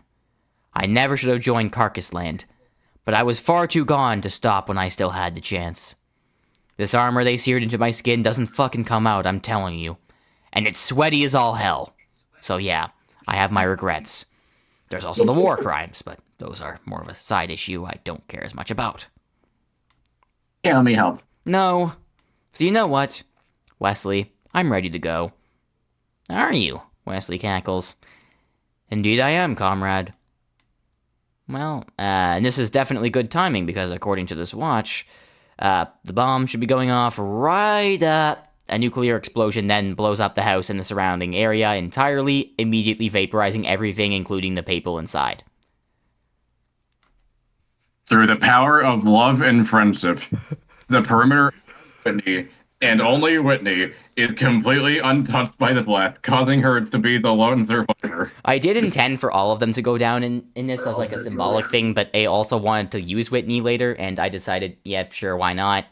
It's still fine if Wesley and William alone get owned. The thing is that Whitney's a bit different because she willingly let go of the woke pyre, and these other two kind of kept holding on to it, so it makes sense that they go down with it, but whatever. Urfa sees the blast. What in the hell? Techno also sees the blast from the distance. The two quickly begin running to the blast site. Well, I'm guessing William and Whitney took each down. Well, I'm guessing William and Whitney took each other. He also rushes over. Huh. How the fuck are you still alive? You're in the middle of a nuclear blast site! I don't know. She's invincible, actually invincible. It's insane. Well, I guess there ain't gonna be much more Willie to bury no more, is there? Yeah, I'm pretty sure his body has been, like, atomized. When he starts sniffing out his atom, Murderfist drops to his knees. Sorry, that's Murphys drops to his knees, roughly where he thinks William might have been. Sorry about that, by the way. You two seemed like great friends. Yeah, we were great lovers. Yeah, you could say that. No, not you, He Whitney. always had my... I was talking to Murderfist. I remember one time in summer, well, he was going on, and we just had a good laugh and drank rum. That was really good old days. And this gore slurper shit. I'm remembering the When one they gag where Murderfist ran in that election with William and Whitney opposing each other, and just all his campaign promises were just, I'll give everyone Bronvin. And he somehow won a large part of the vote. When he starts assembling a robot William. Yeah, maybe you want to join the Syndicate at some point, Techno says to Murderfist, noticing the potentiality in getting an ally in him. You know what? I might take you up on that. Yeah, you could make up for your various atrocities with enough government crushing. Sounds right fun. You could call it Blade. You could call it Plague Fucker too if he's still kicking. Whitney works overtime on the robot double as the spirit of engineer gaming temporarily assumes control of her body. I ain't sure if he is though. Probably ain't though. More willing about the whole gore slurper fiasco. Ah well. Here to check. Hell, who knows? We'll find him someday. I mean, considering fucking Plagues is in his name, he's probably died of 50 different STDs by now, Technoblade points out. I never saw him much around the... Never mind. Well, we should probably head back to Greenland and let those democratic CCC countries take charge of things for now. Here, it's cold this time of year. Every hour one. Until our next mission. At that, the members of the Syndicate, now including Murderfist, return to Greenland.